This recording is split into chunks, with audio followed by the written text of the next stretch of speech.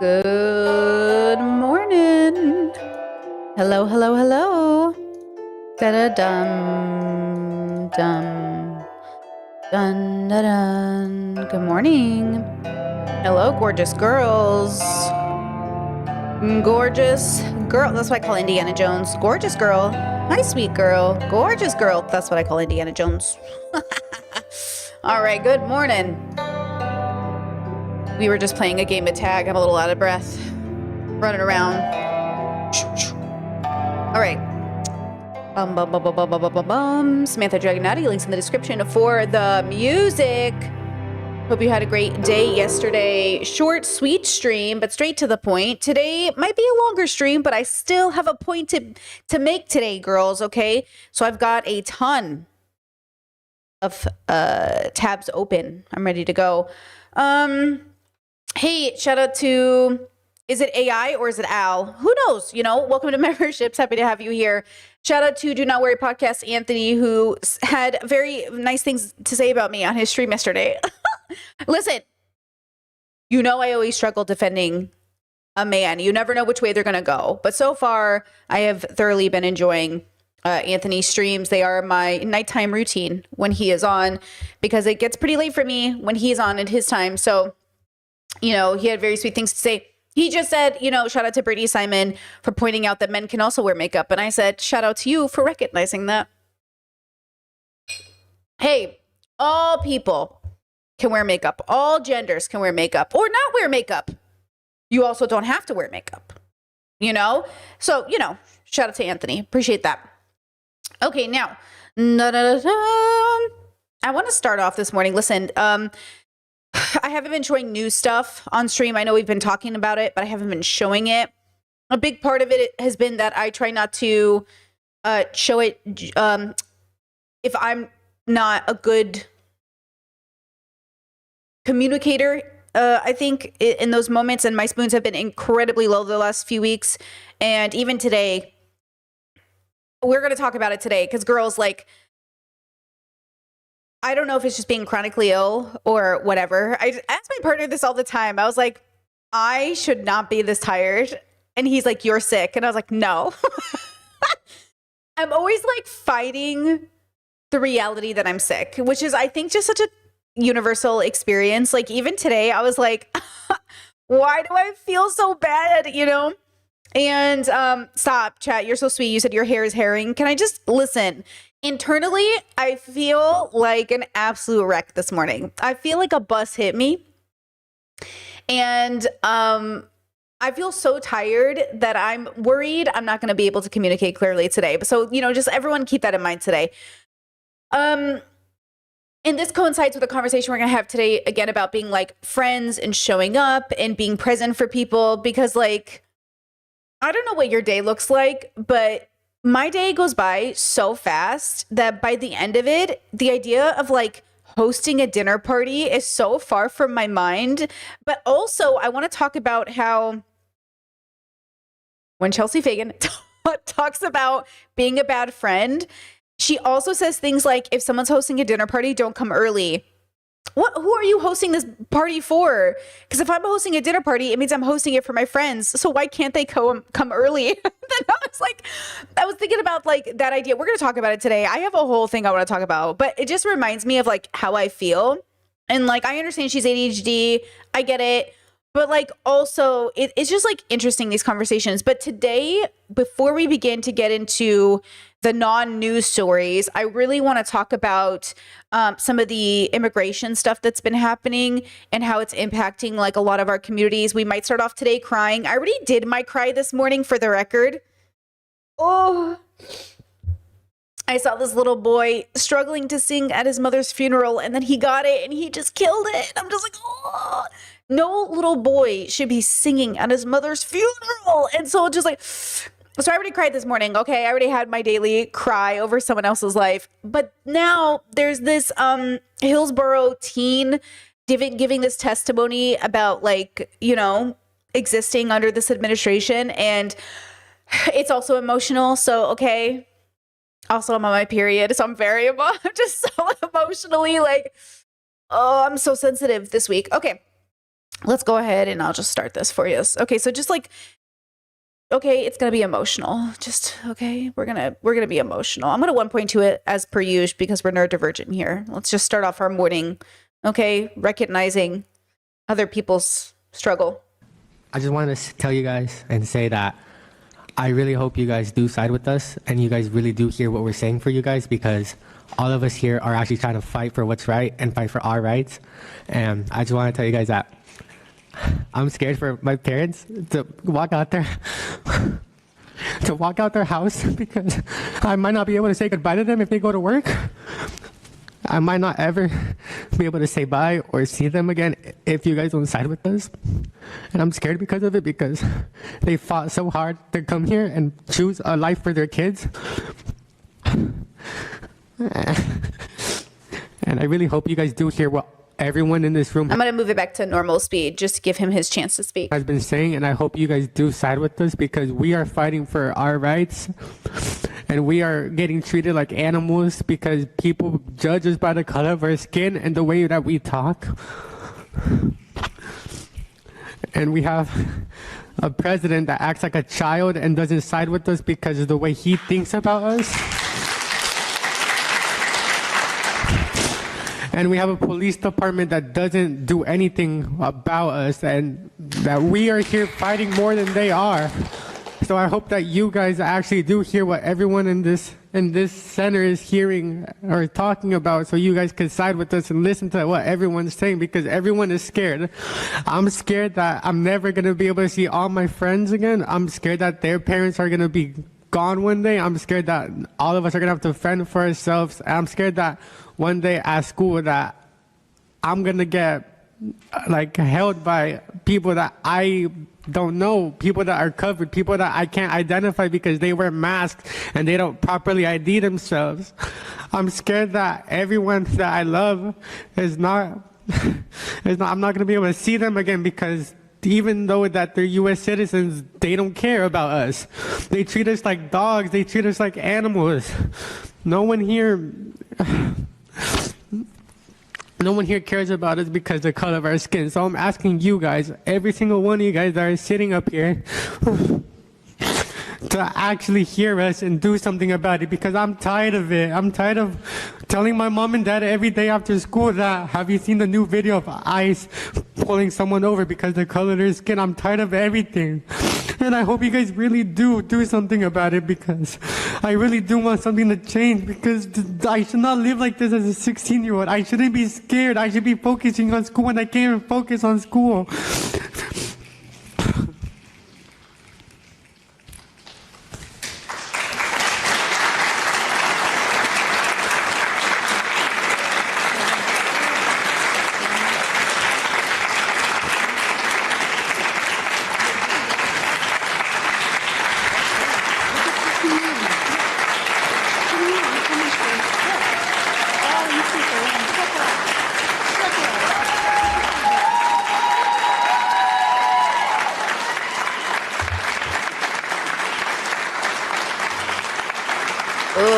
Habibi, okay? Next. Oof.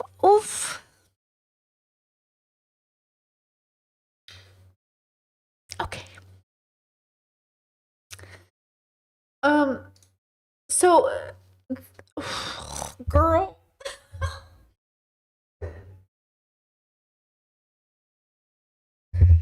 Okay, now there's a second video I want to show you, but this is by Now This Impact. This video has a lot of visuals. So I saw other people cover this story, but they didn't show the visuals. And I think the visuals are like really important just to understand the impact. So this is a huge trigger warning that you might see things you didn't mean to see this early in the morning, because I know my Americans is really early. So here's your trigger warning for the day. This is a minute long. It's just a minute long, but it's, you know, you got to watch it. Okay, ready? 1, 2, 3. Were tortured. The men Trump sent to El Salvador were tortured, assaulted and psychologically abused in the mega prison there, according to a new report by human rights organizations. Most had no serious criminal histories anywhere in the world. Only 3% were ever convicted of violence in the US. Many were sent there based only on tattoos. Neri Alvarado, a man targeted because of his autism awareness ribbon tattoo, told Mother Jones he remembered thinking, "They're gonna kill me here." All 40 of the men interviewed for the Human Rights Report said they faced severe psychological and physical abuse almost daily. Human Rights Watch and Cortisal spoke with 40 detainees as well as around 150 others, like lawyers and relatives, to find out what happened before they were finally released in July. One detainee said that when they got there, the prison director told us, "You have arrived in hell." Beyond constant violent beatings for minor infractions, detainees experienced widespread sexual assaults, medical neglect, prolonged isolation, and starvation. Many of the abuses constitute torture under international human rights law. The report accuses the Trump admin of violating the law by sending people to countries where they knew they would likely be tortured or persecuted. The executive director of Cristasal said, "These are hundreds of men who were disappeared into a prison, never accused of anything, with no due process and no jurisdiction to appeal. If this is defensible to you, then you're accepting the erosion of constitutionally guaranteed due process, the rule of law, and the very idea of human dignity." The men. So, okay, now Phil also covered this story, but Phil didn't show any of the imagery, and I assume he did that because YouTube has a little bit more of a strict, he'll get demonetized, right? I usually get demonetized when I show stuff. So please like the stream today, girls. But he also went on to cover a part of the story that I also thought was important to talk about. So also trigger warning, just the topic is very triggering. Especially since this is somebody's, father, brother. Imagine this is your brother, just imagine like this is happening to human beings on the planet, right? Okay, so here's Phil covering a part of the story that Now Impact didn't have a chance to.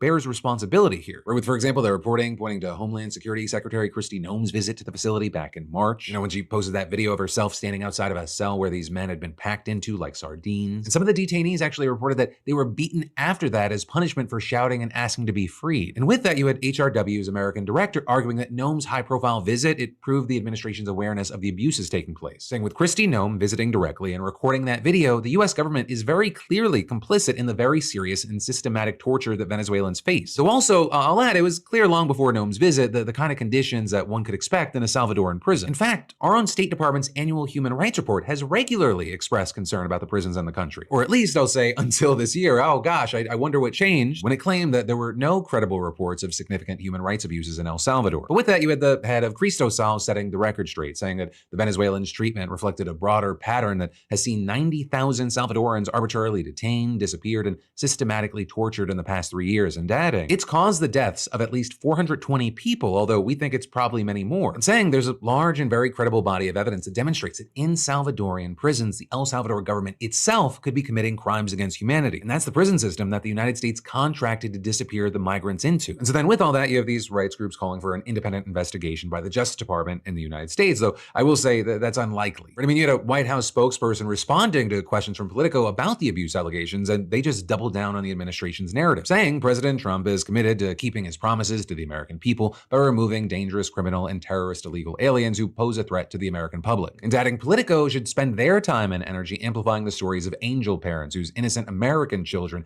have tragically been murdered by vicious illegal aliens that President Trump is removing from the country. So, we're gonna have to wait to see how this continues to play out, though it doesn't seem like the Trump administration is gonna change much. But also, like, a thing to consider, and this is kind of crazy, if you look around, there's actually a decent faction of Trump's base that think he's not being cruel enough. So oddly, and it's not equally, but it is a situation where he's getting hit from two different angles. But the next up, Keep that in mind, that there are people who want him to be more ruthless, which is, a part of the patriarchy and misogyny that people don't understand, that ultimately a world where men are in charge is this world.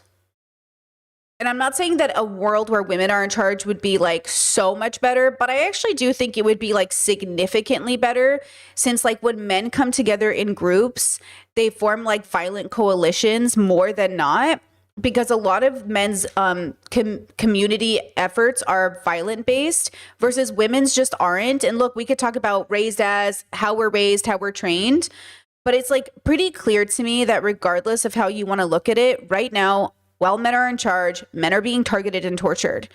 Like, where are the men's rights activists coming out? Like, why aren't people paying attention to this? Like, this is a group of men, right? And not to mention, by the way, that all of these conversations are around the men in this prison. Where are the women? Where are the children they're taking? Like, where are the details about the women who have been taken? I've seen mothers pulled from cars. Where are they? So right now we get at least the men being highlighted as victims. Where are the women?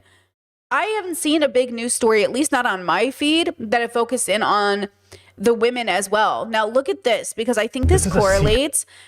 There is just this type of group of men.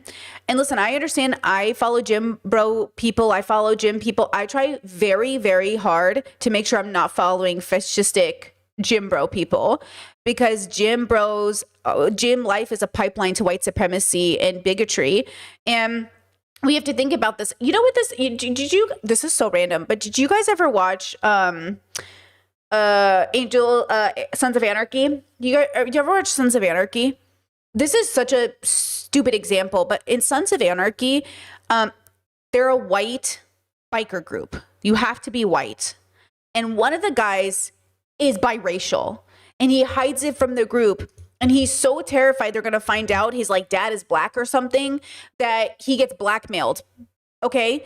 And I'm just sitting here and thinking to myself, like, what is this? What is up with prisons being so the way they are, or groups of people being the way they are? And look, I think there's a biological component, meaning an evolutionary one, not like a biological race component, but like a biological on the macro perspective, like we are biological creatures. But it's just like, what are we talking about here, bro? And so like, there's all these conversations around like what happened when groups of men get together. And again, women uphold the patriarchy. This was a woman, female spokesperson that Phil just highlighted in the Trump administration. It's not like women can't participate in these activities, right? We know that with Epstein, we know that women are involved. It's not that abnormal. Some of these women have been trafficked themselves, like in Andrew Tate's situation. His number two, his girl, was also trafficked by him, or at least targeted by him, because she was a minor when they got together and he groomed her. And then she became the girl who would pick up other girls. So it's obvious that a lot of these women also do start off as victims. And the whole point of this is like, if you're a woman in this space and you're never allowed to be a leader, right? If you're never allowed to be a leader, then you are more likely a victim than anything else. Men who aren't, or people who are involved in these spheres and aren't ever allowed to be in charge, are more or less always then going to be targeted as some variation of victim in my mind, right? Chet says Epstein, yeah, his number two, I can never remember her name, Maxwell, Ghislaine, whatever. She's a woman, but she's like his number two, and she's the recruiter for the girls, right? So like, that's what I was referencing. Okay, watch this video. Secretive neo-Nazi conference. Make no This is a secretive neo-Nazi conference. Make no mistake, we are at war. Attended by gym owners, coaches, trainers, networking with white supremacists that are conducting military-style drills. The topic of the event: forming disciplined groups of men who can rebuild our world amidst the coming wreckage. We obtain video, identify organizers and attendees, and expose how this movement, which often gathers in privately owned gyms, is growing in Canada. We're just kind of trying to figure out why you're there. Hello?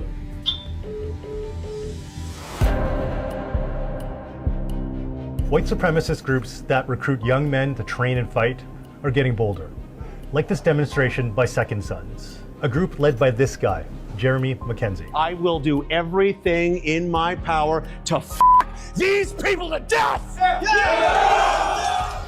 Giving a Nazi salute here.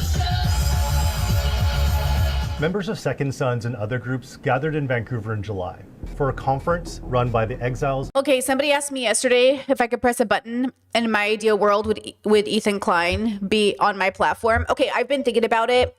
And in my ideal Britney world, if I was in charge of a platform and I was running a small business or a business that platformed content creators, and I wasn't YouTube, because you have to remember, Google is too big to just be a private company at this point, right? It's like people's means of expression. That's why the battle for social media, free speech is so important, because these platforms give voices to minority people to speak out. And that's why they can't run like small mom and pop shops that get to press a button and decide who gets a voice and who doesn't.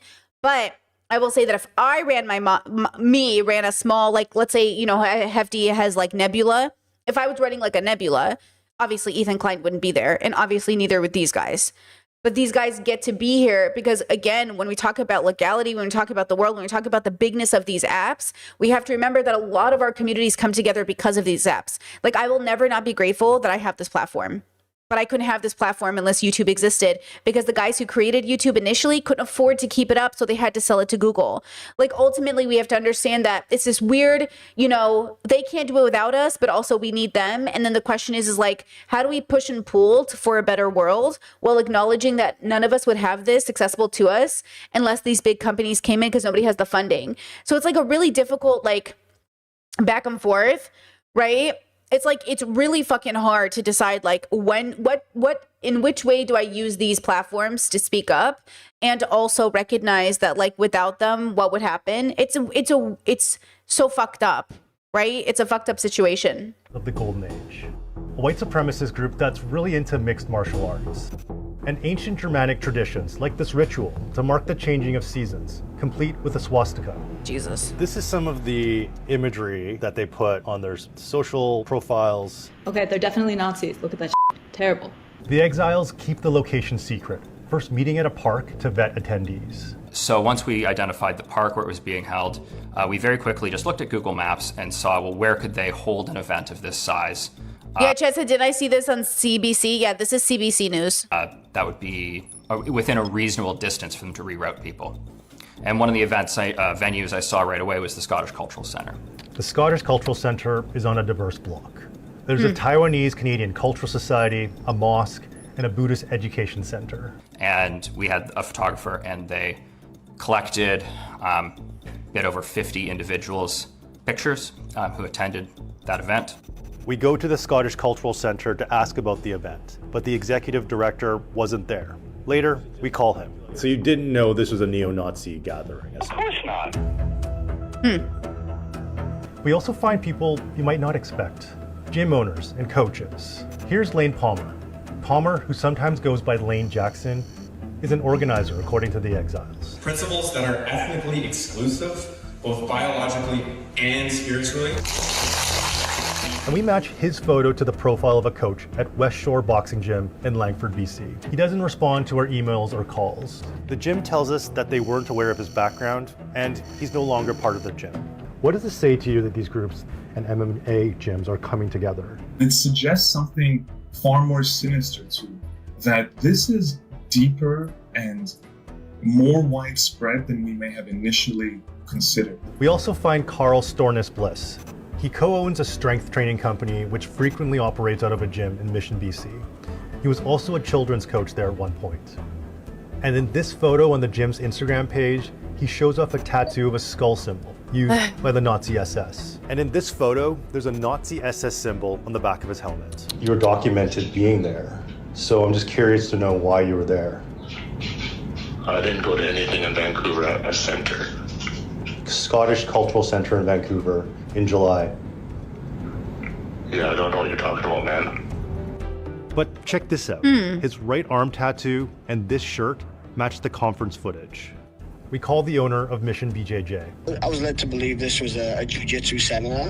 When we spoke to him, he didn't remember attending anything in Vancouver in July. Yeah, I mean, it's crazy because my gym has so many diverse backgrounds of Indians, Filipinos, and if I thought that we had a white supremacist there, that would...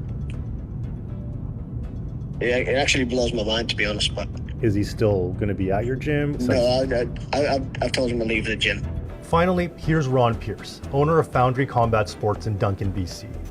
His gym teaches adults and children with diverse backgrounds. We're doing some research on an event that happened this past summer in Vancouver, the Scottish Cultural Centre. We noticed that you were one of the guys that were at this event. We're just kind of trying to figure out what was going on, why you were there, and we're just curious to kind of figure out that part of it. What do you mean? What do you mean what I mean? Sorry, I'm confused. Hello? Ooh. Mixed martial arts and combat sports, many of them can be significant gateways to far-right extremism. But I have to stress that it doesn't always have to be this way. There are plenty of anti-fascist and progressive-leaning mixed martial arts. This is a space they may have co-opted but it is not a space that belongs solely to them. We'll continue to track groups like this as they pop up across the country. If you see something like this in your community, reach out, vi@cbc.ca. Yeah, it's so interesting. It's just like the organic foods pipeline into conservative anti-vaxxers.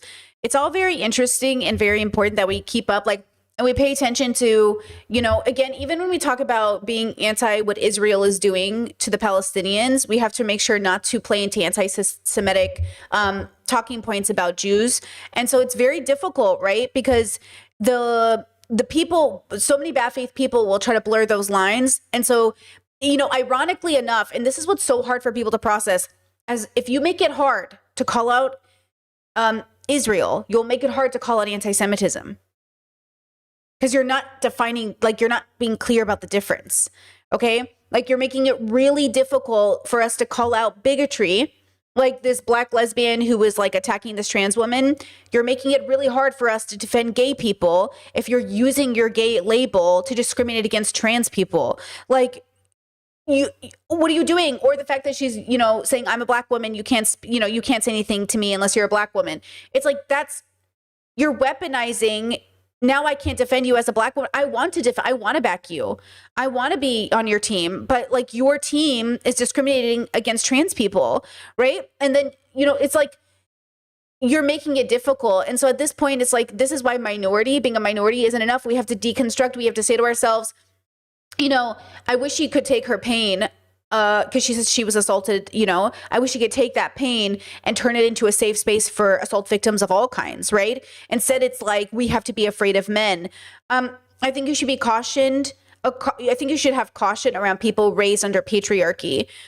But we've seen time and time again that women uphold the patriarchy. So it's like, it's all very difficult, you know? Like, of course I want to support you. Of course I want to back you. It's like Lauren Southern. I believe she was raped by Andrew Tate.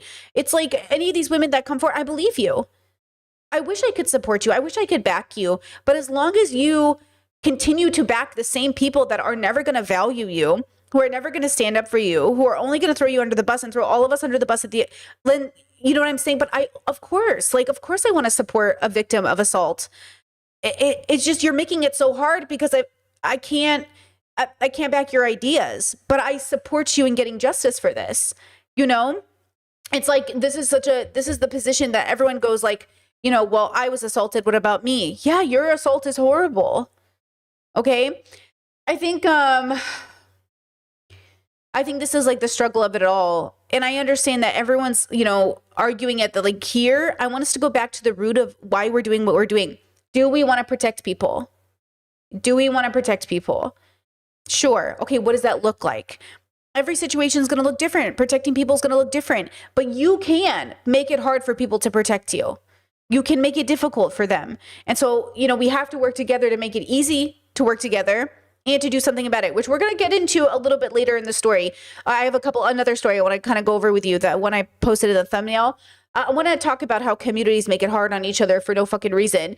This viral coffee shop situation went viral, and this girl was just so mistreated in a way that just, like, was so unnecessary. If you've seen it, you know, but I'll go over it. Don't worry. Okay.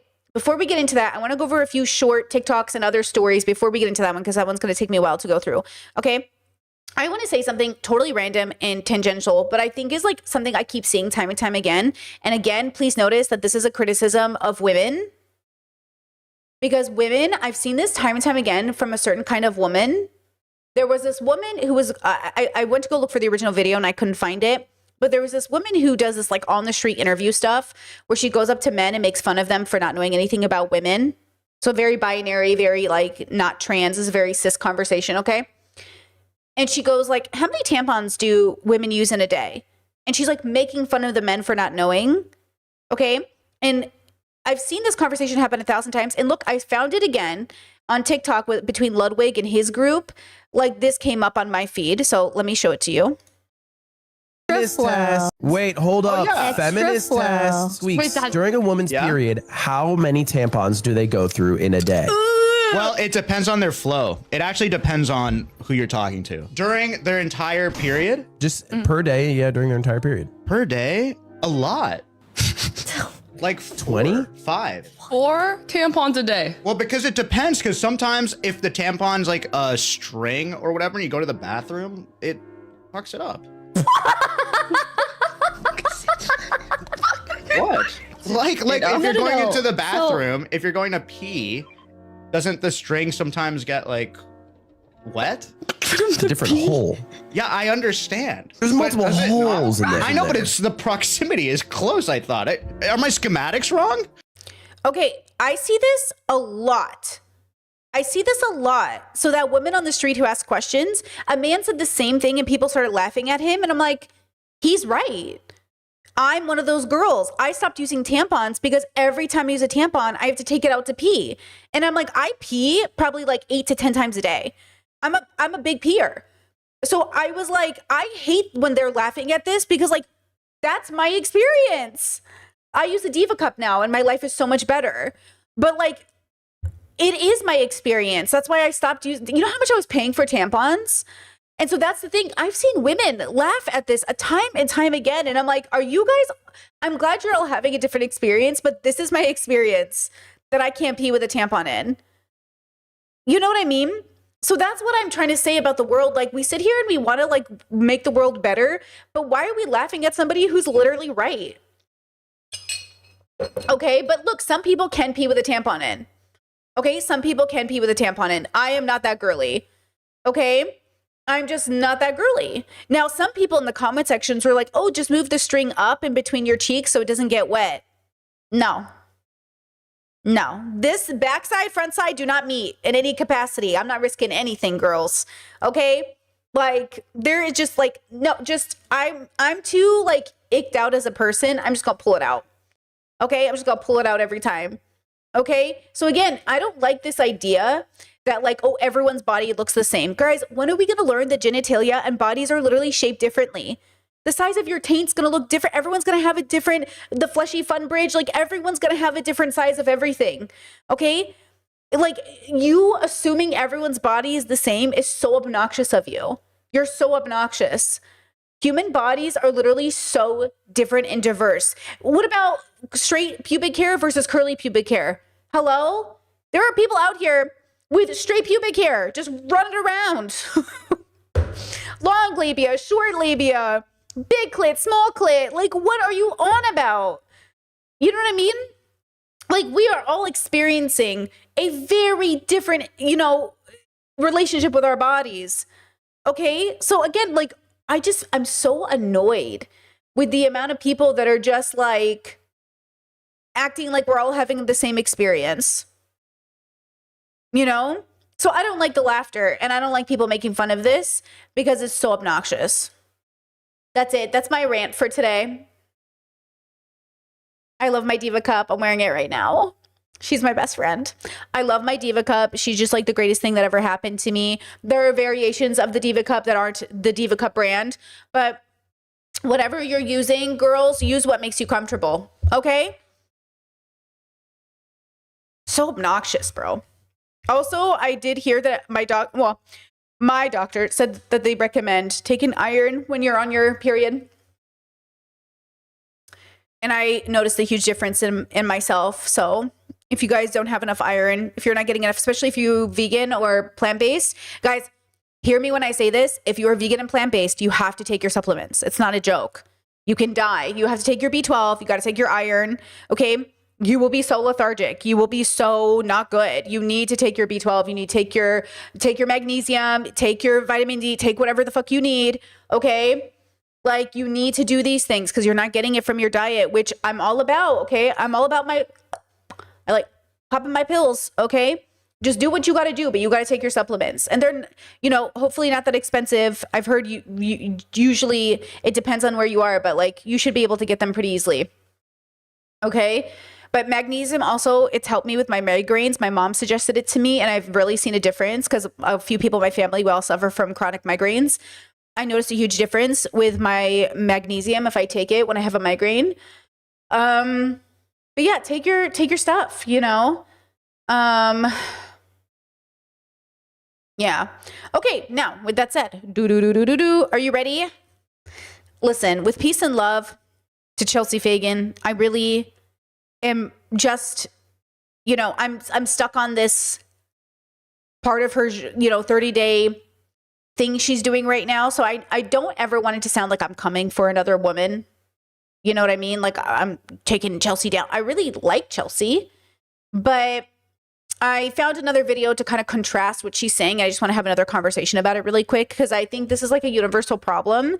And I do think like, look, if you're struggling with friendship or community, you really have to sit down and ask yourself, why do you want friends?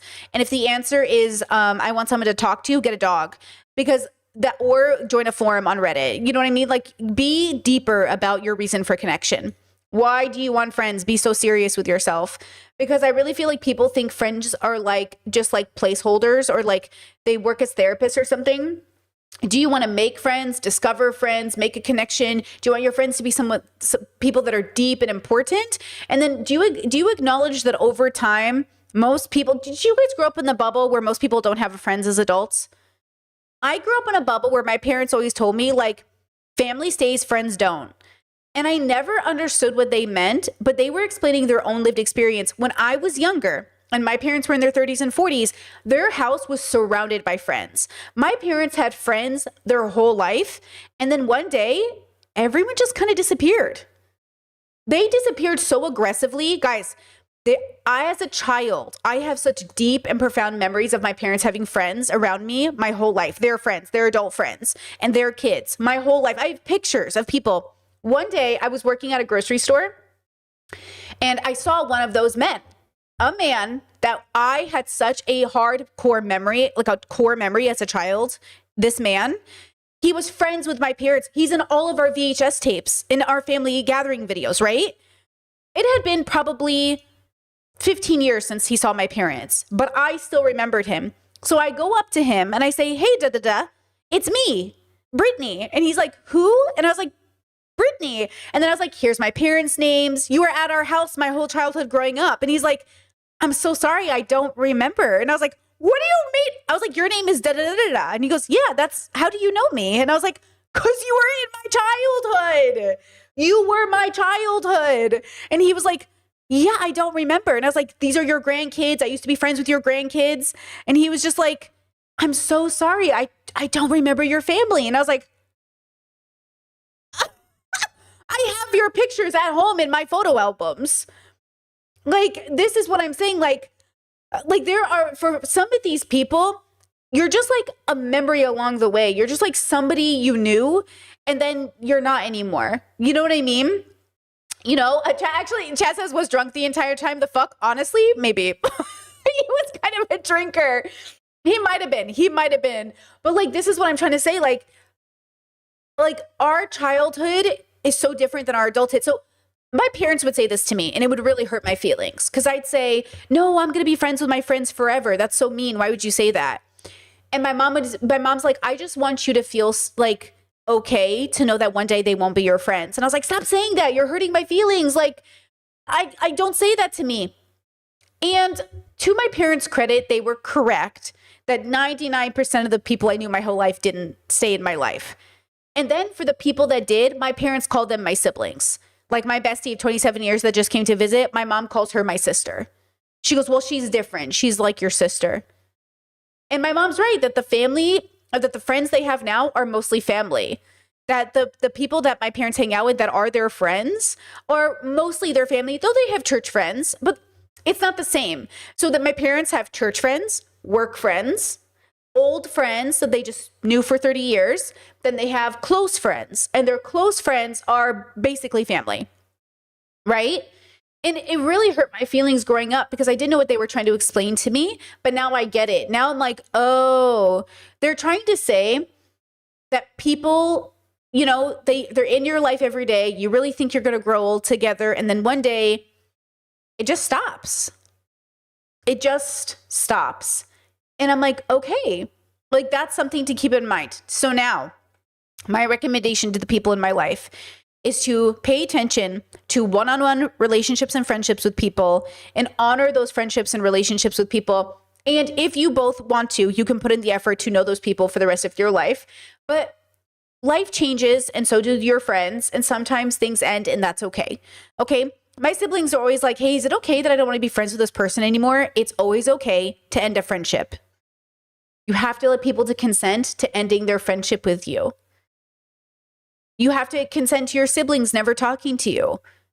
It's hard, but you got to let people leave your life. You can't keep them captive, but you can make it clear to them, I love you. You're welcome anytime.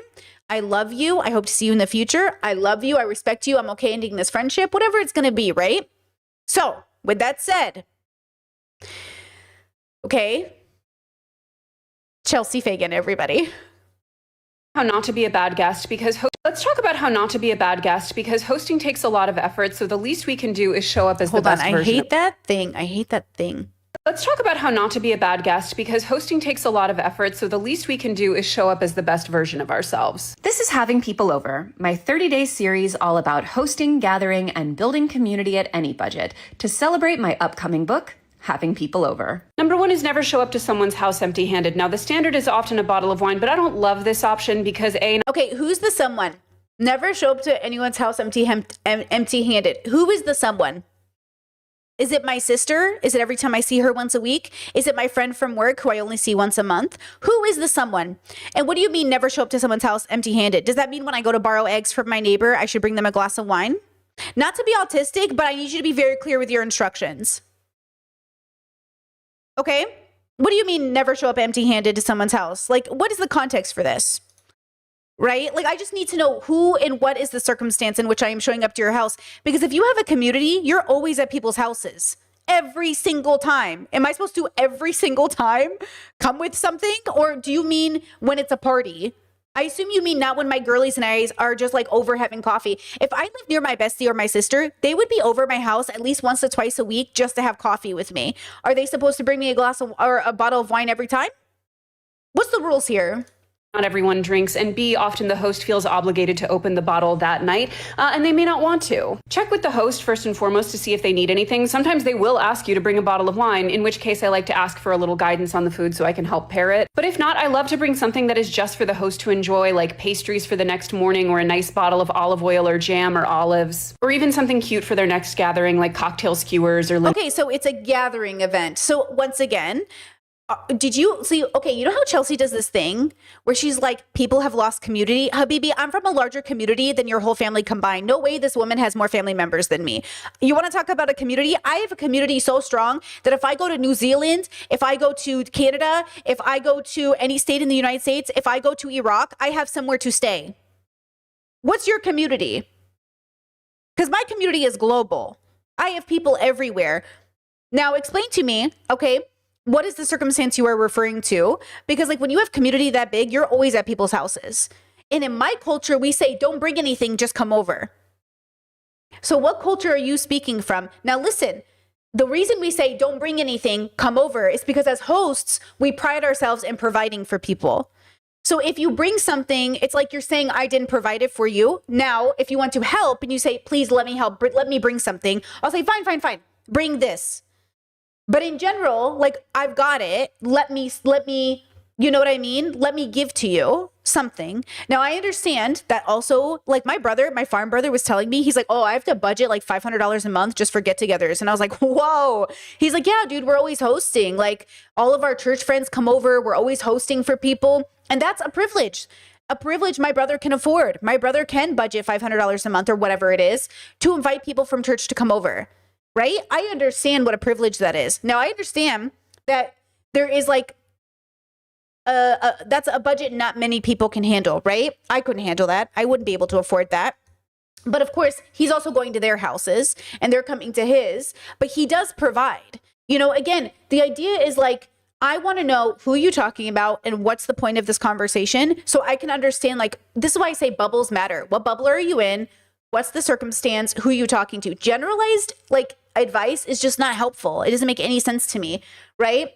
Chet says it reminds me of the friendships where you keep track of the money you owe each other versus the friends where I got you, get me back next time. What 100%. Like, yeah, exactly. Like these are different types of friendships or like, wasn't that on that show? Nobody Wants This. Didn't she literally like Venmo her sister, like be like, you owe me money? Yeah, I don't keep track of like what people owe me. You know what I mean? The only time I have to keep track of what people owe me is if I feel like people are deliberately stealing or taking advantage of people. But generally, like I never even think about it. Like if I paid for your dinner, bro, relax. Like when my bestie was here visiting, we would just be like, oh, hey, I'll get this cappuccino. No, let me get this dinner. No, let me get this cappuccino. Like we would just like go back and forth. We weren't keeping track of like, well, you spent this much money and I spent this much money. It was just like, hey, bro, I got you. It's fine. One ticket. I'll pay for it. It's no big deal. You know what I mean? Like, and I get it that we're privileged enough to afford to do that for our friends. So then there's a circumstance in which maybe you don't have that money and you can't do that. So then we can have that conversation, right? But these are different conversations. And so I want to know, who is this conversation for? But hold on. Let me just, again, I don't care. She is giving good advice for this bubble, but which bubble is it? Does that make sense? So her theme is advice for anyone on any budget. But the world is too diverse for you to give generalized advice about socializing, right? Is the world not too diverse for us to just generalize socialization? You guys, socializing is dependent on the bubble. It's dependent on the cultural difference. It's completely dependent. It is not a universal thing. Socializing is not universal. Example, I live in Croatia. Fun fact, do not smile at strangers here. This stereotype of Balkan people not smiling unless necessary is real here, at least. I started talking to people's kids here, and this mother was like this, and my partner was like, don't talk to people's kids. I was like, oh, I'm sorry that we're on a Sunday walk, and I thought I was supposed to talk to this fucking kid because, like, that's what I do. And then he was like, no, don't talk to people. And I was like, holy shit. Like, I had to learn when I moved here not to fucking smile at people and say good morning. They were like, I don't fucking know you. And I was like, I'm sorry. Okay, that's fine. I love it. Vibes. Now I don't feel bad. Now I don't feel bad walking next to people and ignoring them. But I did because I was trained in America where you say hi to people when you walk by. Good morning. Nice day, isn't it? The sun is out. Man, this weather, am I right? Okay, so again, I don't care, bro. Just tell me the rules so I know what to do. That's it. Okay, now back to Chelsea. Napkins. Number 2 is try to align your own behavior with the norms you're seeing in your host's house. A host should ideally tell you things ahead of time, like we prefer to have shoes off in our home. Okay, so I agree with this. If you're a guest and you want to make your host have a good time, you would kind of understand like the expectation in the house. But again, the way she's talking makes it sound like you're hanging out with strangers. Like when I think about friends coming over, I think about people who know me already. They know me. So they could ask, hey, Britt, what's the expectation? But they already know me as a person. So she's acting like all of her advice. You know what her advice sounds like? Remember in Sex and the City, how Carrie and the girls would go to house parties at people's houses they didn't know? And there were rules. Like when Carrie went to her friend's house and she's like, Carrie, can you take off your shoes? And they were like $500 shoes. And then somebody took the shoes.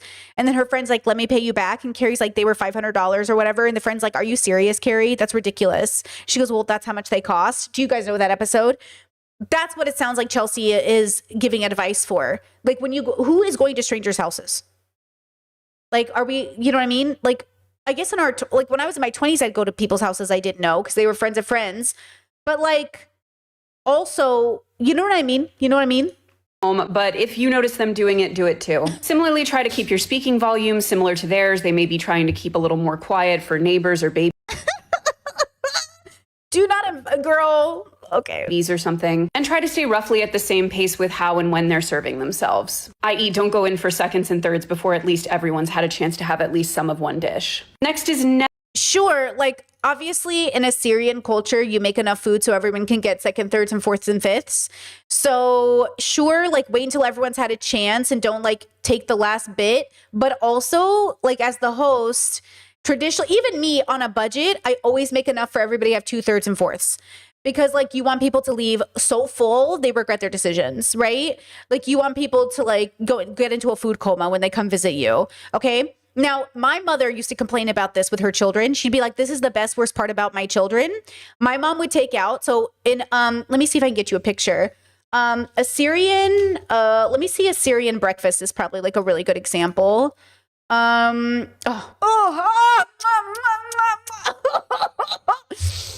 miss food. Okay. Okay, that's fine, Brittany. You're fine. Breathe. Take a deep breath. Okay. So this is tomato beje. This is just tomatoes and eggs. This is like one of the many dishes. Okay. You would have like an Assyrian breakfast is you would have all these dishes. Like your mom and dad, if you were having a weekend breakfast with the family, they would take out like all of the dishes and put it on the table. Yes. Okay. So you would just have a table full of all these little plates and everything, like turkey in one plate, eggs in one plate, bread in the other, this and this. And then you kind of take it like this, family style, whatever. Okay. And then my mom would get so mad at the kids because all of us would feel bad about eating the last bite of anything. So then my mom would have 10 dishes with exactly one bite of everything in every dish. And she'd be like, eat it. Somebody eat it. And I'm like, well, what if somebody else wants it? Like, what if somebody else, we don't want to be the last one to take it. But my mom's like, eat it. And it would be so funny because she'd be like, all of my kids do this every time. So it's a good thing that we're charitable. We don't want to just eat everything, right? But at the same time, you know, you make enough food, you know, every time I went to my grandma or grandpa's house or my auntie and uncle's houses, it would just be like so much food. And it's not even that expensive to make. It's just, you know, if you're on no budget at all, it's expensive. If you have a little bit of a budget, you can make it happen. But it's this idea that, like, I agree with her. You should make sure everyone's had a chance to eat something. But also when she said, keep at the pace of your host, it implies that, like, your host isn't encouraging you to get up and eat more. I'm not even exaggerating. This was my grandma my whole life. She'd make me biryani because that was my favorite. I'd go to her house and she'd say, Brittany, I made you biryani. And I was like, thank you. And then we called her Nana. I was like, thank you, Nana. And then she'd be like, how much do you want to eat? And I'd be like, well, I'm not that hungry right now. And she's like, okay. And then she'd serve me like the biggest fucking bowl you've ever seen in your life. And I'm like, you know, that's like growing up with a grandma from like literally my big fat Greek wedding. When she's like, I'm not hungry. She's like, okay, I'll make you something. It's like that's how they tell you they love you. When you go to your relative's house, the way they love you, like I used to go to my auntie and uncle's house and they would always have hot Cheetos there. Because their wife, my auntie, loved it, but also she'd be like, Brittany, I have Cheetos in the house. When people you love are coming over, you get their favorite snacks. When my sister and my bestie came to visit, I was like, okay, what do you want me to grab for you? What should I have in the house for you that you love? What can I buy for you before you get here? Okay?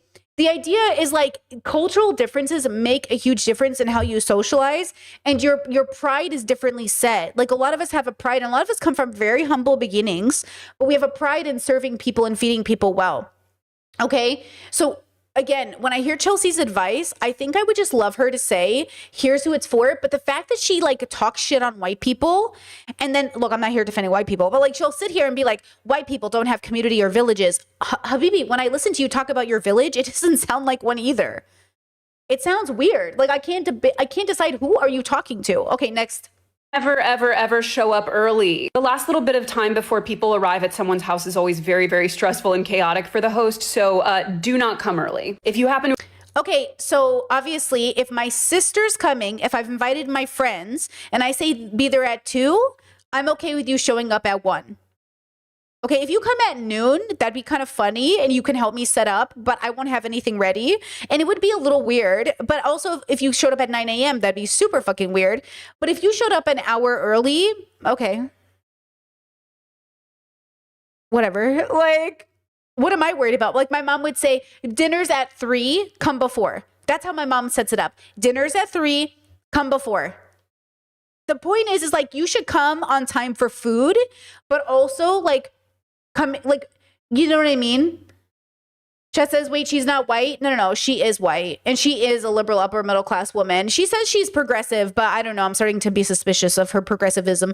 But like she's wealthy. Her and her husband are double income, no kids. They have a house in New York. Like they make fairly good money. You know what I mean?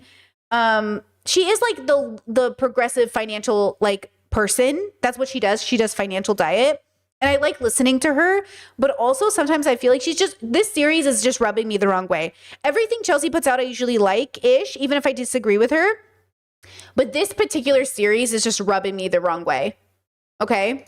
To arrive early, I would literally just say like, wait on a bench on the other side of the street or something until the... What? Listen. The actual hour you're supposed to be there. Oh, okay. Oh, sorry. I heard that wrong. I would literally Listen. just say like, wait on a bench on the other side of the street or something until the actual hour you're supposed to be there. Pro tip if you are... So her advice to not if she was the host, because that'd be crazy. A host telling their guest to go away would be crazy. I thought that's what she said, but she didn't. She said, my suggestion to you is if you're early, wait in the car, basically. Yeah, like, I guess, but also, like, whose house are you coming over that I can't show up 20, 30 minutes early?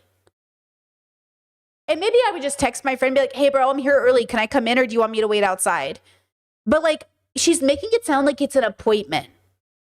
Do you know what I'm saying? It's like, it's an appointment. Is it an appointment or am I hanging out with my friends? You know, and also if my friend came early, they can help me set up. So then I'm like, who are you making this for? Running early, ask the host if they need you to pick anything up last minute. Often they'd love a bag of ice. Lastly is go with the flow and be social. There's nothing worse than those couples that show up at parties and cannot be separated for even 5 seconds to talk to someone else. Or the pre-established social groups who are exclusionary to any new people. Like if you see someone hanging at the edge of a conversation trying to get involved, like bring them in. Because especially if you are Who is she? What kind of a party is she going to? I still don't get it. Her village sounds like it's run by an HOA.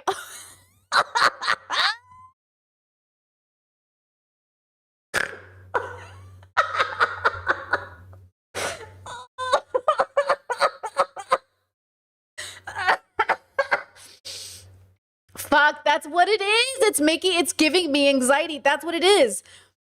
It's like, hey, who are these rules for? Are these for my friends or for strangers? Is this me hosting a party for 20 strangers I don't know? Or is this me hosting a party for people I know? Now, okay, I just watched that show. Nobody Wants This, right? And in the show, the two lovers meet technically at a party where they know a mutual. So I think she means that kind of a party where it's a party for adults who don't know each other. It's not a party for your village. I think that's what's happening. So let's pause. Let's stop making fun of Chelsea and just really focus. I genuinely think her advice is for people who don't know each other. They're not friends. I think that's what it is. And that's why it's confusing me. Like, why do you keep talking about friendship, but then your friendship is like your strangers? I think that's what it is. It's like, oh, you're okay. How to host a party for 20 people and 10 of which you don't know. That should have been the theme. The theme should have been, that's why the branding is confusing me, right?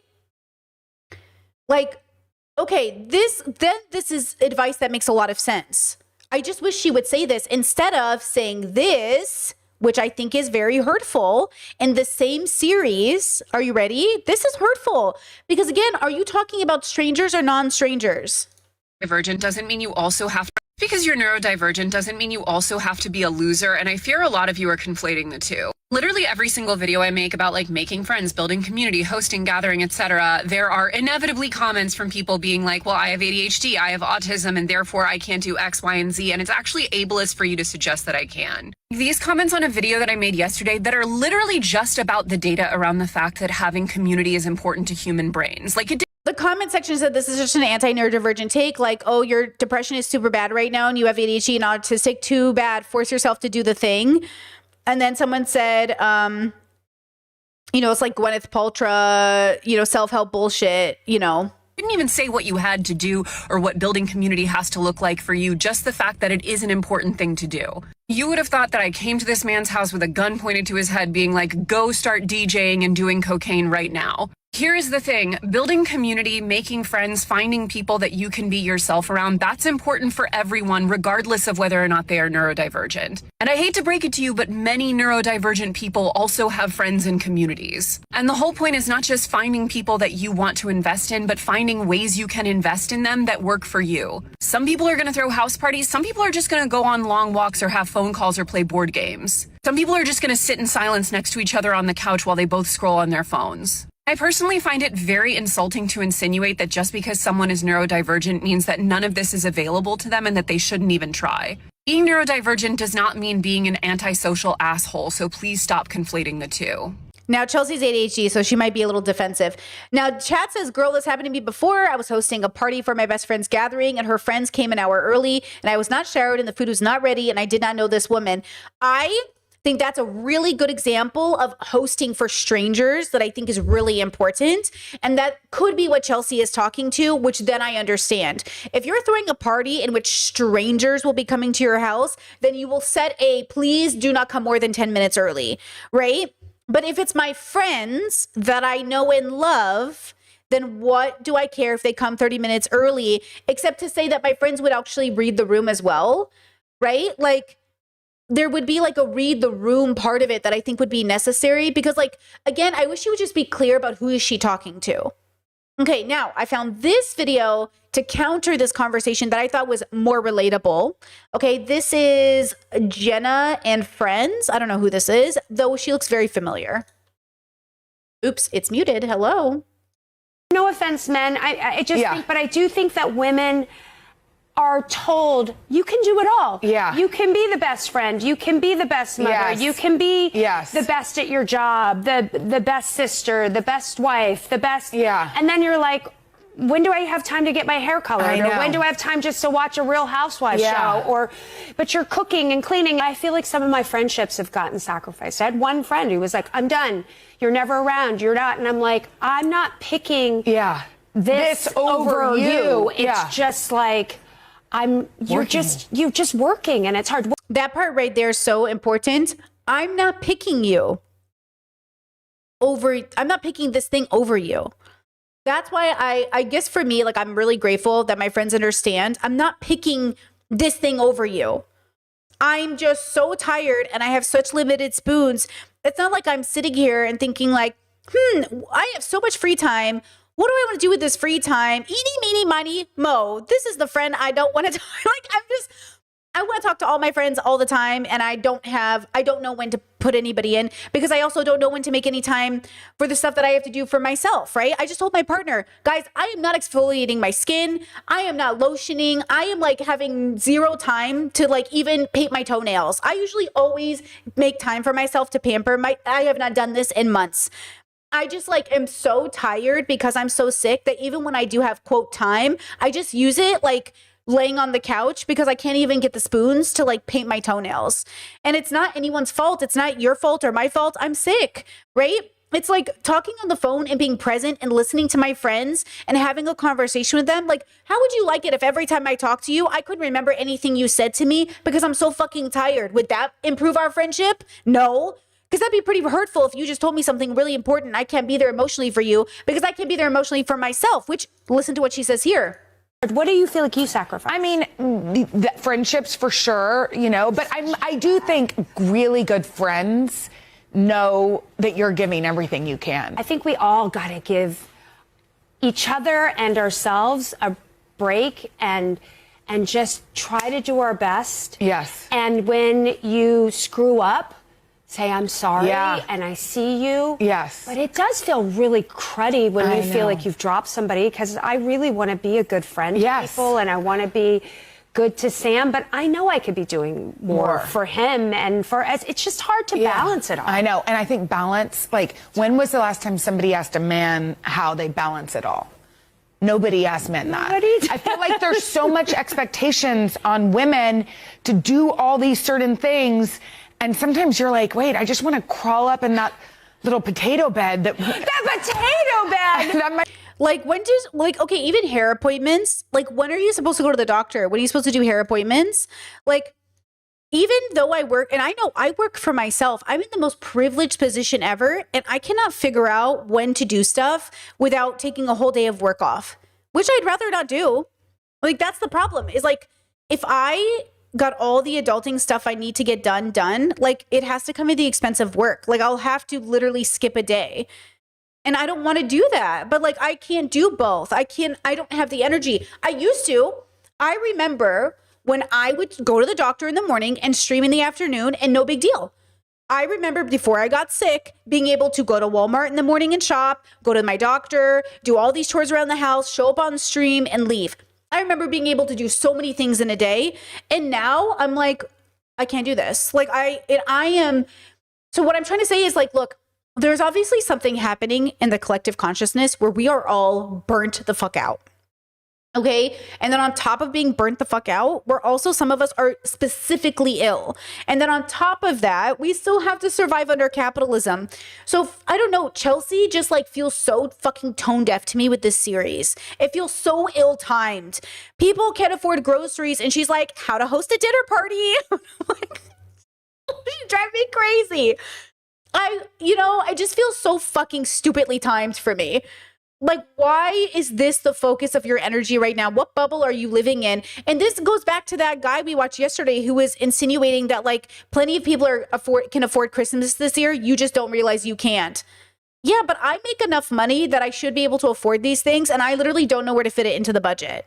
So what budget are you working off of that I'm working off of? Like, what are your bills like and what are my bills like? Because like, you know what I mean? Like, what are you saving for? But you have to remember, Chelsea makes a lot of money. She already has a house. She has this big, beautiful kitchen. She already has so many of the things because Chelsea's not that much older than me. Hold on.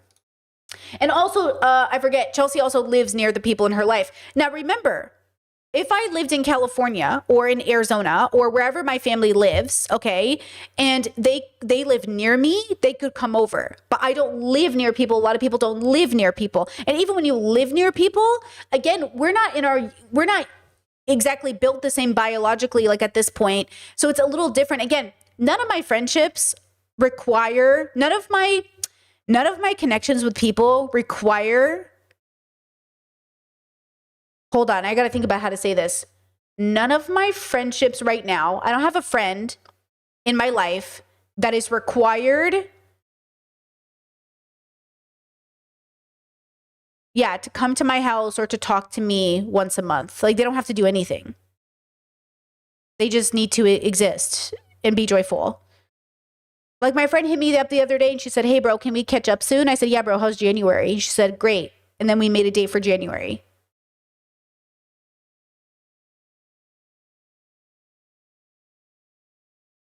You know what I mean? Like, and then I had another friend of mine. I was like, hey, bro, I'm available in January. Are you available? And they were like, yeah, for sure. And I was like, cool.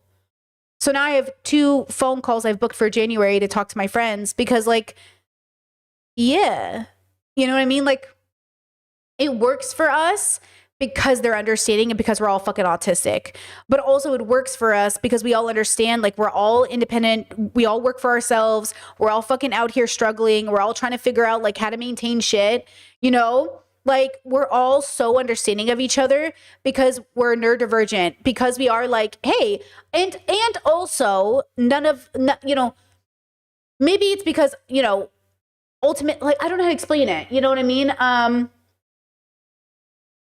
I think I appreciate what Chelsea is attempting to do, but I think it's just not realistic for a lot of people's lives that fall into a certain category. So I just wish she would specify which category of person she's trying to help and then not get angry that some neurodivergent people feel like it's out of reach for them because not all neurodivergent people are existing in the same bubbles. She's ADHD and I love that for her.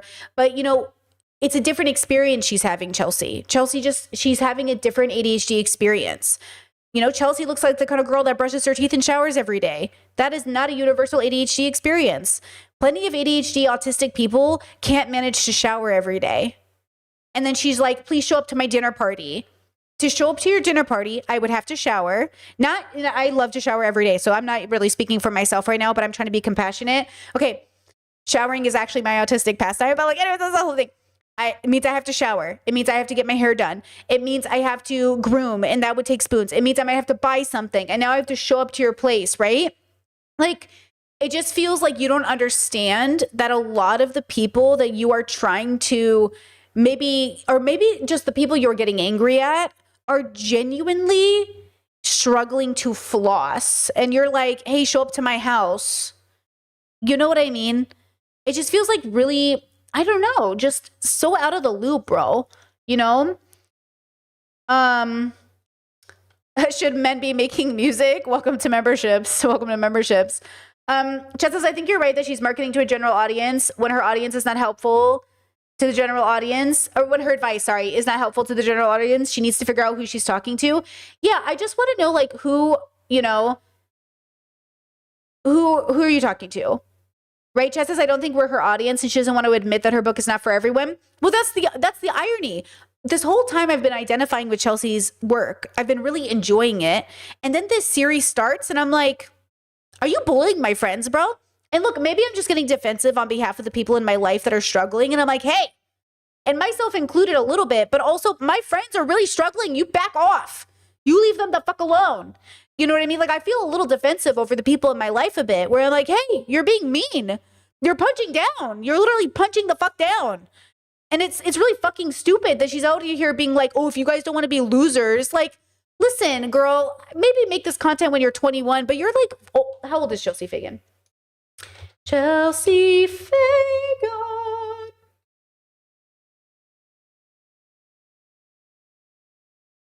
Oh my God, she's a May baby. Taurus. 35th? 30. Yeah, she's 35. She's a year younger than me.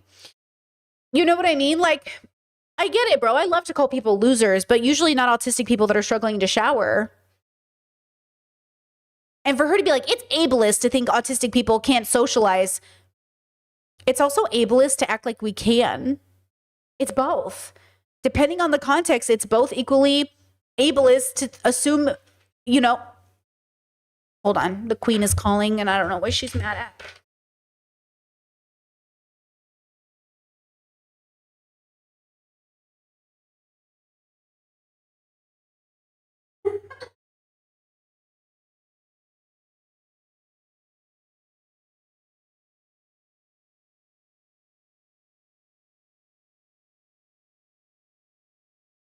All right, Indiana has chosen somebody else to love. She doesn't want to be with me.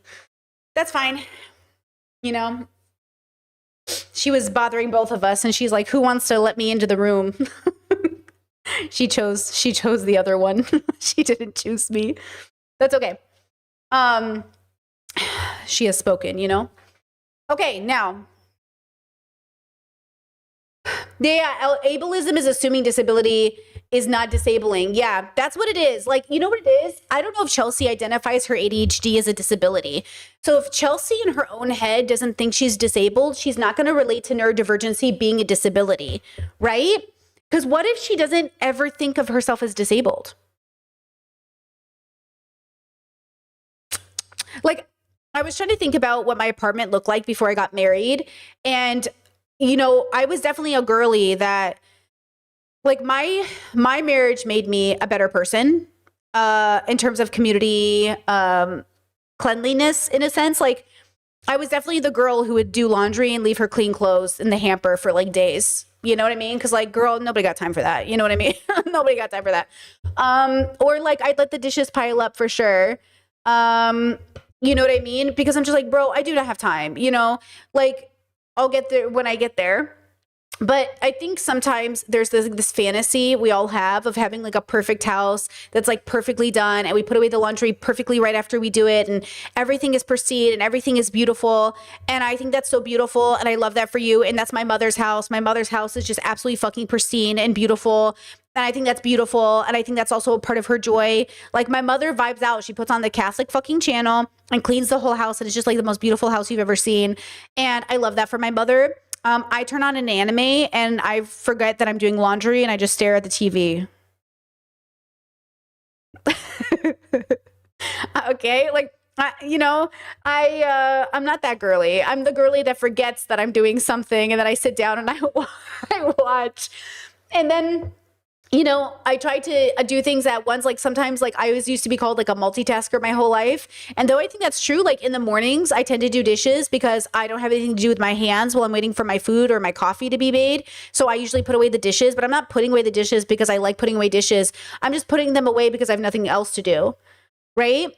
So there's something to be said about like what motivates you and also how things have changed. So again, I'm not saying that I like that about me. I'm saying or that I like that I was the girl who couldn't put away laundry. Like, I don't like that. I don't like that I'm, you know, but also that's just like the reality of it. And like, I'm not doing anything unethical or immoral by not putting away my clean clothes. Everybody relax. But also, yeah, I would love to be the girly that got up every day and made sure her house was like perfectly clean. Now, my married house is different. My partner and I, now that we're together, have managed to keep the space pretty clean. And that's like the number one compliment that even my sister was like, what the fuck? Why is your place so clean? And I was like, a big part of it is that it's shared. A big reason my partner and I keep the space clean is for one another, much more than for ourselves. And but there is a mental health benefit. We are absolutely benefiting from doing it together. So like we make sure we make the bed. We make sure that, you know, we sweep or do the dishes or laundry or whatever we're doing to keep the house clean. We declutter the house constantly. And do you guys understand what I mean when I say, like, I'm not doing it for myself directly, but I benefit from it directly? I'm not motivated enough to be like, do this for you, but I benefit from the way I feel so mentally health better. I feel so good waking up and knowing the house is clean. I feel like my brain is so relieved. Like I'm so like put at ease when I walk back into my bedroom and the bed is made. You know, I feel so good. So again, when we're having these conversations about Chelsea and stuff, like, it's not that Chelsea has like guaranteed bad intentions. I just think like this feels very like, I don't know who you're talking to and I wish you would tell me. Okay. Like, I like that the debate bros, or not the debate bros, sorry, the finance bros are like, I don't want to talk to poor people. I'm only talking to rich people. Hey, at least I know, you know, at least tell me who this is for. I feel like she's not telling us. And so then it's kind of like hurtful. And then she ends up punching down. And it just feels like, is nobody in your life to tell you this content doesn't make sense? You know, it's like when Hank Green lived too close to the sun, his words, not mine. She's doing that. I was like, you're living too close to the sun. It's giving lean in feminism, which she's been very critical of in her work. So why are you doing it now when it comes to hosting dinners? You know what I mean? It's just weird. Chad says your mom is the Catholic version of mine. I believe it. I believe it. You know? Chat said, OTMM in the chat says, when I'm living with somebody else, I get competitive about doing more cleaning than my roommate or partner. That makes it fun. Well, there you go. Competition. Who can spoil the other one more, maybe? Okay, now I want to talk to you about, you know, the conversation we've been having about trans women in bathrooms, trans men in spaces, and that lesbian lady came out and was like, you know, I know a man when I see one. Okay. Do you guys know who Paige is? I don't follow Paige. I find her to be a little centrist-y in my opinion, and she tends to be a little bit like, maybe she's changed, but I saw her work a while back, and I always felt like Paige's work was very, I'm not like other women kind of stuff. Paige is a cis woman on T, and she is a woman, and her aesthetic, people tend to misgender or assume that she's either trans or whatever else. And she's very much a cis woman on T. That's the only variation. And this brings into the conversation about my relationship with gender is like, this is why I say like being cis or trans is not enough. It's not like this obsession with like cis people, trans people, cis people, trans people. You acting like I can always tell when I see people, or I can always, you know, whatever. This is not helping our communities. A lot of people ask me why I still identify as a female even though I look like this. Turn. And the reason why is because that's how I feel. You know, it might be confusing for some people, like, you know, you look like a man, why wouldn't you identify as a man? And I don't want to be a man or be, you know, I know how oh my God, this hair. I know how I look to people, and I know a lot of people think I'm a dude, but internally, I just can't call myself a man. That's not how I feel. That's not how I, you know, perceive myself, and that's what. But that narrative of why don't you just start calling yourself a man? You look like one, because what you look like doesn't mean anything. That's why there is a conversation about the need for transition. Like, looking like a woman doesn't make you a woman, but there's no reason to fault people for being high femme. Okay. So like there's a conversation to be had here because sometimes TERFs will say, looking like a woman doesn't make you one. I agree with you, but not the way you mean. Like, I kind of agree with you, but not like the way you mean it. So it's like, you know what I mean? Like, I'm like, you know what? You know, it's just like, it's kind of funny. Like their rhetoric is almost like pro-trans in a weird way, but like, you know, really matters, not what other people think. You know, people can call me whatever they fucking want to. However, I think a lot of people get too deep in this kind of shit, and at the end of the day, whether I call myself a man or a woman, it doesn't fucking matter. You know, we have bigger problems in life than worrying about, you know, what someone's gender is or how someone identifies. You know, things are complex, people are different. Stop assuming that everyone has to fit into a box to make it. Oh, I'm glad she said that, because when I had seen her content previously a long time ago, it was giving very like kind of like, I'm not like trans like those people or something, but she identifies as a masked lesbian. Okay. Yeah. You know, Amazon be lying some. So I bought this sweatshirt like 3 years. Oh, I don't want to get copyrighted. I wish my arms were that big. Okay.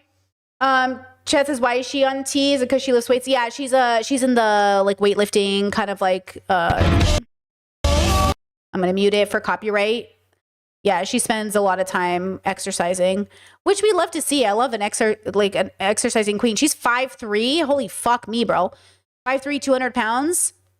Yeah, I wish I was built like that, bro. I'm not even gonna play. I do. I wish I was built like that. You know what I mean? But you know, it's a lot of work. But yeah, like I'm not upset about it, you know?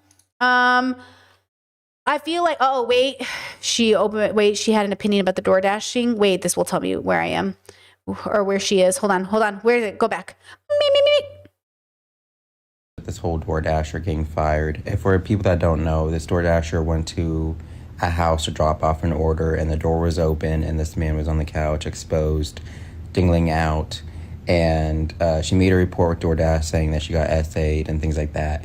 I do want to preference it saying that there's a difference between SA and indecent exposure, and that's what it was. It was indecent exposure, and yes, that's nasty as hell. I don't know what the fuck he was doing. Gross. I'm not defending this man in any type of way. Okay. I don't know what the fuck he was doing. However, words do matter and accusations do matter, you know, especially when it comes to crimes. And what she should have done was just call the police and say, hey, this man's door is open. He's exposed. You know, something needs to be done. And if she did that, things that would have been taken care of. And more than likely, if a police report was filed, she could show DoorDash, get him off the app or whatever, and things would have been good. But instead, you know, when you take things to the internet, you label things the wrong way, and you create this whole thing, because it went viral. It just makes it a sticky situation for a lot of different parties. Now, again, I'm not really defending, you know, DoorDash in the sense of firing her, but you really got to be careful with the words you say. And again, he did not assault her, maybe her eyes, but that's not what sexual assault is.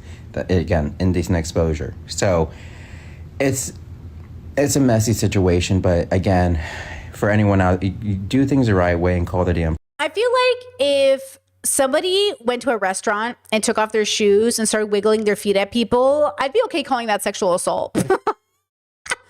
Why are your feet out and why are you wiggling them at me? Like, I'd be kind of okay calling that, because what else am I gonna call that? You know what I mean? Like, what else am I supposed to call that, right? Let's see, super chat from Jim. Thank you so much. Says, hello from a friend and fan from the Do Not Worry community. Love and respect your great work. Shout out Do Not Worry. Shout out Jim for the super chat. Thank you so much. Appreciate that. Yeah, it's just like so interesting. Yeah, chat says, isn't indecent exposure under the umbrella of sexual assault? You would think so. But either way, like, you know what I mean? Yeah, and the law is misogynistic, so I don't know what we're thinking about here. I don't know. This whole idea is like, I don't know. I don't follow Paige like that. You know what I mean? I just see her on occasion. But either way, you know what I mean? I don't know. Paige is a girl, guys. She's literally a cis woman. You know what I mean? But like, yeah, I think ultimately, like, she did, by the way, report it and all of that stuff. But obviously we record and post things because people never believe people, right? Like, guys, did you see the case? Did you see this video? Hold on. Because there's no way anybody would have believed this story if it wasn't caught on video. Where is it? You may remember this video.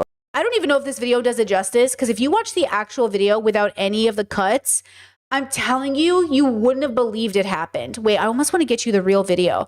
Okay, just watch this video, but nobody would have believed this happened. I mean, people would have believed it, but like, most people wouldn't have believed it. A police cruiser chasing a suspect on foot, nearly running him over. Now, the Baltimore police officer who was driving that vehicle is charged with attempted murder. That's Baltimore police officer Robert Parks asking a pedestrian to come with him around 5 p.m. on October 28th. Yo, walk off, Go ahead, Trey. The man appears to refuse and starts walking away. Officer Parks then allegedly tells the individual he's going to call the dogs and come get him before returning to his vehicle and pursuing the man through a vacant lot in his cruiser at a high rate of speed, allegedly striking him and nearly running him over.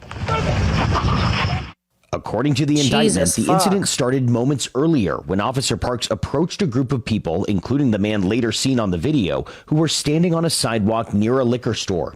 Parks then allegedly said to the group, quote, "It's getting a little hot, guys. I just need you guys to take a lap." The video begins shortly after the group dispersed. The actions we saw in the video of Officer Parks are entirely unacceptable. Officer Parks is also accused of driving down this alleyway behind businesses and homes and plowing through a chain link fence, nearly striking the man a second time. In a statement, the Fraternal Order of Police questioned why, quote, certain important and relevant facts that were known to the officer during this encounter were not disclosed. The group did not elaborate on what those facts might be, but the state's attorney did say the man Parks was chasing had a misdemeanor arrest warrant. Baltimore PD has been under federal oversight since 2017 after the Justice Department found it engaged in a pattern of unconstitutional policing, including excessive force and racial profiling. And unfortunately, one bad incident like this. One bad incident? How many do we not see, bro? Sets you back months and years to all the progress that we made. It's not what we teach our officers to do. It's not what we want our officers doing. And it's going to damage our relationship with the community. You may remember this video. That's the problem, though. If there's one, there's definitely more. Him acting like, oh, this is just one bad incident. No, the fuck it is not, bro. It's just, there's no way. It just, like, the rarity of it being one, actually, oh my God, not to evoke his name, but I was watching Do Not Worry podcast and Anthony was covering Ethan's N-word stage. And Ethan goes, oh, the one time I said the N-word. It was not one time. And it was the ER. It wasn't even like he was rapping to some music. It was full on ER. And he was like but with his full chest. Like every time I see the videos, I'm like, Jesus. Like I keep forgetting that he says it. He was like, well, I was just quoting somebody else. I wasn't saying it at somebody. Sure. You weren't saying it at somebody. But the fact that you even said it, like, in what bubble were you raised where you could just say it like that? You're on a podcast too. It wasn't even like it was secretly recorded behind closed doors. He said it. He's like, I have nothing to apologize. I said it as a reference to something. But there's like no, like, my brain malfunctions. Like, my brain stops working.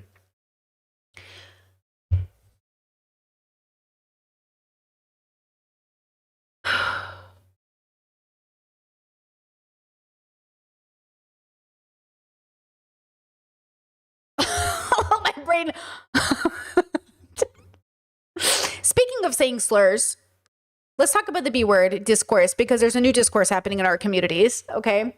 I've become very cognizant of not using the B word in recent months because so many women are like, that's a slur. No man should say it ever. I don't know that I entirely agree. I think, like most things, there's nuance. But I'm like, all right, I'll listen to the ladies, irrespective of my personal feelings and the semantics. I think I've completely cut it out of my vocabulary. Instead, I just say diva.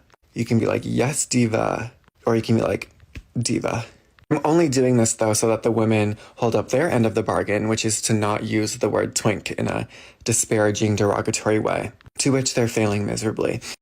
Okay, so Gen Z is having a problem where apparently women are using twink as like an insult, which as a mid-millennial I'm very shook by, as twink is neither an insult nor a compliment. It is rather a category of person. Twink, bear, otter. So when did this start? What is happening? Why are girls using it as an insult? And what's going on? Who is anybody in the bubble? I feel like what is happening? I keep hearing this, right? What's going on there? Discourse that I'm only doing it so women hold up their end of the bargain. Well, okay, so there's something to be said about why that might be his argument.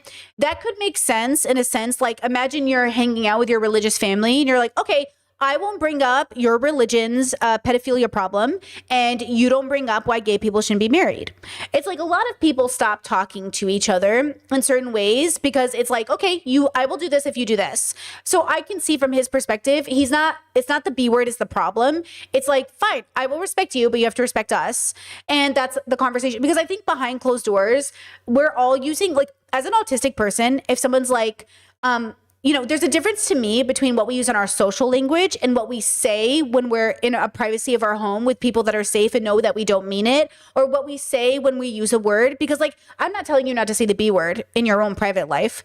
I'm telling you not to say it at work towards women. Right? So if he's like gonna stop saying it in public and in social languages where he's at a restaurant and people hear him, that's different. Social language to me is your regular vocabulary when you're talking to strangers and everyone around you. It does not count when you're at home alone, talking to yourself, having a conversation with yourself. You know what I mean? It's not when you're alone watching a TV show and you're expressing yourself with, it's not just saying the word. It's the context in which we are communicating. So, like, my social language, like my typical social language, is not the same thing as on occasion when I drop like a C-bomb. You know what I mean? Like, I feel like this is very particular. And I feel like the nuance is where people feel like dishonesty. And when we're having these conversations, like, if a man ever said to me, like, oh, I never say the B word, I'd be like, do you mean you literally never say it? Or do you mean that you just don't use it in your social vocabulary? And they're like, yeah, I don't even say it at home. And I was like, do you mean that you've never said it? Or do you mean like when you burn your hand on the stove, you're not like, you know what I mean? Oh, fuck, bitch. Like, are you saying that you never, it's very confusing to me when people say like, oh yeah, I've never said a word. I'm like, you've never said the word. Like, you've never enunciated it out of your mouth hole. Like, you've never been in the shower alone and said something.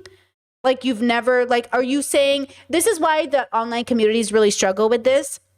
Because like my parents don't allow cussing at their house.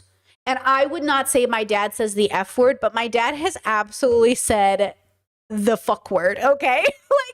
Like, I've seen my dad upset where he's like, fuck. And I was like, oh, but my dad, I do not identify my dad as somebody who uses fuck.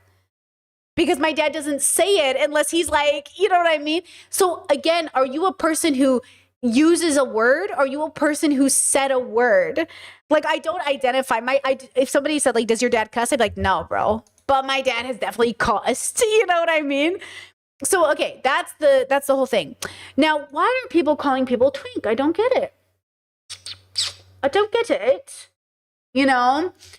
Just as how do we feel about bitch, started by the LGBT community. I grew up saying that with friends. I think the issue is like, it's not what you're saying with your friends. It depends on who your friends are and if they're feeling empowered to say these words as a way to be disparaging towards minorities.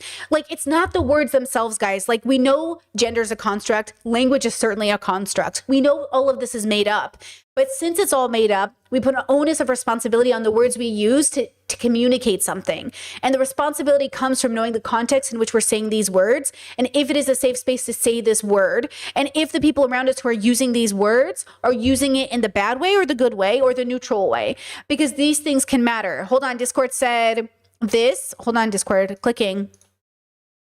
I'm seeing a lot of these evil twink memes everywhere, like this and never hearing from that evil twink again. I don't have 7 evil exes, I have 1 evil twink ex. And I'm starting to question what percentage of these people you guys are referring to as twinks are actually twinks, because I feel like our twink spectrum has broadened. Like, I really hope that when y'all say twink, like, you're at least talking about someone who actually identifies as queer and not just some skinny straight boy. As a bisexual, I'm not gonna come out here and shame people if you haven't been with both genders, and because there's plenty of straight virgins out there and y'all don't question their sexuality. But for real, do these twinks you're talking about even identify, are they even the gay? Would they even have categorized themselves as the gay? And would you, if you said they were a twink, would they say, yes, I am? And also, I think people of all genders can use like bi curiosity as like, I don't know, clout to get with queer people. People who fetishize bisexuals and are not bisexual might like hide under the guise of like, yeah, but like, but I'm not the police. Like, I don't know. I can't tell y'all what to do. I can't tell y'all who to call a twink. I'm not a twink. I don't know shit. But I am a twink lover. And like, I really hope that you guys are referring to real twinks, because, you know, if you are, then we have an epidemic. And if you aren't, then okay. Well, it's a language. English is a language and words. Mm-hmm. Yeah, it is interesting. Like, Oh, like my twink. Okay, so they're using it kind of like gay, right? Like, so if does a straight girl break up with her boyfriend, then she's like, he was such a F word. Is that what's happening? Are you all breaking up with your boyfriends and calling them gay slurs?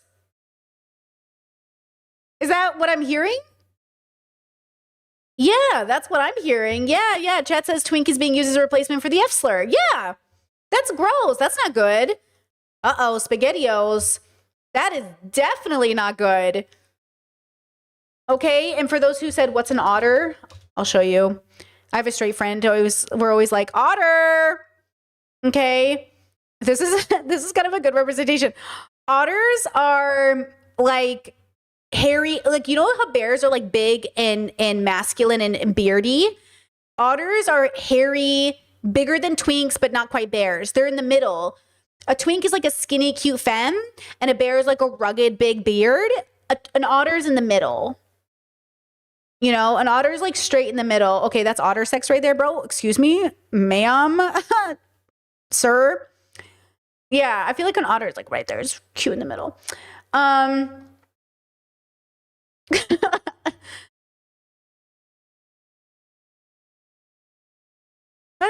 Just a normal Friday, just a normal Google search. Whoops.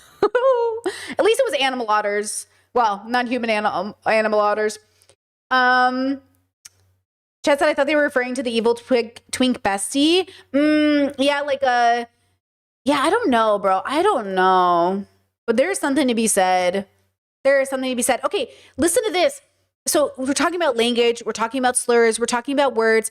And look, again, this is not even a safe space to be having this conversation in public, because I don't want to signal to fascists or white supremacists that they are allowed to say things in the, privacy of their homes and it doesn't mean anything. No, not you guys. But I'm talking about progressive people who are deconstructing and working on themselves, and how they express themselves with their friends and family are going to be different. But this feels like a non-safe territory, because I know I'm on public YouTube right now where I feel like fascists are going to be like, But also, that show, I've been watching The Girls, and this one rubbed me the wrong way. And I'm sorry, I don't mean to be that one woke friend, but also I'm not sorry.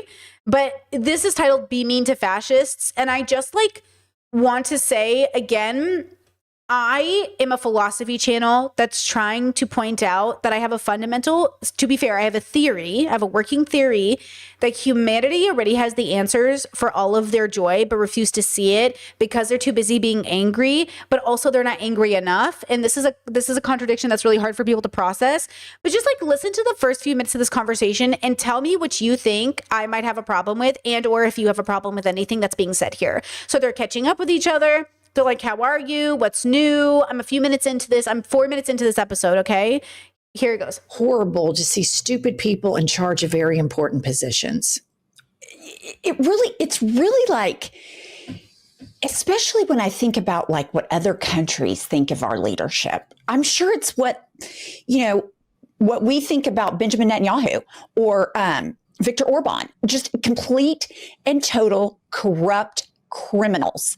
And that's where we are. And at one point, the United States have a history of a lot of really bad mistakes. Yes.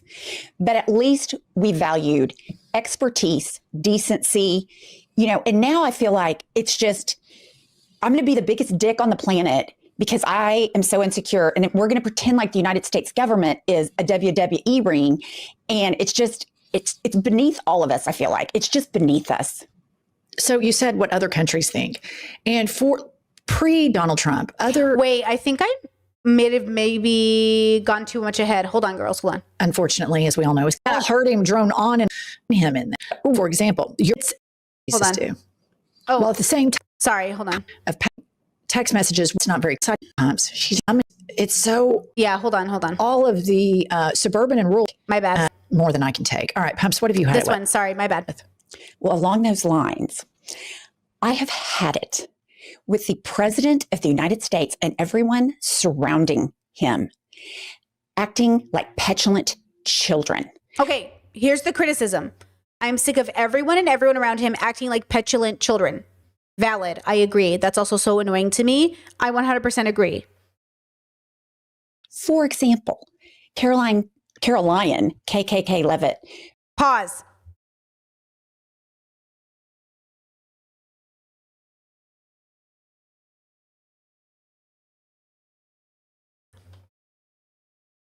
Caroline. Like, it's so okay. And responding to a question says, your mom. Like your mom did. These people are the biggest bottom feeders. They wouldn't even make JV's JV team of political operatives. And so what I've had it with is the dumbest people in the United States of America being in power. And we are celebrating stupid people right now. So there's actually something to this, Pump. So the authoritarian, which unfortunately, as we all know, is Kanks, has to be the smartest guy in the room. They're calling him Kanks because of his cankles. We've all heard him talk, right? Right. We've all heard him drone on and on and on about IQ tests and dementia tests and animal identification tests. Look, I nailed picking a giraffe out on a piece of paper. So we know that he's not very bright. So nobody can outshine him in that. So what remains are, I think we're getting into double-digit IQ people here. For example, okay, listen to that. I think we're getting into double-digit IQ people here. For example, your example of Caroline, KKK, I wear my crucifix, cross, Levitt. She doesn't have the intelligence or the emotional intelligence or the critical thinking skills to deduce. I'm part of a movement that likes to say, what would Jesus do? While at the same time, I lie nonstop 24/7, 365 to protect a group of pedophiles and pedophile protectors, which I don't think Jesus would want me to do. And I'm answering text messages with your mom, which... Wait, Discord said double-digit IQ. The average IQ is 98. So basically, she just said low IQ. What is this, 2010 YouTube?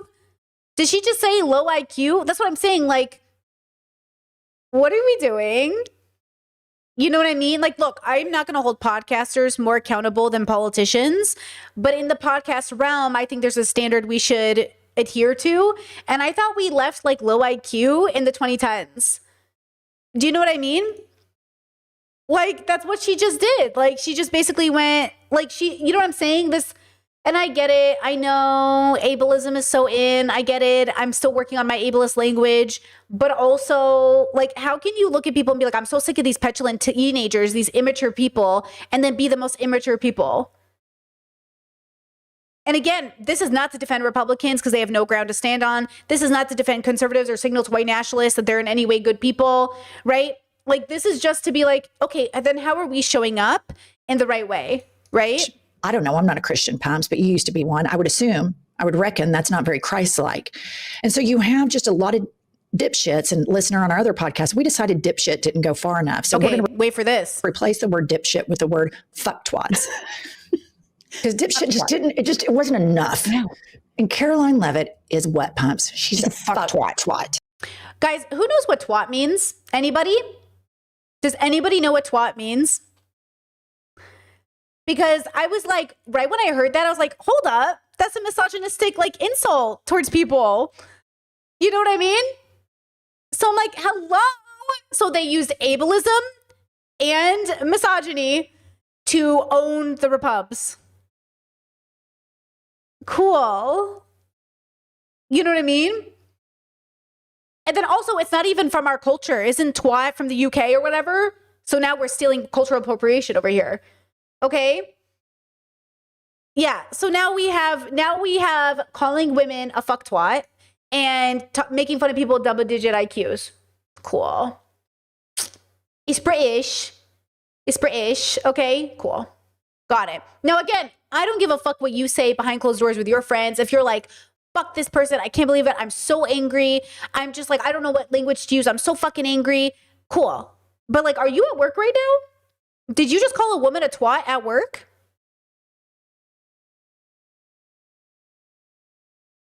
No one's going to be the adult in the room if nobody acts like the adult in the room. And I don't know why we are trying to be less like the adults in the room. Like, so imagine a group of adults are hanging out and teenagers show up, and the only way to control the rowdy teenagers is to become like a teenager yourself. And you're like, that's the solution. So the solution is when kids act crazy and throw a tantrum to throw a bigger one. Is that the solution? Okay. And then Pete Hegseth is a fucktwat. Yeah. And Dumb and Dumber are fucktwats. So I agree with you. I mean, it's so horrible to see stupid people in charge of very important positions. And then we wonder why our parents can't grow up.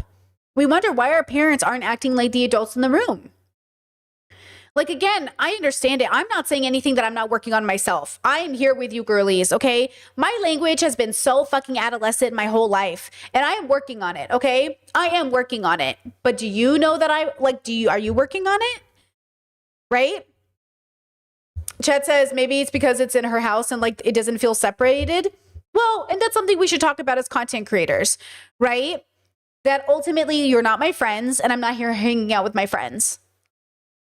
Okay? My friends do not pay me money to watch me stream. I'm at work. I'm paying tax on this money. That ultimately I have to also recognize, and I'm not saying anything about them that I'm not working on myself. I'm just using real people's life to talk about my own growth as well. Like, I look at them and I say, okay, not the goal.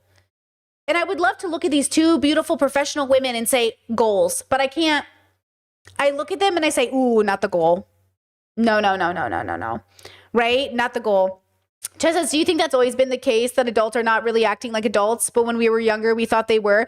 Yeah, I think generally speaking, I do think a lot of, and most of the world has been run by the most immature, ruthless, bigoted, horrible people in the world. And I think there's like little to no maturity that's being played into anything. And that's why the world is the way it is, right? Like, the world is an incredibly immature and ruthless place. So it's like it really, adulthood really is high school with money. It really is. And I'm saying, man, we're really not going to get past the high school stage, are we?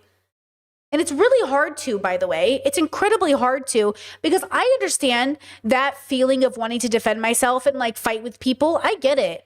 But engaging in it is just not what I want to. I don't want to live by example and say this is the example. You know? And I just remember like when I was a kid, and I remember the moment I realized the adults in my life couldn't handle it. Like, imagine being a child who's internalizing a struggle so deep that she wants to kill herself and she can't trust the adults in her life to handle it. But I, the 8-year-old, is like, I'm going to handle this all by myself because the adults in my life can't handle it.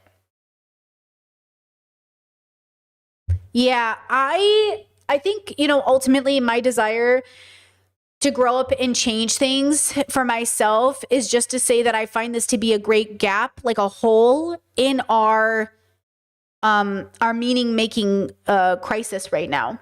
Loneliness epidemics, and nobody's finding partners and all this stuff. And none of us are asking the question of like, why don't we show up? If women have been complaining forever in heterosexual relationships that men aren't doing 50% of the chores, what if, hear me out, you did 50% of the chores and or just like helped, right? It's like, we're also desperate for help and everyone's like not helping more. Like, we should be helping more, but in ways that make sense. Sometimes helping looks like not demanding a weekly phone call. Sometimes helping looks like, hey, can you please talk to me once a week? It just depends on the situation, right? Chess says, can we define what being an adult means? Well, it's dependent on the bubble. So there's legal adult, cultural adult, biological adult. There's adult in relation to responsibility. We're going to watch a video to end stream today on philosophy professors describing what responsibility is.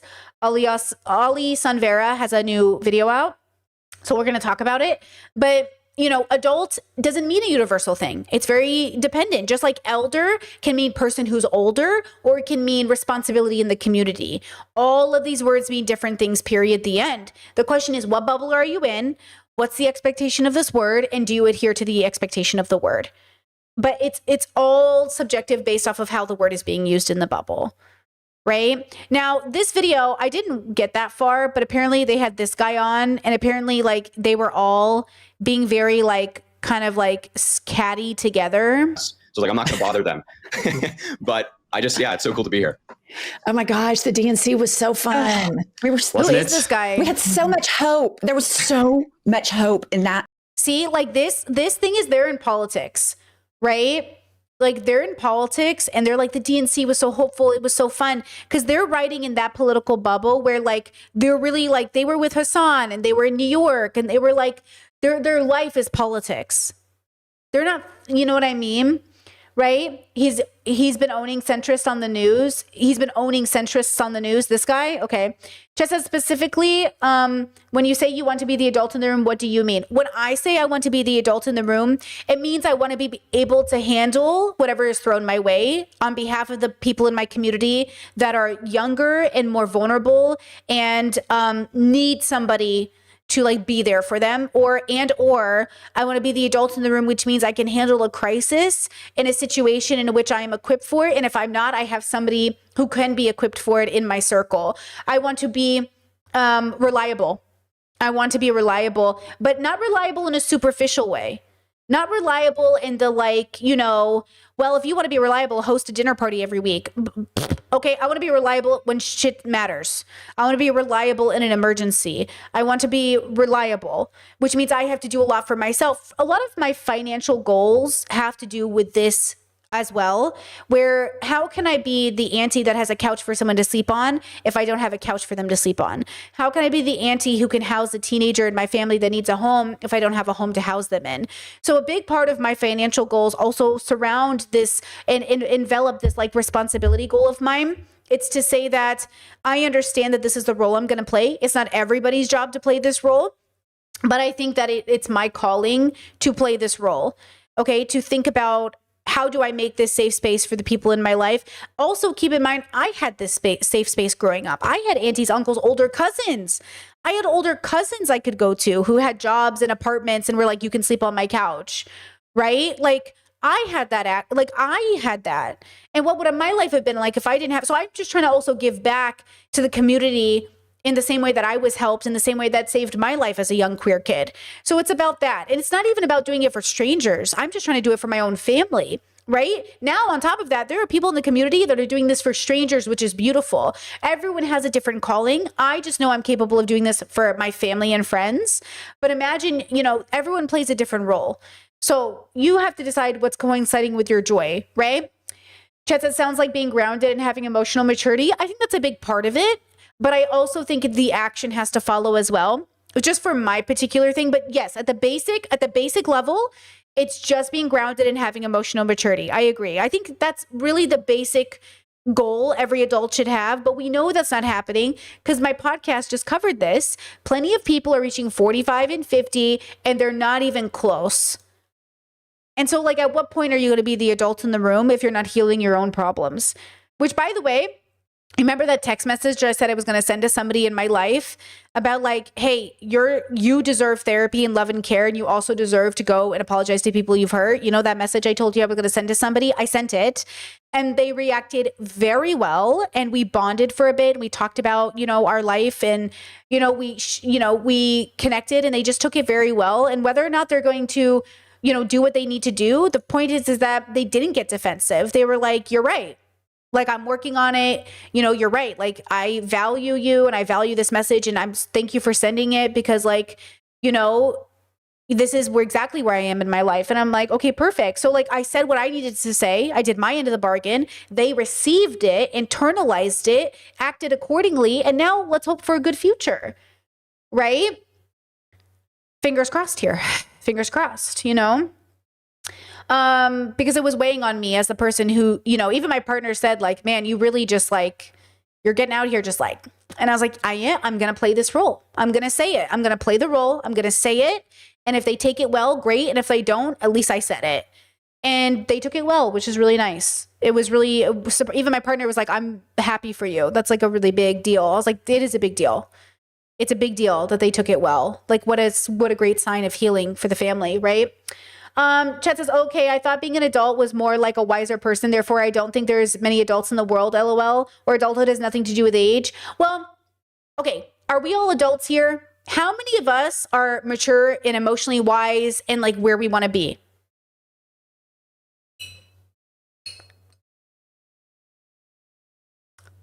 How many of us are the adults in the room?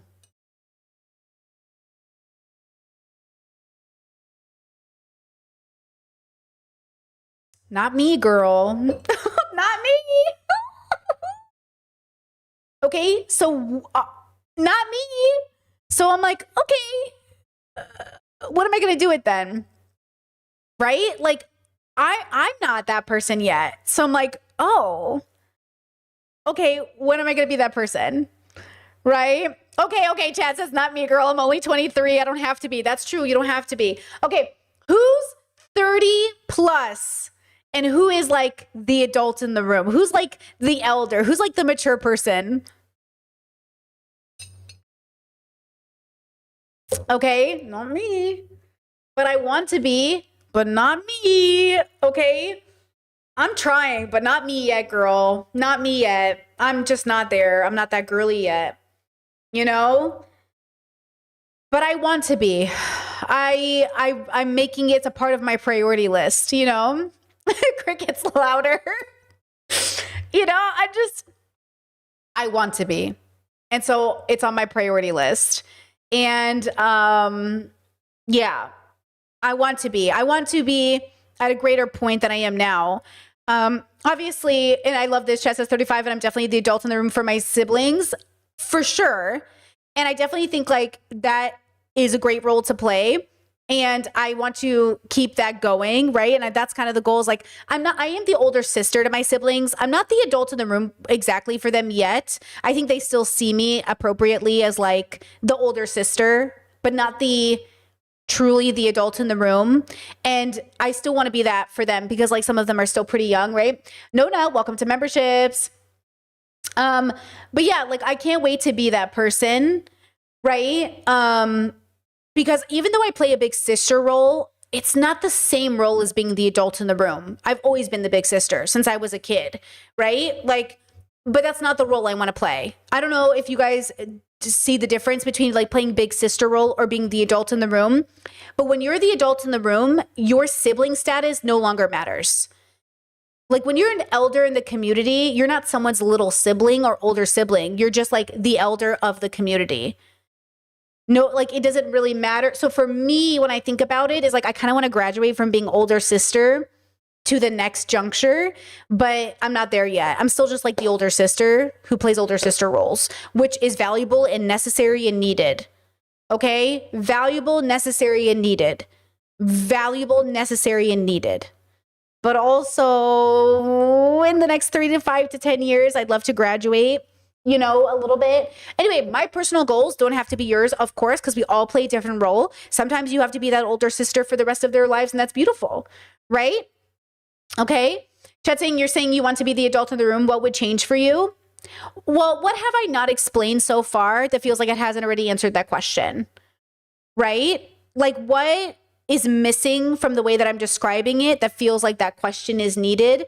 Because I feel like I'm making it pretty clear, but also I'd love to make it clear, right? Chess says, could you make a podcast on how to be the good adult in the room? Yeah, I think like I definitely could work on a podcast like that, actually. Let me, because you know how people say, you know, there's no such thing as an adult or a mature person. I don't think that's true. Chess says, was Uncle Iroh the adult in the room? Uncle Iroh wasn't. Okay, Uncle Iroh isn't goals until like Korra, right? Like Uncle Iroh is playing the goofy, supportive uncle role, but he was the most mature of the group in the initial series, but he isn't actually refined himself. He's battling his own demons. So like even by the end of the series, he's kind of playing that role, but not to the full actualization that I want to get to. Season 5, I mean, Uncle Iroh in Korra is the Uncle Iroh that I prefer to think of as goals. And you might not have seen Korra, so you don't know. But Uncle Iroh and Korra, the way he helps Korra, the way that the role he plays as the, you know, it's a very different Uncle Iroh than the one who's like goofing off with the kids and hanging out. I don't want to be the cool uncle. Uncle Iroh's kind of the cool, fun uncle in the series. But he's working on himself, right, chat? Exactly. He was obviously working on himself. So I want to be kind of the person who's like always working on herself, but isn't still fighting my own self. Like Uncle Iroh shadow boxing himself half that series in relation to Zuko and his own destiny, right? I'm still working on my own stuff right now, but eventually I'd like to have all my ducks in a row and focus on the other stuff, which I think both are needed, by the way. I don't think you can rush this process. And I might not ever get there. Maybe I die, right? I might die. Okay. So, hold on. I haven't seen Princess Mononoke in like 1,000 billion years. Do you think Prince Ashitaka from Princess Mononoke was the adult in the room? I think they're literally kids. All of Miyazaki's films are literally about children. So I haven't watched Princess Mononoke in a long time, but I'm pretty sure absolutely not. They're quite literally children, but like, no, I don't remember him being the adult in the room. No, the main character. Yeah, I don't remember him being in any capacity the adult in the room. No. That's why Miyazaki's films are so interesting. Like even the opening of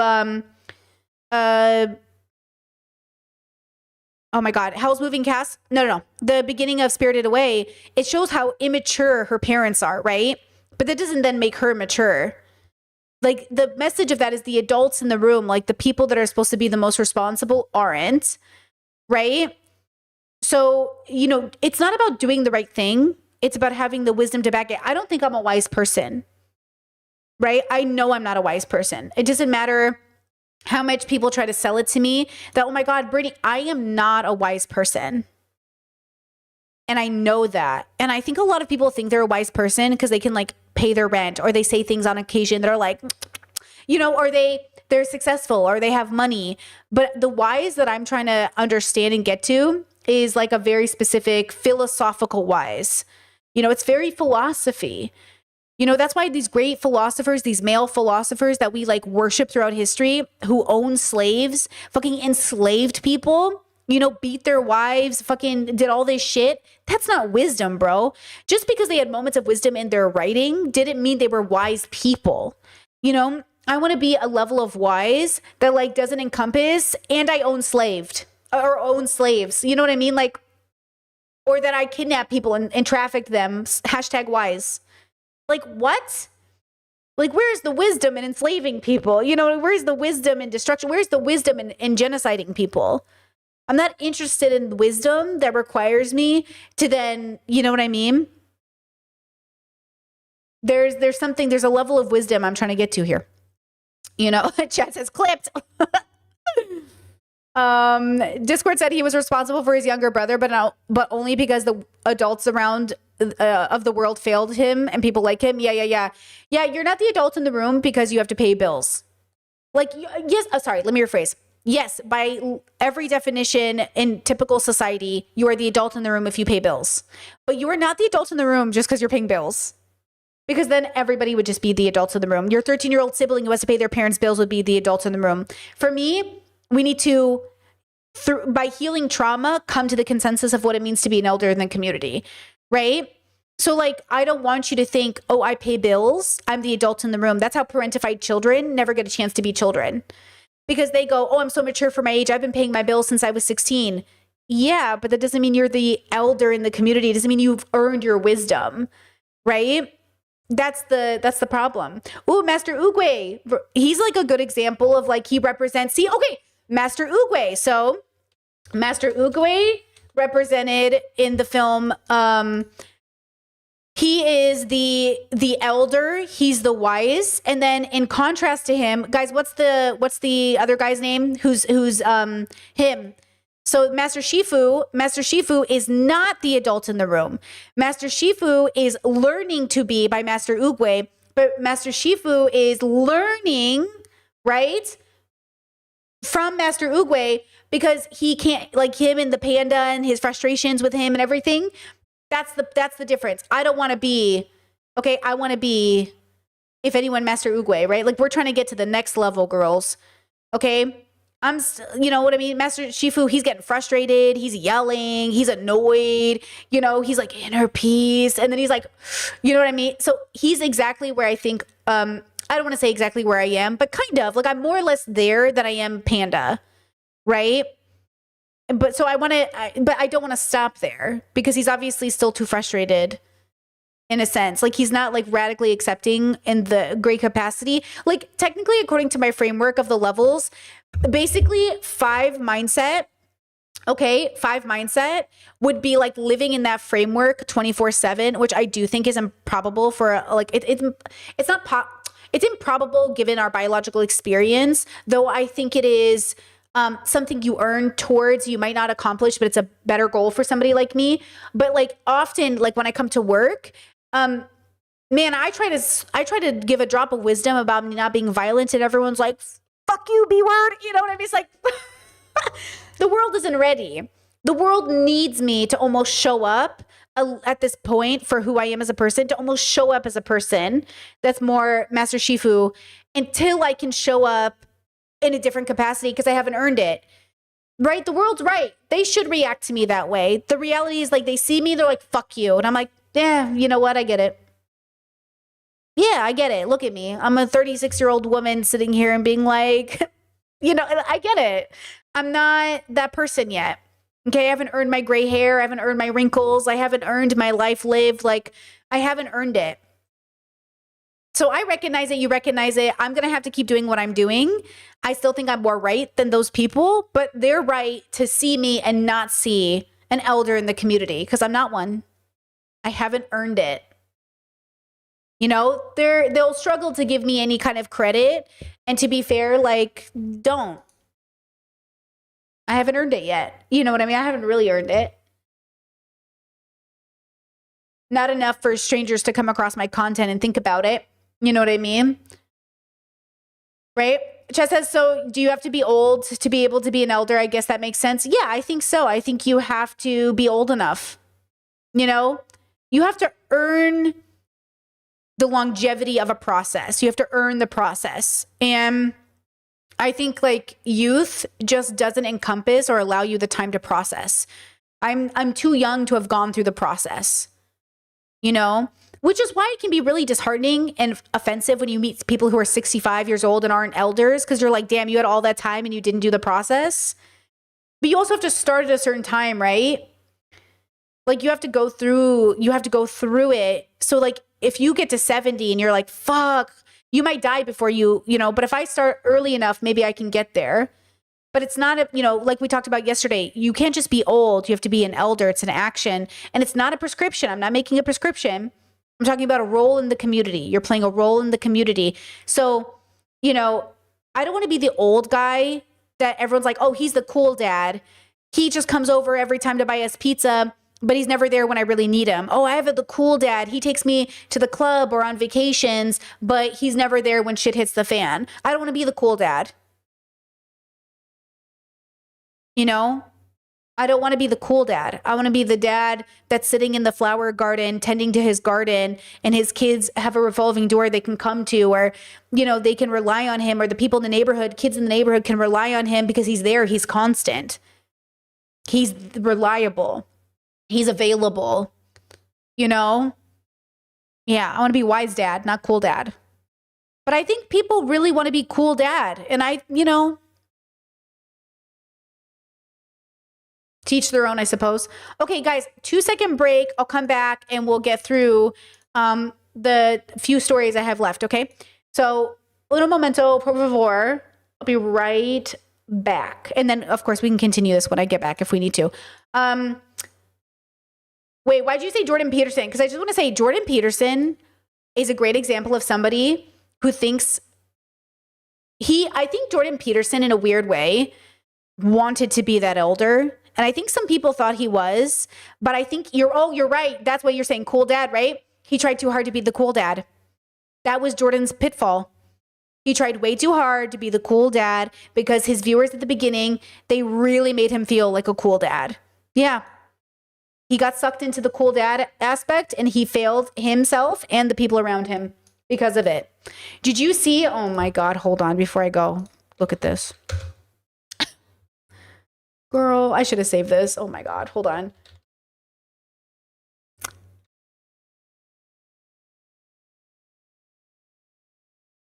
Oh, good. Okay. Look at this. I pray for America, and if I have your permission, ladies and gentlemen, we ask for consent. That's new. We'll end with the Lord's Prayer. Just do the version that you know. Our grifter, who art on rumble, damaged be thy brain. What hath thy done? Thy friends quite dumb. well practiced in deception. Give us this day our daily bread. And by bread, I mean rage bait, engagement, farming, conspiracy theory nonsense. And forgive us our trespasses. Trespasses including but not limited to historical sexual abuse and wearing tighty-whities, as we forgive those, like Jordan, who clearly don't know the words to this prayer. And lead us not into salvation, but into following a liar who has weaponized spirituality and using long fancy words to try and remain an influential figure despite having nothing of value to offer the world. For lies are his kingdom, his power, and glory forever and ever. Amen. What is even this situation where Russell Brand and Jordan Peterson are doing the Lord's Prayer? What? You know what I mean? It's just like, this is what I'm saying. Jordan Peterson, he cool dad, too close to the sun. That's what he did. All right, I'll be right back.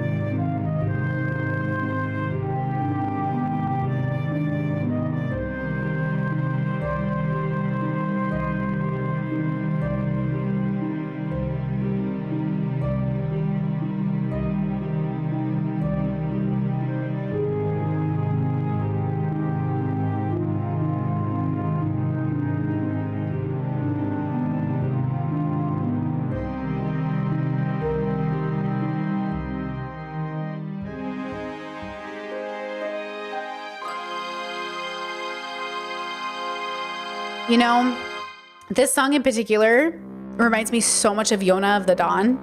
If you've ever listened to the soundtrack for Yona, it's amazing. It's so good. Ugh, Yona is so fucking good. Okay, the soundtrack, the show better get finished, okay? And that honey scene was outrageous. Let me just say that. Outrageous, okay? Now, let's get into the story. Have you guys heard this story?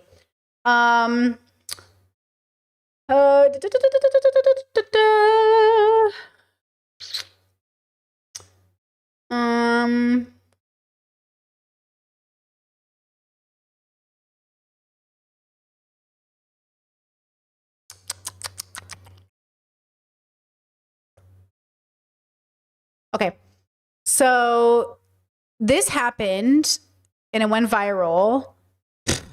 Get ready. It says, I was trying to record my outfit of the day when this happened. You doing an ad for Dunkin' Donuts outside my store? No. I'm so sorry. No. I was gonna say that. I know. I saw this and I was like, I'm coming in. Yeah, I am coming in. You can finish your Dunkin'. Thank you. I'm in front of a coffee shop. How freaking awkward. Well, I guess this just turned into a vlog of me trying Fior Cafe. So come on in.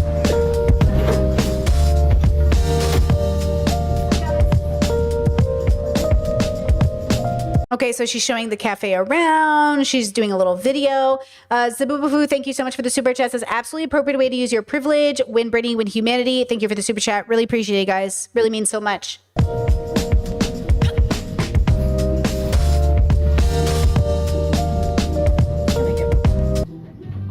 Wait, Chet says I used to work at that cafe. No way. For real? This cafe? No way, really? This same one? Like, really? Yes. So like, how embarrassing. So just really quietly in the very, like this, listen. Yes. And then she said, oh, sweetie. And then she said, oh, yes. And then she stopped recording, okay? So like, how embarrassing. And then she kicked me out because she said, we don't do outside drinks in here. You're so right. But I got me a cheese Danish, so I got it. Let's try it and rate it 1 through 10 from my car, respectfully. Okay, so what are our thoughts? Also, small world indeed, chat. Wow, okay. Very small world. What do we think? What are our thoughts? So we know, if you guys do not know, it is very typical for restaurants not to allow outside food. Here in Croatia, I often get frustrated that the coffee shops don't sell food. And I always want to bring food in from the outside to eat, but it's against policy, which I think we should all have a conversation about changing that policy. But what do we think about the dynamic in general? What are our initial thoughts past that? Because I think people get distracted by it. What do we think about the idea around the whole situation? So if, okay, chat's saying, I think I'm confused. I don't understand what happened. So the girl is doing a outfit of the day. Okay. She noticed the cute shop. She liked the imagery. She put her phone down to take like a little video. The owner of the store or the cafe comes out and says, are you doing an ad for Dunkin' Donuts in front of my store? And she kind of makes it like a humorous-y kind of thing. And the girl gets like, oh my God, da-da-da. And then obviously feels a social pressure to then buy something from the cafe, which she didn't have to do. But then she walks in respectfully, I thought, to support the cafe, which I thought was a gesture of kindness on her end, right? Then she buys something from the cafe. And then as she's filming and showing off the cafe for her viewers, the woman's like, oh, sweetie, no outside food in this place. And I'm like, okay, so does the story kind of make sense? What do we think? Okay, Discord said rude and boomer. Okay, this is what is so interesting about this story, because I know like this story has gone viral, right? The owner is being dragged to hell in reviews. Like everybody is so mad. This kind of follows the yesterday story about tone deafness. What is this? Okay, obviously I'm on the side of the girl, but why am I on side of the girl? Okay, why am I on the side of, because human to human, this exchange was ridiculous. Person to person, human to human, dignified human to human. I've grown up my whole life around mom and pop shops. My dad is a business owner. I wouldn't, if this is a mom and pop shop, then you skirt the rules. The fact that she didn't skirt around the rules for this girl is ridiculous. Like if this girl was in front of my coffee shop and we made a little joke and the banter was like, come in girl. And then she said, hey, is it okay that I have a Dunkin' drink? I'm like, Dunkin' who? Girl, I don't see nothing. Enjoy, eat your cheese Danish here, be comfortable. I would have made it like human to human. She didn't human to human it. She business to businessed it. She turned it into a business moment. And I'm like, so you're not running a mom and pop shop. You're not running a cute little like coffee shop that kind of like skirts around the rules so people feel comfy in your shop. You turned it into like a, actually legally you can't eat out from, you can't bring like, you know what I mean? Like, where was the human to human moment? I think that's why people are mad. I think, look at it again. Okay, look at it again. So here. You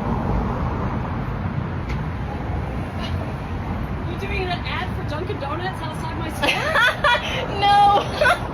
I'm so sorry. No. I was gonna say that's I know. I saw this and I was like, I'm coming in. Yeah. I am coming in. You can finish your Dunkin'. It's Thank okay. you. I'm in front of a coffee shop. How freaking awkward. Well, I guess this just turned into a vlog of me trying Fior Cafe. So come on in. Like, first of all, and people pointed this out, no one is in there unless she avoided recording people on purpose. The cafe looked cute, but cafes are so hard to maintain. Do you know what I mean? Like, I understand legally there are rules around bringing outside food. I hear you. But have you guys never heard about like fudging the rules for certain situations? Do you know what I mean? Like, don't you see that her gesture for buying something for your shop was an apology for recording in front of it? Like, this girl came in to basically say, I am so sorry for recording in front of your shop in any way that made you feel threatened, given that I was promoting another business in some capacity. Here's my goodwill gesture to the community. And then she looked at her gesture and went, and then the community was like, hey, and she like spit on her good gesture it was a good faith gesture. And then she spit on it. And I'm like, how did you grow up that you didn't see what was happening? Like, this is what confuses me. Like, as a mom and pop owner of a shop, like, do you not see what's happening? And also, I was a nanny for years in Seattle. I used to bring in baby food, other people's food, my own lunch. I used to sit at cafes for hours and I would, yes, buy something from the cafe, obviously, but I would also have extra food there for the babies. And I wouldn't like ever get kicked out of those shops because they were mom and pop owned. I would purposely go to Seattle like coffee shops that were owned by real people. And they were always so fucking nice to me. They weren't like, actually, you can't feed your baby that food because like it's outside food, or, oh, you can't have a snack from home because actually it's outside food. Because that wouldn't make any sense, right? That doesn't even make any sense. So, okay. So yes, I didn't appreciate this social situation or interaction. Okay. Because like, it doesn't make any sense to me socially. Now, there was a response, of course. So here is the girly, Zaria. Is it Zaria? I think that's her name. Here's her recollection of the situation. You doing an ad for Dunkin' Donuts outside? And this is the stitch. She's stitching her own video. Hello.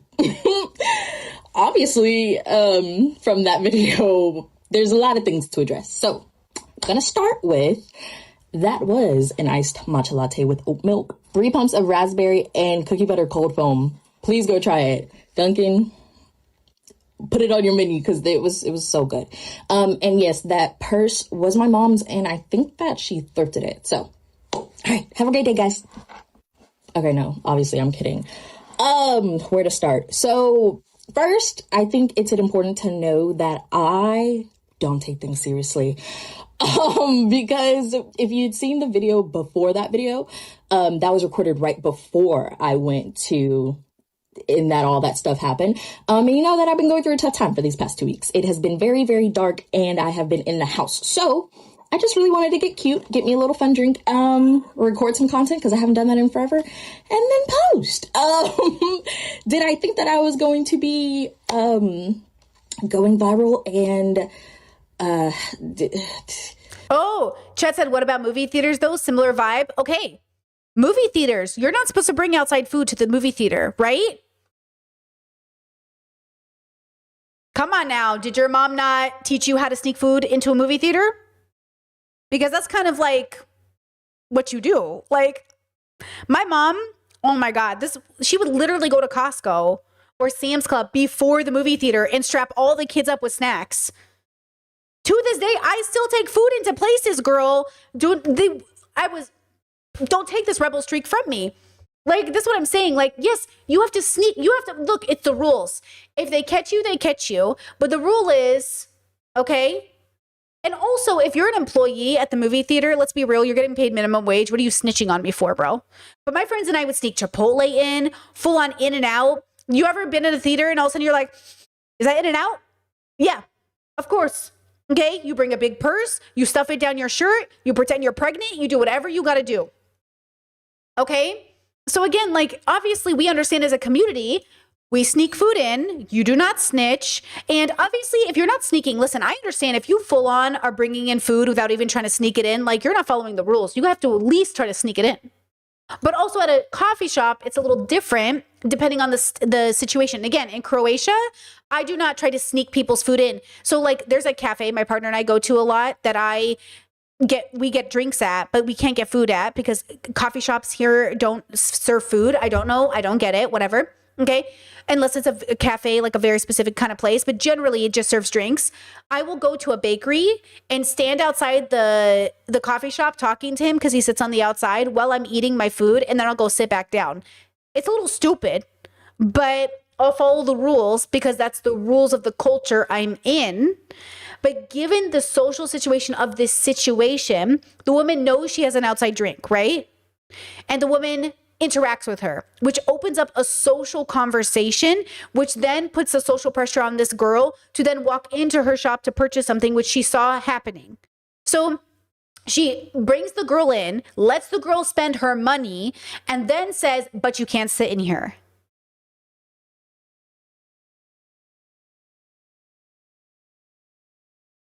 What? Like, why did you even open up this social situation then? And then the girl spent her money there. Do you know what I'm saying? It just feels like a weird, why would you do this? No, I didn't. I think a good... Chad said she did say finish your coffee. She didn't say finish your coffee. Hold on. She did not say finish your coffee like it was an instruction. She said it like, oh, take your time and finish your coffee. She didn't say finish your coffee before you come into my store. Why'd she let her come in and buy food without telling her you can't have outside drink? Why didn't she say that the moment she came in and not after she bought something? Right? Listen. And by the way, I'm not saying this woman is evil. I'm not saying this woman is like the worst person in the world. I'm saying I don't like the way she conducted her business. And our greatest, form of activism as a consumer is where we spend our money. And I would never go leave a review on this woman's like store and bother this woman, but I wouldn't go to her coffee shop because of the way she handled this, right? And Chad said, could this be racism? Also definitely going to play a role in here too. I don't know what, this sounded white, but I don't know if she's white.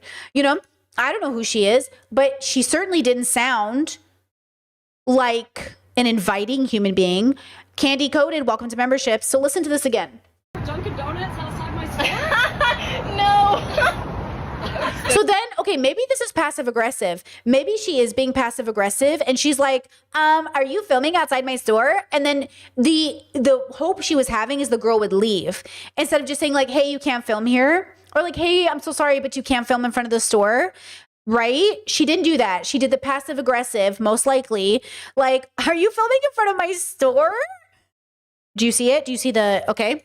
So sorry. No. I know. I saw this and I was like, I'm coming in. Yeah. I am coming in. You can finish your Dunkin'. Thank you. She said, it's okay. You can finish your Dunkin' because she said, you can, like, I'm going to come in as if to say after I'm done doing X. And the girl said, okay, you can come in at, finish your Dunkin'. No rush. It translates to no rush. It doesn't translate to you can't come in with the Dunkin'. Right? Hello?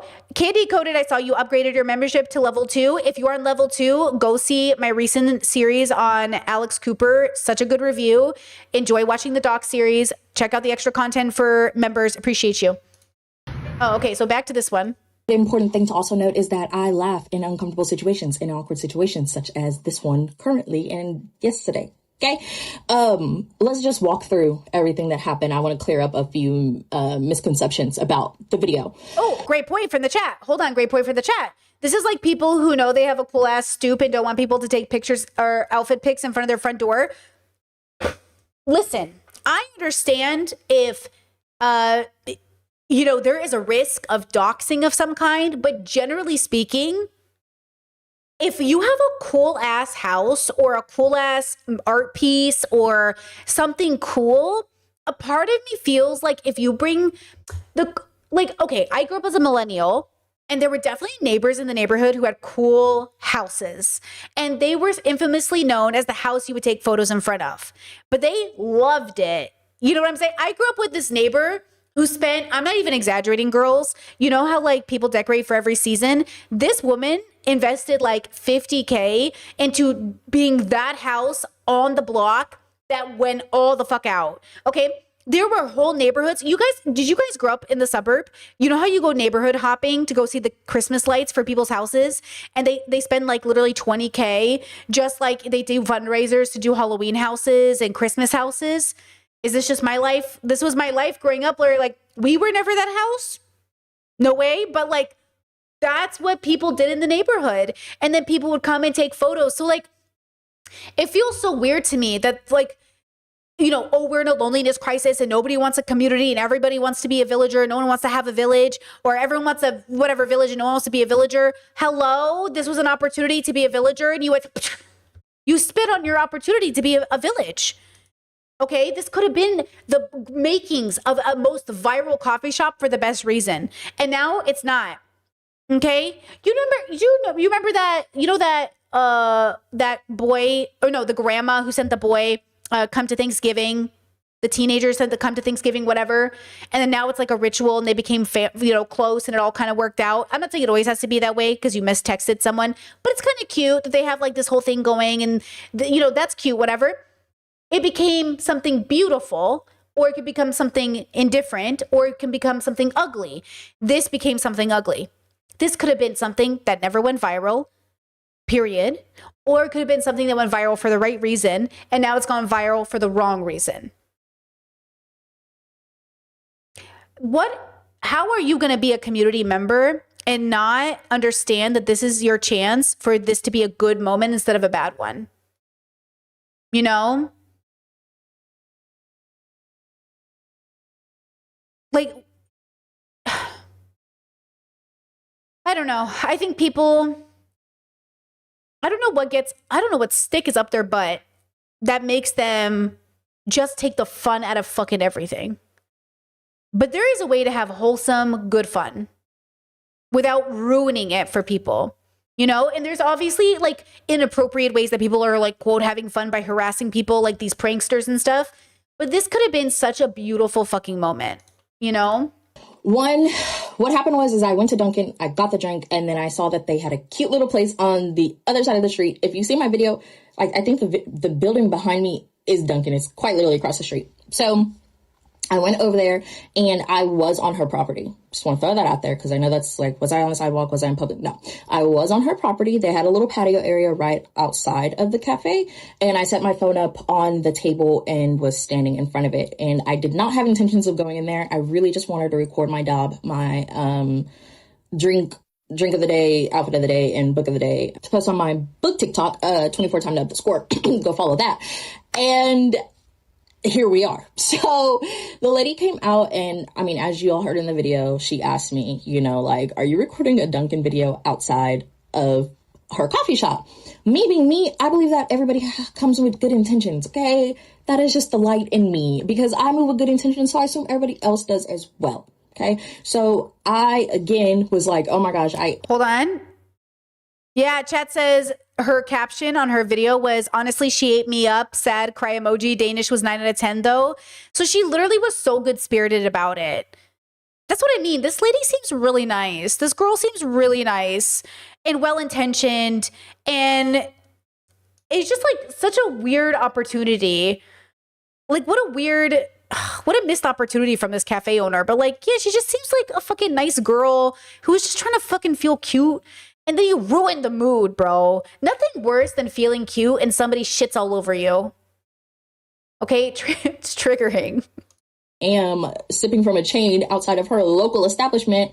This is awkward. Laugh it off or whatever. And so I didn't hear her say, though, that you can go ahead and finish your Dunkin' or whatever, because I'm just like laughing and like embarrassed at that moment. So I didn't hear that until post and I edited it and I was like, oh my gosh, she did say that. So anyways, after I did that video, I went inside and I recorded a little bit of everywhere. I don't try to record other people. So that's why it looked like it was empty. It was full. like there was a lot of people in there. But anyways. Okay, hold on, pause. Discord said, depending on the person's intent with their home or stoop, I find filming purposely in front of someone's private home weird. Not everyone wants their house plastered on the internet like that. Okay. Or turned into a local tourist shop. Yes, but hold on, pause. Okay. Though that is true, and I hear people when they say that, we live in 2025. Okay? There is something in which we have to understand that if you have like a brownstone or if you live in a place with a stoop and it's connected to a sidewalk, your house is a part of the public neighborhood. It's like people film in neighborhoods all the time. And yes, I agree that there is like a way to do it that's classy and a way to do it that's inappropriate. Like, maybe don't tag the location. Maybe not be like, oh, here's the address to this person's house. Come take pictures. Like maybe something like that. But if your house is like, especially like some people love when their house is a part of the neighborhood.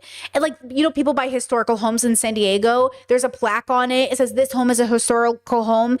You got to know people are going to take photos in front of your home. It's over 100 years old. It's like a big deal. Like in some places, your home becomes the thing people come to see. And that's why you have to understand what you're buying. But also, you know, it might be weird if your home is not that, like maybe your home is really run down and you don't have the money to pay for it and people make fun of your house and they start making it a place that people come to see. Yeah, that'd be really hurtful. But usually people are coming to see it because it's cool. Or if your house is connected to a public sidewalk, it's like, hey, I'm just taking a video of the neighborhood. Like sometimes I'll be on TikTok and I'll go through Croatia TikToks and I'll be like, I'll recognize things. So I'm like, oh, I live there. Obviously the place I live ends up on the internet and I see it and I'll say to myself like, oh my, like I wish I could show you guys my neighborhood where I shop, but I don't want to dox myself. So I understand privacy. I do. But I'm not going to sit there and be like, oh, somebody's recording my local shop. You know, this has nothing to do with me, right? But like, you know, there's something to be said about like, the way you go about doing it. Notice that this girl wasn't even filming the establishment. She was filming the street. You guys, she's not even filming the building. She's filming the literal street. Okay? She's, yes, on her private property. I understand that, but she's not even filming the building. So like, it's not like she's literally, I would not even know what this was. You know what I mean?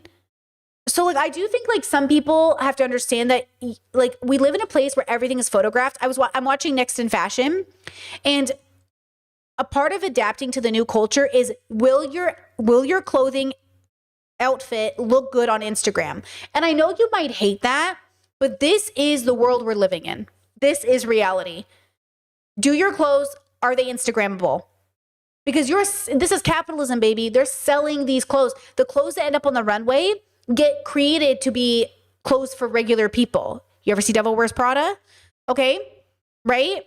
Chat says, I'm also talking about private homes, not small businesses. For sure, right? You said those colorful homes in front of Dolores Park in San Francisco are a good example. Right, like people, you know, your home kind of becomes like a postcard.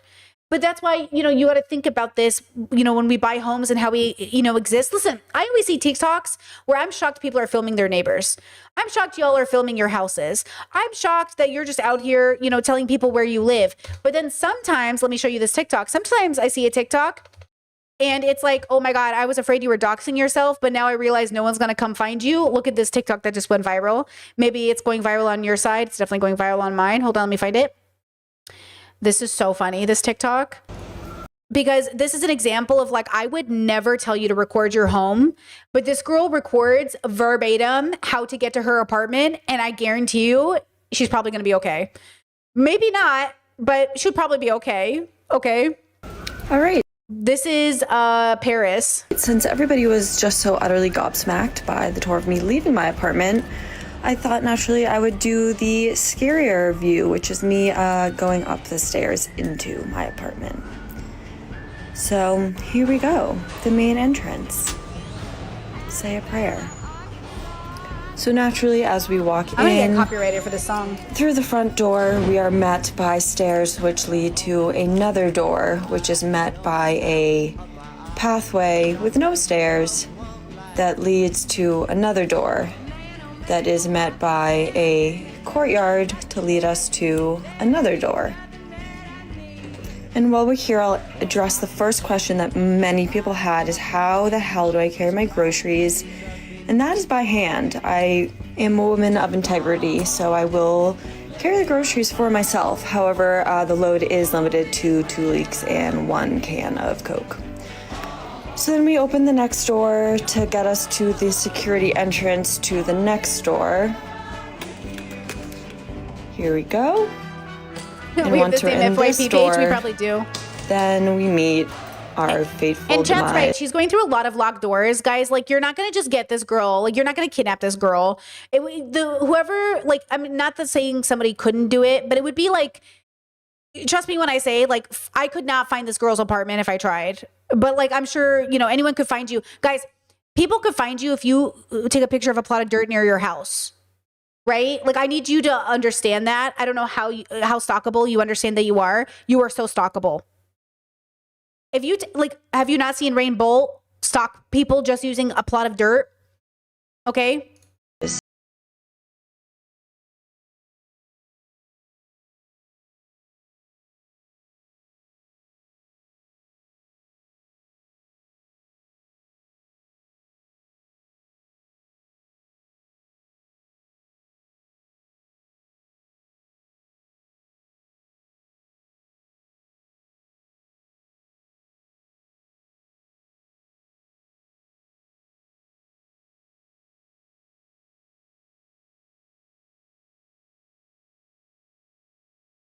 Easier because there's a point in your life where you just got to live your goddamn life. There does come a point, guys, I'm so worried about even taking photos while I'm out and about that I try to find a random bush to take a picture in front of. I hate that feeling. And sometimes I'm like, fuck it, I'm just gonna post photos. And you know what? I am not at fault for being fucking stalked and harassed. It sucks living with that fear in the back of your head that sometimes you're like, fuck it, I'm just gonna post because I'm so sick of it. You know what I mean? I get it. It sucks. You know what I mean? There's some part of you that's just like, fuck, I'm tired. I'm tired of not even being able to share where I get my coffee because, like, oh, somebody might do something weird. You know what I mean?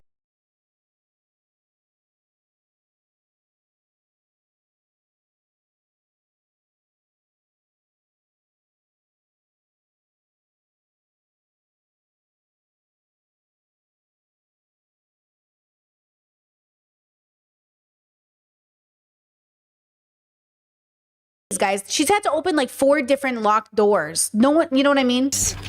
Just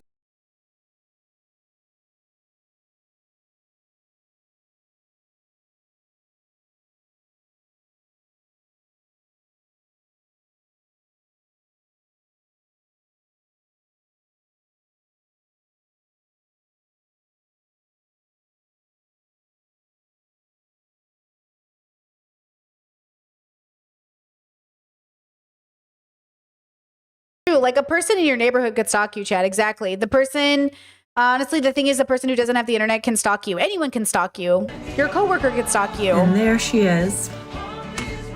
Now I won't be leaving for 5 to 7 business days. I would never leave my house if this was my house. I would literally, I couldn't even live there, by the way. I wouldn't even choose to live there. There's no way. You know what I mean? It's just crazy. Yeah, how do they furnish your apartment? Do you know in New York apartments, a lot of the time they take apart the furniture and reassemble it in the house? Like I've been watching a lot of videos on like New York housing. And yeah, a lot of the time they have to like take it apart and put it back in. Do you know what I'm saying? I could not do it. Oh my God. Just, whoa. Yeah, there's this guy, you know, it's funny talking about stalking or doxing people. There's this guy that I think is kind of weird. I don't like his stuff because I do think it crosses a boundary where people will share like their apartments and say like, hey guys, what do you think about this layout of my apartment? Like, where do you think the couch should go? And then he will be like, hey, I saw your video and I noticed that this picture across the street was this building and I Google searched this apartment and I found the layout of your particular apartment. This is how I would do it. And I'm like, you see how you use too many words to say I stalked you? Do you get what I'm saying? See how you use so many words to say I stalked you? Chad brought it up, like the guy with the hat. The guy who was like, oh, I saw this superstar, I knew where she lived and I sent her a hat and then she wore it. Like, Why are you bragging about stalking people? That's what I'm saying. What? Like, you are just saying way too many words to say I stalked you. Yeah, I don't like him. That guy, I don't like his content. Every time I see it, I'm like, no. Oh yeah, Ariana Grande. Did you guys see what fucking happened to Ariana? Craziest fucking shit happened, bro. Did you see this? Look at this fucking bullshit.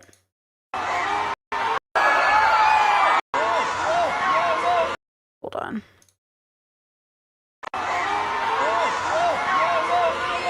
Guy gets past security, grabs Ariana, and Cynthia was like, fuck no.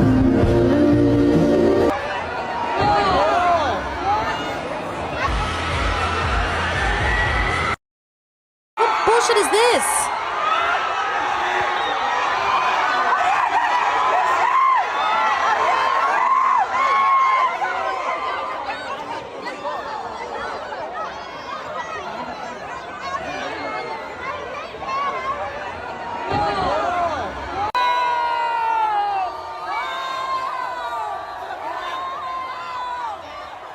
That's crazy, bro. Everyone's talking about this picture and saying, like, this is my future lesbian life. It's not funny, but Cynthia really came through. Okay? Crazy, bro. Just insane. That's what I'm saying. Like, we should be holding stalkers accountable. Okay? We should be 100% holding people accountable for the way they dox and do this to people, because it's bullshit.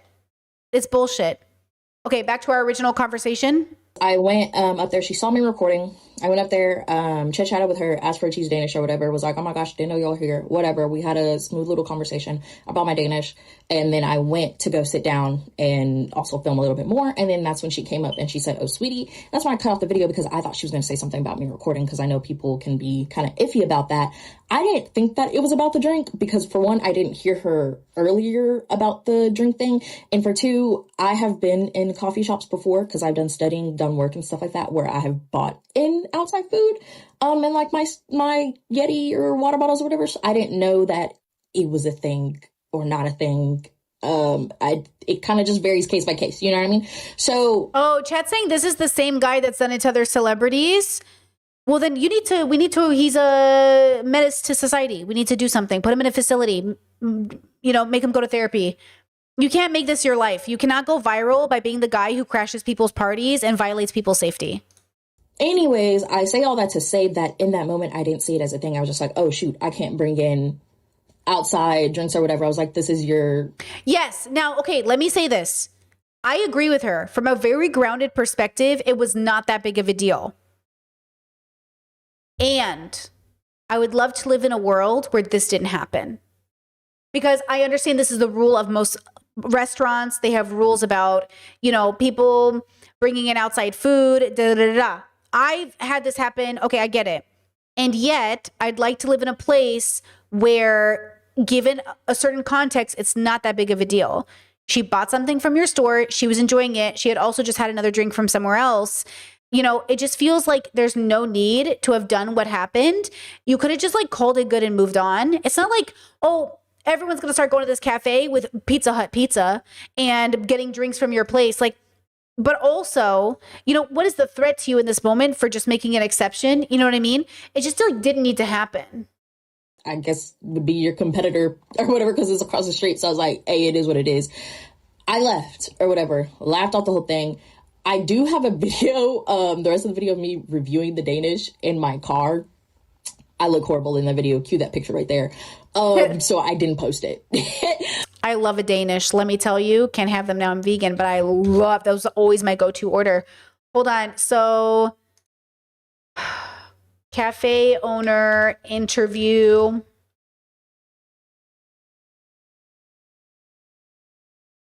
Does anybody know what I could look up to find it? What would I look up to find that particular interview? What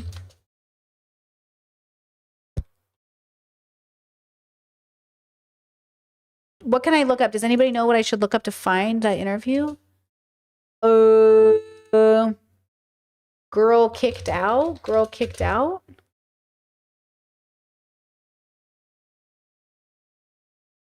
I'm not seeing it. Okay, you let me know if you guys know what I can Google to get it, and I will bring it up. But I just did want to come on here and just clear up a few things. Yes, I am a people pleaser. You got me. I'm in therapy, guys. I'm trying to figure it out. Okay. I'm trying to figure out how to stand for myself, advocate for myself, and all that stuff. Again, in that previous video before that, like I said, I'm going through a lot of different things. Okay. So things like that, although they are important in the grand scheme of things for me right now, I can't focus on every little thing because I would quite literally, I'm on the edge, y'all. Please don't push me, okay? And I think that is funny because y'all are talking about how passive aggressive she was and all this stuff. But then y'all in these comments being passive aggressive, calling me dumb, talking about some, y'all at the same time calling me so beautiful, but at the same time so clueless, and telling me I have such a bright spirit, but God chooses the right ones. Y'all are funny, and these comments are low key kind of funny. I say all that to say that it wasn't until I read some of the comments and then I talked to people who actually know me and know how I move and know how I have relationships with other people that they had to tell me, hey, Zaria, like that was a little passive aggressive and like it could have been. Hold on. I think I might have found. You invited her in to buy something and then kicked her out. Right, and so what owner would do that? I'm just curious. So this coffee shop here went viral for not the good reasons. Apparently the owner kicked somebody out for drinking Dunkin' Donuts on the patio. Well, first she invited her in to buy something and then kicked her out saying there's no outside drinks. So I guess she put the phone here on the table and then stood under this mezzanine and then pointing it at herself. Okay. Yeah. Like, I'm not gonna look, okay. Personally, if I was running a business and people were taking pictures outside of it, and I know I don't want the world to be like, oh, what Brittany says matters. I don't think I'd give a flying fuck. You know what I mean? As long as you're not harassing my customers, I do not give a flying fuck. You know what I mean?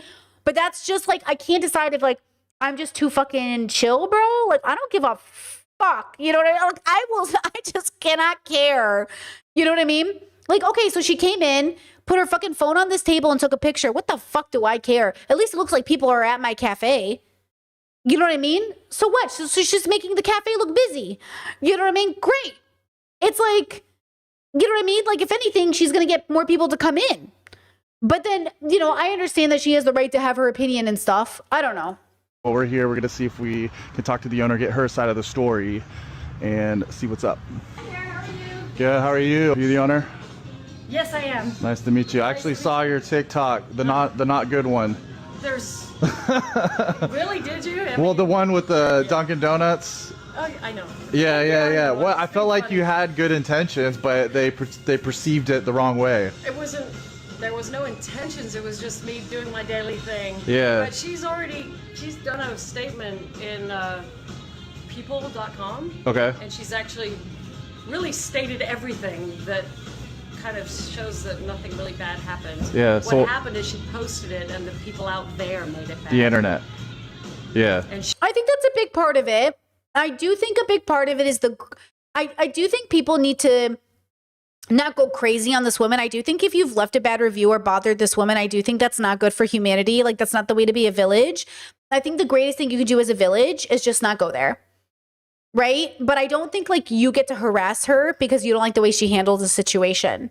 So like, obviously we don't want anything bad to happen to this owner. We don't want people to come in and like, God forbid, do something to her. Right? We just want to say like, oh yeah, I don't like the vibe. I'm not going to shop there.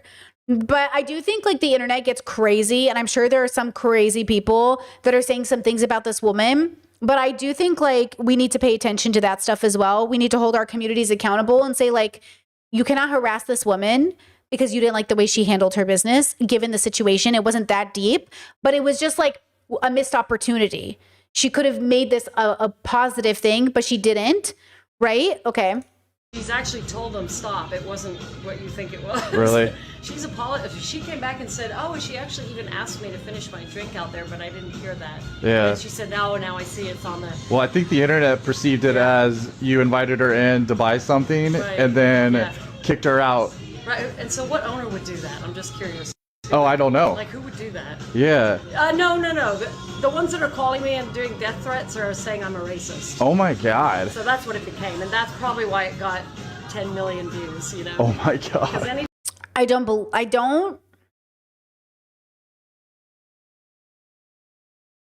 believe her, but okay. Like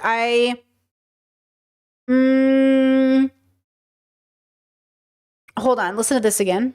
She told them stop. It wasn't what you think it was. Really? She came back and said, oh, she actually even asked me to finish my drink out there, but I didn't hear that. Yeah. And she said, now I see it's on the. Well, I think the internet perceived it as. Yeah, like it did really go viral, guys. It went hugely viral. Like it got crazy views. Yeah, I feel like okay. We would have handled it differently. And that difference is the division between the communities. That's the point. I don't like the way this was handled because if she didn't kick her out, then she wouldn't have made that TikTok. But is she saying she didn't kick her out? When she says like, oh, as a business owner, who would do this? Are you saying you didn't kick her out? Because you did kick her out, right? As you invited her in to buy something and then kicked her out. Right. And so what owner would do that? I'm just curious. What owner would do what? Invite her in to kick her out? You did invite her in, but she came in to show a gesture of apology and then you kicked her out, correct? And you didn't kick her out in a way that you perceive as kicking her out. You kicked her out, quote, following policy. But the question is, maybe you could have skirted the policy so it was a good gesture of faith. Oh, I don't know. Like, who would do that? Yeah. No.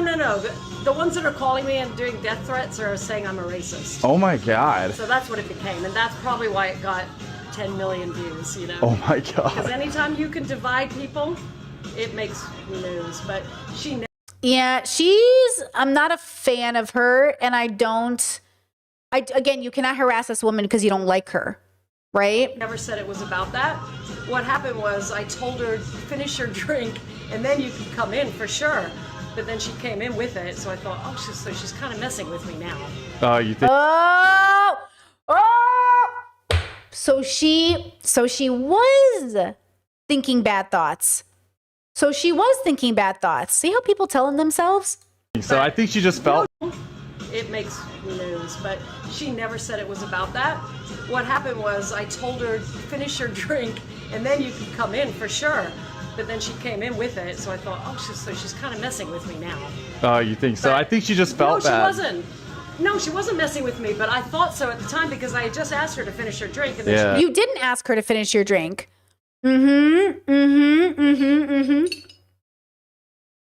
Chat says, let's say it together, people. Unconscious racism. So she thought she was fucking with her. Why? She's a Trump voter? I believe it. She looks like a Trump voter. Yeah, she assumed malice intention when the girl was giving a gesture of goodwill. That's why we don't like her. I'm telling you. Yeah. I wonder why she would think that.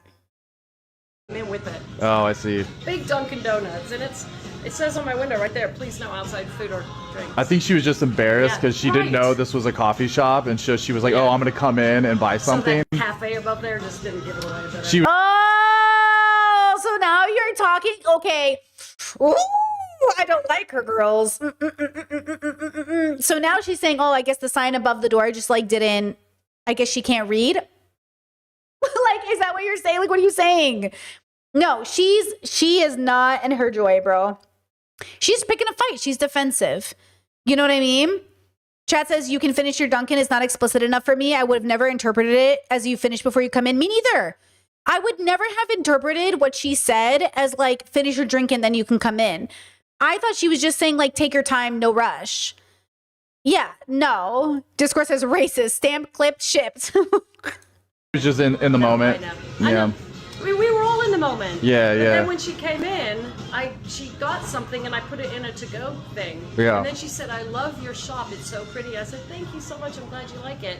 Then she went to sit down, and I said, we really honestly don't do outside drink or food here. And she went, oh, my bad. And then she left. Yeah, so everything was fine, but someone got a hold of her, I guess, and said, oh, you should be really mad right now. I guess the internet didn't like that you kicked her out. Yeah. Bummer. Yeah. And how is that kicking someone out when you're just following your policy? Well, it's not, I suppose. It's every place has its own policy. Right. But Well, it's how the internet perceived it. You know what I mean? So I really, Bummer. You're damned if you do, damned if you don't. Damned these if you days. don't. But Yep. I think most stores are like that. Like I wouldn't walk into Del Frisco's with a bottle of wine just because I like my wine better. For the record, some restaurants actually do let you bring your own wine. It's called bottle service, and you literally can ask them to uncork your own bottles of wine. I've been to very nice restaurants in which you can bring your own wine. Fun fact. They'll let you do that. I've been to those places. But yes, I understand it's her policy, okay? I get it. I'm not offended that she has the policy. I'm annoyed that she didn't make the exception because the policy is really there for people who are fucking with you. Okay, so pause. We agree that the policy is good and should be there for people that are fucking with you. The policy doesn't make sense to enforce on people that have good intentions, though. Like, most of us shouldn't have a policy that we have to enforce on everybody. We should have a policy there to keep us safe in case something goes wrong. Okay? If a mother came in with her baby and was feeding her baby food from the outside, a toddler, 5 years old, would you tell that mother you need to leave because it's outside food? I feel like no. Like, no. You know what I mean? Like, just, what are you going to do? And again, is this a restaurant or a cafe? Because if it's like a cafe where they're serving food, then maybe it would be weird to bring outside food. But if it's just like a coffee shop, you know what I mean? Chat said outside food can have an allergen liability, can't it? Yeah, I understand that they're worried about allergies. They're worried about people loitering and not paying for anything. They're worried about somebody getting sick on their property for food that they didn't supply. They're worried about a lot of things. But I hate to break it to you, lots of places skirt these rules for neighborhood communities because we know that it's going to be fine. Do you get what I'm saying? Like, look, everybody wants a village and nobody wants to be a villager. I'm telling you right now.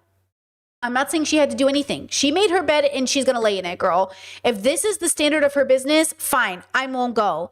But I would prefer to patron cafes that are understanding of the circumstances of the situation and understand when their customers are being well-intentioned and ill-intentioned. She assumed she was being bad-intentioned.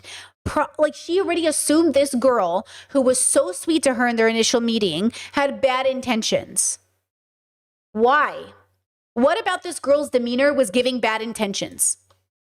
So why was she already defensive? Why did she already have a bad thought about this girl in her head? Right? That's it. Okay? You just can't do it, right? You just can't do it. Can't do it. All anyway, right. But yeah, she was sweet. We had no big. And this is an opportunity. She should have invited her back. She should have said, bring your friends and family, bring your community. This is a big misunderstanding. We are a welcoming space. Please bring your people. Let's do a little shoot together. Let's make this better. But it's still not that. She's not saying, oh my God, I am so embarrassed that this is how I came off. Please come over. Please bring your friends. Please understand that I just, but she's not doing that. Good. We thought it was all good. Good. I'm glad. Yeah. Alrighty. It's ugly though. I'm sorry. Really, it's okay. Okay. It is what it is. Well, I'm good. We're back to where we were. We back, baby. We back. All right. Just keep doing what we do. Keep doing it. And next time I'll offer her to make some content for my store. There you go. That's my takeaway.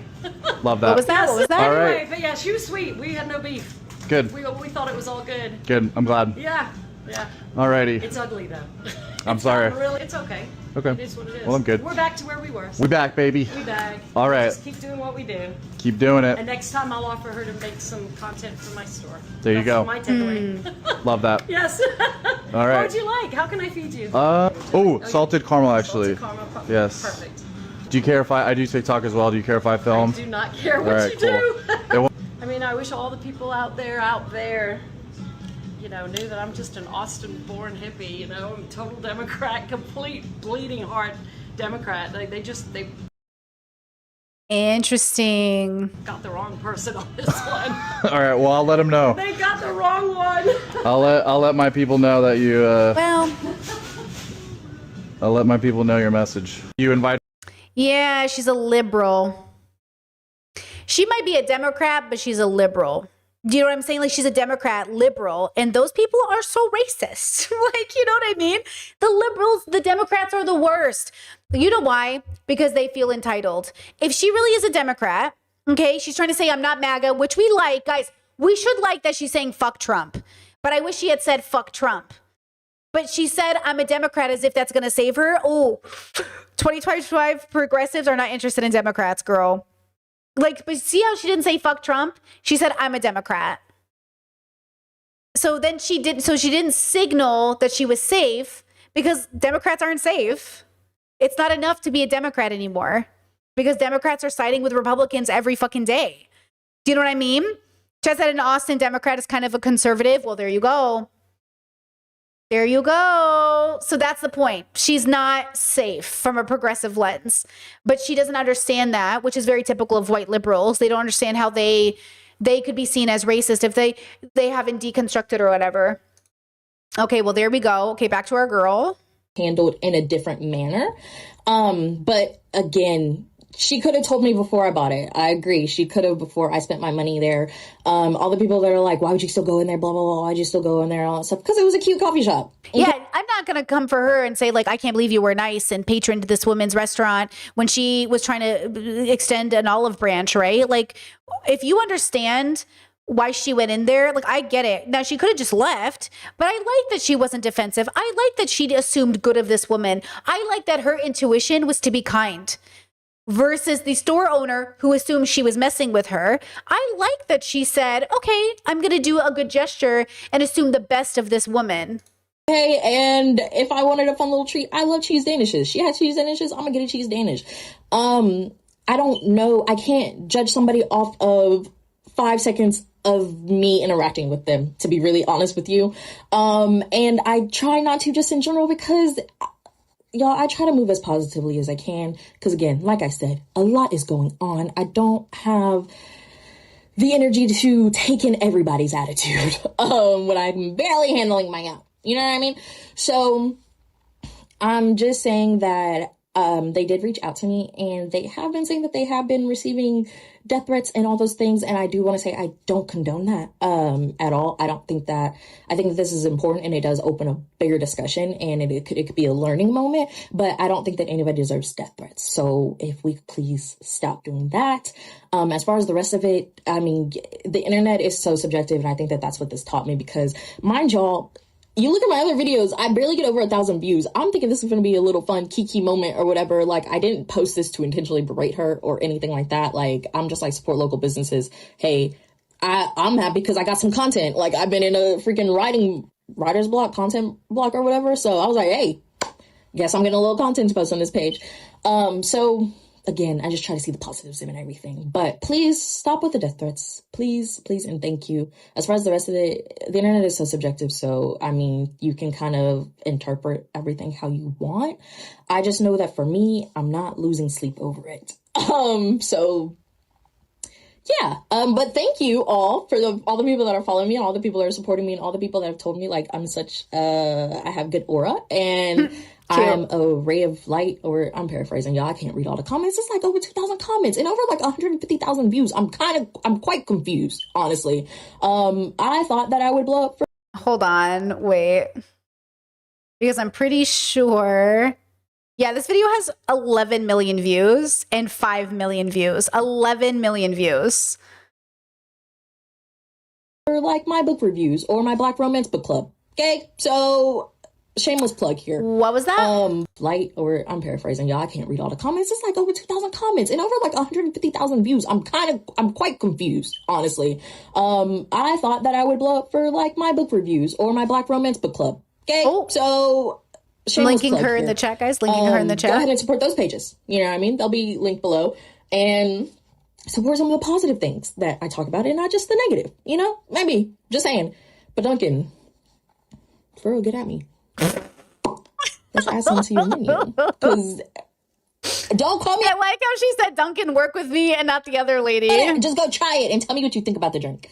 Anyways, love y'all. so much. Thank y'all for thank you for the support. And the laughs. Dunkin' could really do something right now. Dunkin' Donuts could really do something right now. And I'm just saying they should probably do it. They should probably do it. And I never want to intentionally hurt anybody. I just really want to emphasize that. That's never been my goal. And I hate that this is the unfortunate outcome of it. I can't control anybody though. I can't control how she responded. I can't control how y'all are responding. All I can control is how I respond in situations like this. And this is how I'm choosing to respond. So great. Have a great day. A blessed. Okay. Oh, blessed one, please. A blessed one. She blessed us. Okay. So, you know what's crazy is that woman initially came out to say, like, are you filming my competitor basically in front of my own store?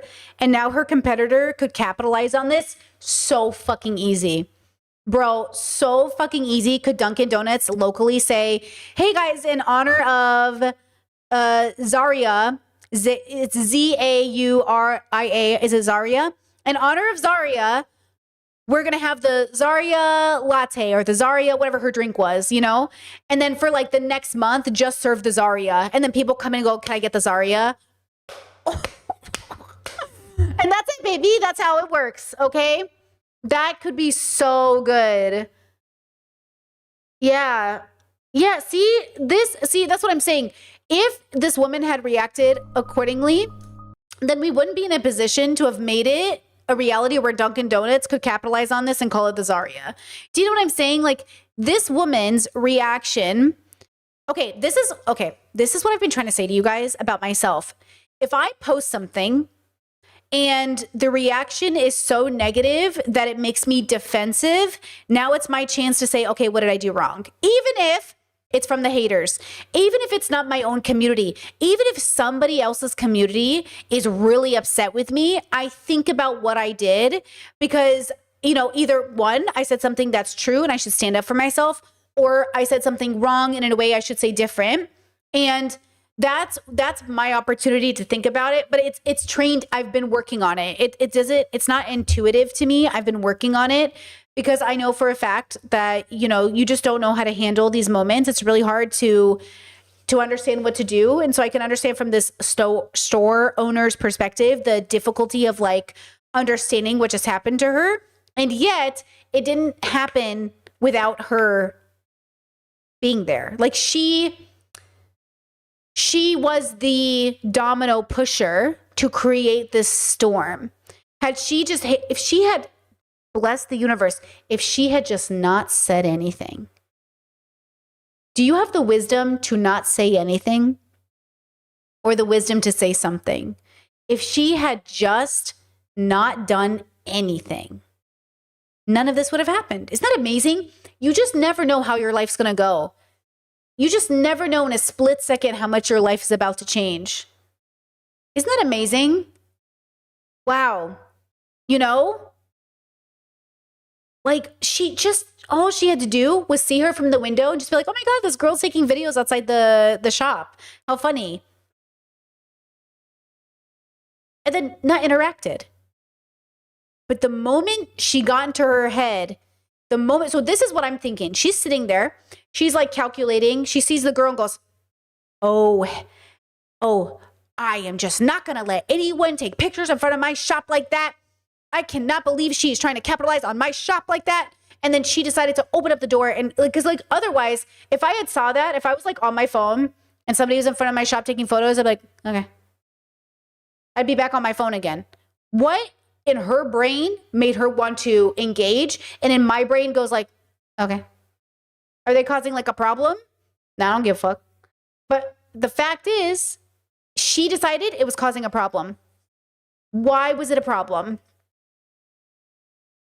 Why was it a problem? You know? It's racism. Honestly, guys, might just be. Honestly, I think the moment she said she thought she had bad intentions, I was like, that feels racist, right? Like, what about this girl was bad intentions? Yeah, Chad said if it was a white woman, I don't think she would react this way. Yeah, I kind of think, I think so too. I do.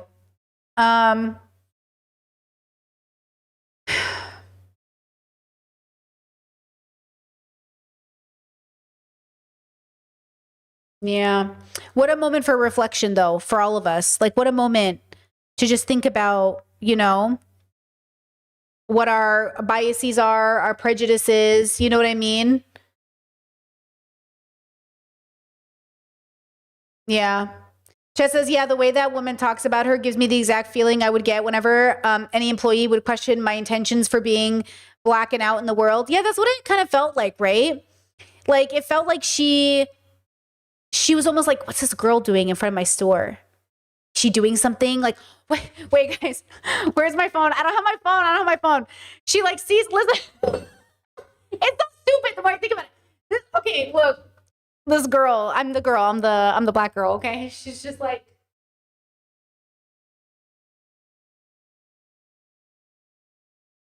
and then this is the white lady. What could she be doing?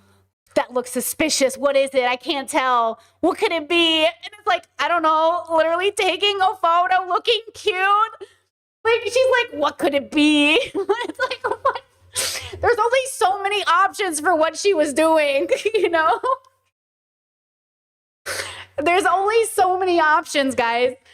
You know what I mean? It's just like, she's literally sitting there acting like, you know, I don't know. It's so stupid. Anyways, none of this could have happened, or none of this would have happened if she just would have not said anything for 5 minutes. If she hadn't said anything for like 5 minutes, that girl would have just kept walking.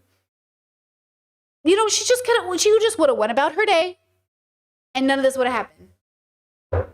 Chad says a sociological term is called the black tax. Well, taxes are bullshit, and I don't think you should have to pay it.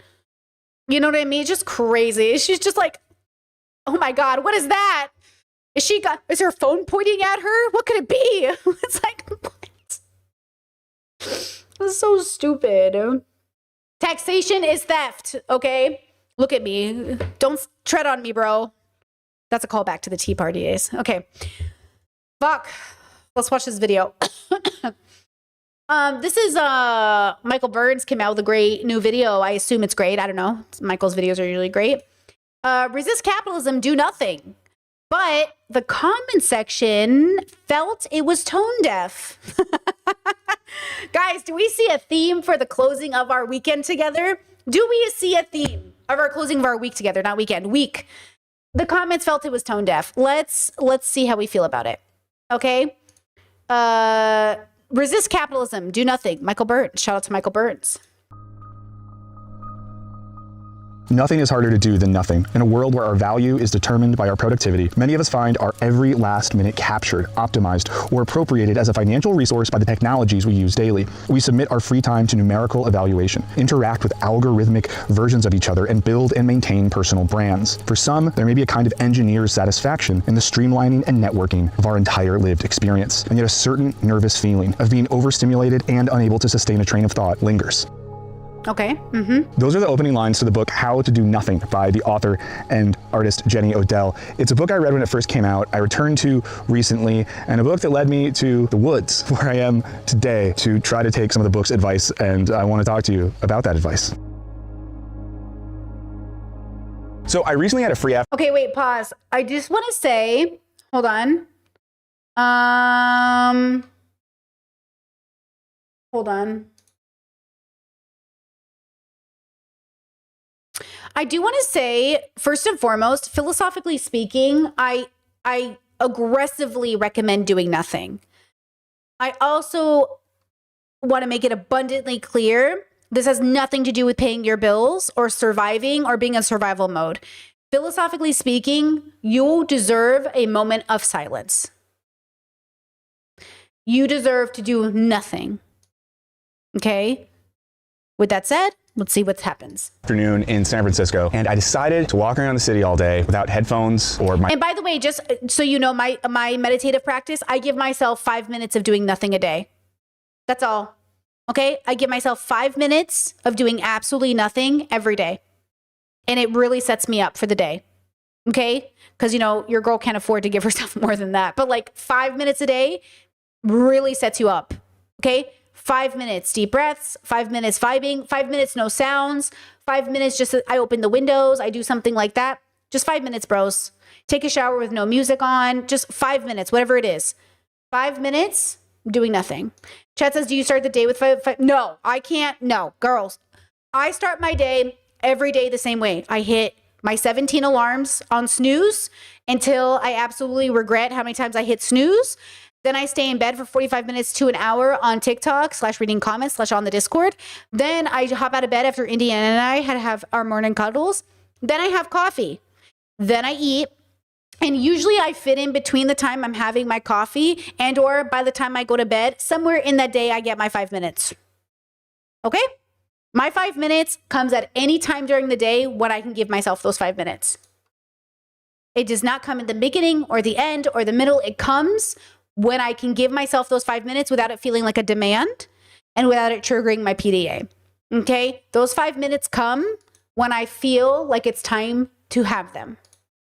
My phone or any sort of entertainment or communication to distract myself with. And at first I definitely felt that urge to reach in my pocket to grab my phone to check my feeds or see how many people watched my latest video. But after a while, I started to feel way more calm and relaxed than I had in a very long time. I felt more aware of the world around me and myself. I was paying more attention to people that I saw, birds in the sky, vistas in the distance. I just felt a lot more connected to the place around me. I also felt way more aware and present in my own mind. My thinking seemed a lot more clear and calm. I just felt a lot more, for lack of a better term, like a normal person. Now you might be thinking, Michael, surely it's just because someone dosed you with a Limitless pill from that Bradley Cooper movie. It just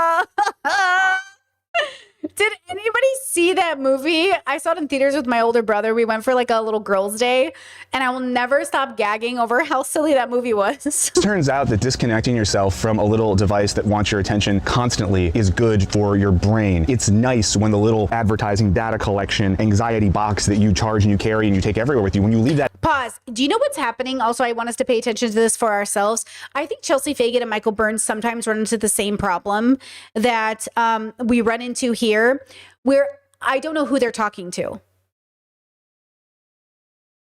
So I make it really clear who my content is for. I try really hard to signal who am I talking to. I hope that's clear. Michael Burns, sometimes when I hear him, I have to ask myself, who is he talking to? Right? And I don't like this concept of like, oh, a generalized audience. Cause like, does that mean you're talking to Nazis? Cause they're kind of in the general audience now. Or like, do you mean like conservatives or churchgoers? Do you mean like practicing devout Muslims who don't eat pork? Like, who are you talking to? And so like, I try really hard to signal. I think Michael Burns does a really good job at signaling that he's mostly talking to progressives, I think, or liberals. And I think generally he's talking to people who are neurodivergent or depressed or chronically ill or suffering under capitalism. And yet there's a disconnect between exactly who in the community he's speaking to because of the way they talk about devices. So I am so neurodivergent that the device is the greatest thing that ever happened to me. So when people talk about the device as like the worst thing that's ever happened, like I don't relate to this. So like I don't think of the phone as like this horrible thing that wants my attention. I think of the phone as this wonderful thing that like I want to give my attention to. Because the world, it's my portal into the universe. Like my phone is like, I'm locking in. I'm like locking into this portal that takes me into all these different cultures with all these different bubbles, with all these different languages, with all these different humans, with all these different perspectives. It's like a book, you know what I mean? So I think we're just having different experiences, but this is a valid experience. I have friends and family who deeply struggle with their phones. Like their phones, they have to lock it up and not use it. It's like a crutch. Their phone comes at the expense of their life versus my life, it is enhanced by my phone. Okay? So really valid. Okay. And like absolutely good to remember that some people are really struggling with their phones and that's their story. Okay. That's valid. At home, kind of nice. And it didn't hurt that I was walking around in a very beautiful city. And on my drive home the next day, I found myself thinking about this book. Not just because I had had that experience of doing nothing for an afternoon and it felt kind of transformative, but also because Hotel herself is a professor based in the Bay Area. So a lot of the examples in the book involve her walking around parks in Oakland and the broader Bay Area, looking at birds and flowers and plants and experiencing the environment around her. So I want to take a few minutes just to talk to you about about this book and my experience with it. And it's a book that really straddles the line between philosophical and cultural analysis and self-help, which I know can feel like an icky word. But Odell herself has said that this book is meant to be a sort of guide to activism in the disguise of a self-help book. And I think if you read it, which you should, you'll see that. Something I was really struck by going back to this book is how relevant it is to our current political moment. And in particular, how it gives us a model for taking care of ourselves, for stepping back from work and technology and media, not just so that our brains feel better, but so that we can think about the world in such a way that we can change it. And this is something that she writes about all over the book. Odell writes, but beyond self-care and the ability to really listen, the practice of doing nothing has something broader to offer us, an antidote to the rhetoric of growth. Actually, that's why I think a lot of people camp. That's the reason I loved camping growing up. It was like our weekend to do nothing as a family together. I've always loved camping as an adult. It was just like it was like a break. It was like a vacation from the world that felt like a hamster wheel. That's why I just like love going out in nature where like you have no phone reception, not because the phone is the problem, but because the world will come into my little campsite, right? On my personal philosophical journey, a lot of my biggest bubble pops, a lot of my biggest growth came in middle of a forest with no cell reception. But again, it wasn't because the phone was bad. It was because the world is connected to that phone. The phone is my access to the world. It's not my escape from it. My time alone is turning off the phone, but it's also turning off the world, right? Which we can't do all the time. Though some of us do. Like, it's not a big deal out of 8 billion people on the planet if a billion of them decide to turn themselves off from the world, to be honest. But the bigger deal is sometimes in the opposite of that, people who never turn themselves off. And so they're always engaged. And so they're burning out and they're not showing up their best. And that they're not actually, that's why Americans are so burnt out right now. We're working too much. We're too plugged in, bro, but it's not to the phone. It's to our jobs. It's to life itself, right? We're too plugged into the idea that like there's no like feeling of like time off or just enjoying your life, you know? Our culture is one that wants novelty and growth, newness and expansion, you know, infinite innovation at all costs. I mean, in other terms, we live in a world that's completely dominated by the logic of capital, but you know that. Oh, wait, chat says I can see why his comment section said Michael's video felt out of touch. Oh, no. We haven't even gone to the reason they said that. There's a reason they say that in this video.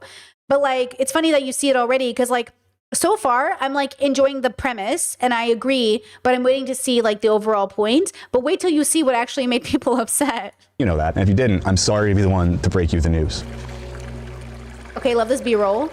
Cute. This video is sponsored by Raycon. So speaking of doing nothing, I recently realized that I've been spending too much time listening to podcasts that were more like background noise to my life than actually teaching me anything. And I realized I could use the library to check out audiobooks. So now when I'm taking a walk to get groceries or doing the dishes, I spend my time listening to books. And I've been doing all this using my Raycon Everyday Earbuds Classic. And I found that for listening to audiobooks especially, these things are perfect and they help me avoid the overkill of lugging around massive studio style headphones. And because of the size of the carrying case, it's so easy to take these things with me wherever I go. Yeah, I just put on my jacket right there. Boom. Now I got headphones. This makes it especially easy to take a break whenever I want to listen to a new book about neuroscience or check out the latest biography of Jerry Garcia. And because they're so affordable, it's easy to grab a pair of these that you can just keep around as the headphones that are always with you no matter where you go. Also, they got me this cool case too. I think it's like the ocean. I don't know. I like it. And the Everyday Earbuds Classic are loaded with all sorts of upgrades. They have active noise cancellation, multi-point connectivity so you can pair with 2 devices at once, and a really comfortable ergonomic fit so they're going to stay put no matter what you're doing. For example, they're not falling out.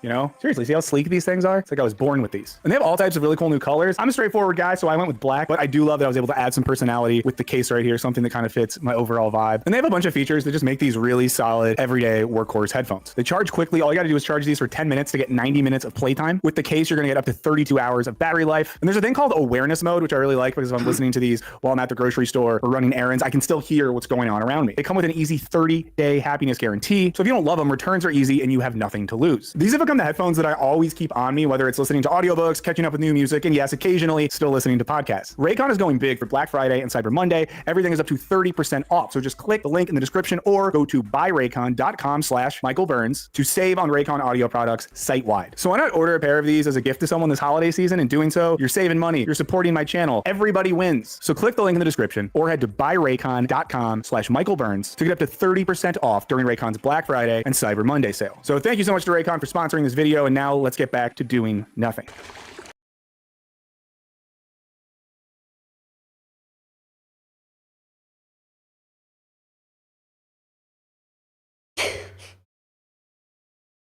So for for context, this video is 16 minutes long, and that's a 2-minute ad. And the title of the video is Resist Capitalism, Do Nothing. And then he mentions a Black Friday sale. I really like Michael Burns. So please, if he's watching this, for the love of God, Habibi, I respect you so much. This isn't me trying to be like extra critical. I just like, you know, like I get it. He's a dad. He's got kids. He's got a crew to feed. Honestly, his video does well. His shit does good enough. He should just fire everybody, because the truth is he's not a corporation. He can't afford to pay people, and they should run their own YouTube channels like the rest of us do, because we can't afford it. We're artists. And I know that he used to work for Wisecrack, and Wisecrack could pay people, and that's beautiful. The truth is, you're an independent artist now. Habibi, you can't afford to pay people. You need to feed your kids and family by doing everything yourself. And like, I think sometimes these content creators have to take these ads, and they have to do these ads in these videos because they have people to take care of. But that's the point. That used to be my dream too, to have a full-time editor and to pay someone's salary. Girl, I'll never make that much money. I'm too independent and too small of a channel to ever actually pay someone's salary. And I think we want to, because we think we're going to combat capitalism by doing it. We're not. If you're an independent artist, you're not going to make enough money to pay people. You're going to make enough money to pay people sometimes, which I do. I pay artists sometimes. When I can afford it, I pay artists for like my mugs, or when I used to do merch, I would pay people for that. I paid people for that, right? But I couldn't actually afford to pay people, right? And I think sometimes what happens is like people want to hold on to. I've seen a ton of big YouTube channels talk about this. We can't pay the team. We can't pay the team. Habibis, I don't even know how you made enough money to pay teams. Right? Like, I'm so glad you had at one point an ability to pay people.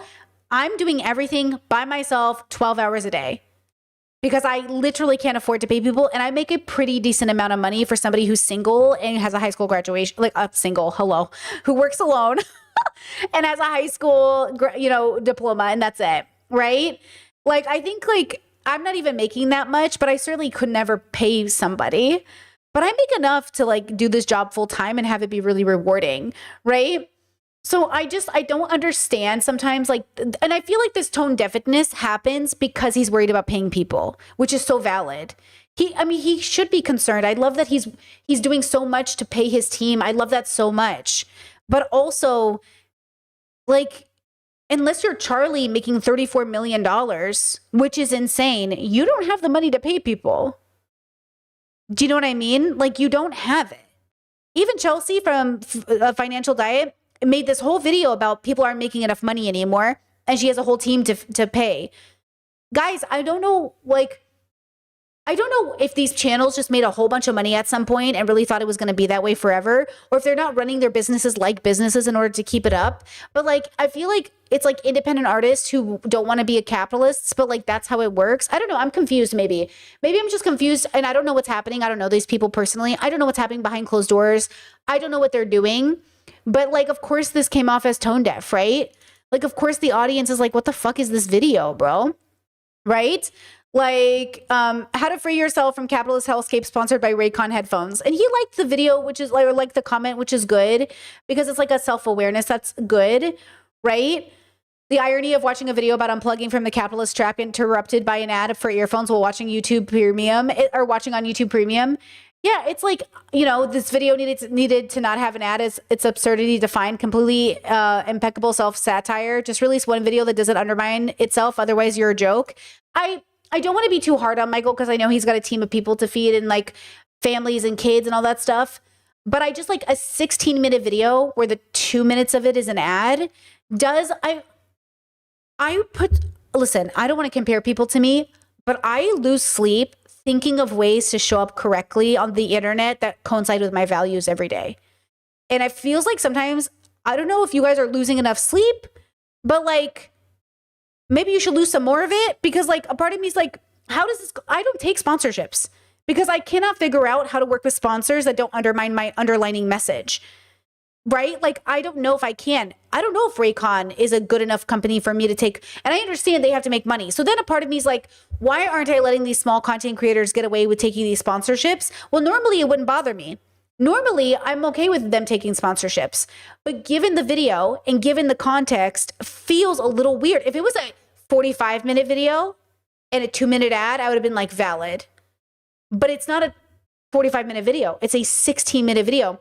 And I'll be honest with you, like, I think if I make a 16-minute video, it's because the only time I've made a 16-minute podcast, as an example, is when I want to talk about something that I don't have much to say about, but it's a good topic, but it's kind of like the video is valuable, but it's not like my best video.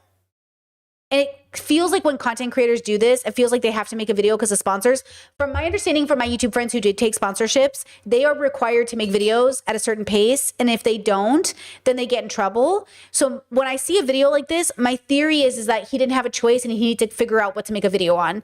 Not that he himself was inspired to make a video, but that he's like, I have to find a video to make for this sponsorship. That's the impression. And then that sort of bites into the concept that he's trying to promote, which is like, resist capitalism, do nothing, right?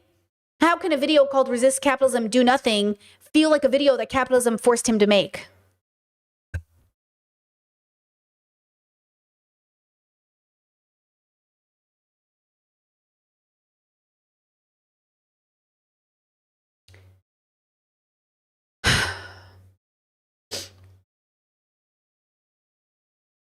Anyways, make that bag, girls. Literally, make that bag. Fuck it. Fuck the, make that bag. Whatever. Now, something that Odell gets into in the book is the digital detox industry. And these are the retreats and camps and workshops where people that work in tech pay a lot of money so that someone can take their phone away from them and then do team building exercises and things like that. And even though these detoxes do something ostensibly good, namely getting you off your phone and away from technology, they're doing it for the purpose of being more productive. In a sense, it's like you're abstracting yourself from the logic and flows of capitalism so that when you dive back into those waters, you're even better at doing capitalism. The goal is in no way to question the existence of the systems that lead you to the detox, but to detox from the effects of that system so you can then go back into that system again in a more productive way. This book argues that I agree with that. I agree with that. We take resets so we can come back better and stronger than before. And I agree with this. I agree with this premise. I agree with most of what he's probably going to say in this video, right? That we take vacations, we take breathers, we meditate to give ourselves a reset. We don't want to come activated. We want to come grounded. Step back and shift our attention, not for the sake of being good at capitalism or better at job, but rather so that we can create the space and the distance to critically engage with that system, and to find our place in it. In many ways, this book is just offering a critique of the sort of immediacy that I've talked about before that is at the heart of our modern world. To stand apart is to take the view of the outsider without leaving, always oriented toward what it is you would have left. It means not fleeing your enemy, but knowing your enemy, which turns out not to be the world, contemptus mundi, but the channels through which you encounter it day to day. It also means giving yourself the critical break that media cycles and narratives will not, allowing yourself to believe in another world while living in this one. She goes on to say, this other world is not a rejection of the one we live in. Rather, it is a perfect image of this world when justice has been realized with and for everyone and everything that is already here. To stand apart is to look at the world now from the point of view of the world as it could be, the future, with all the hope and sorrowful contemplation that this entails.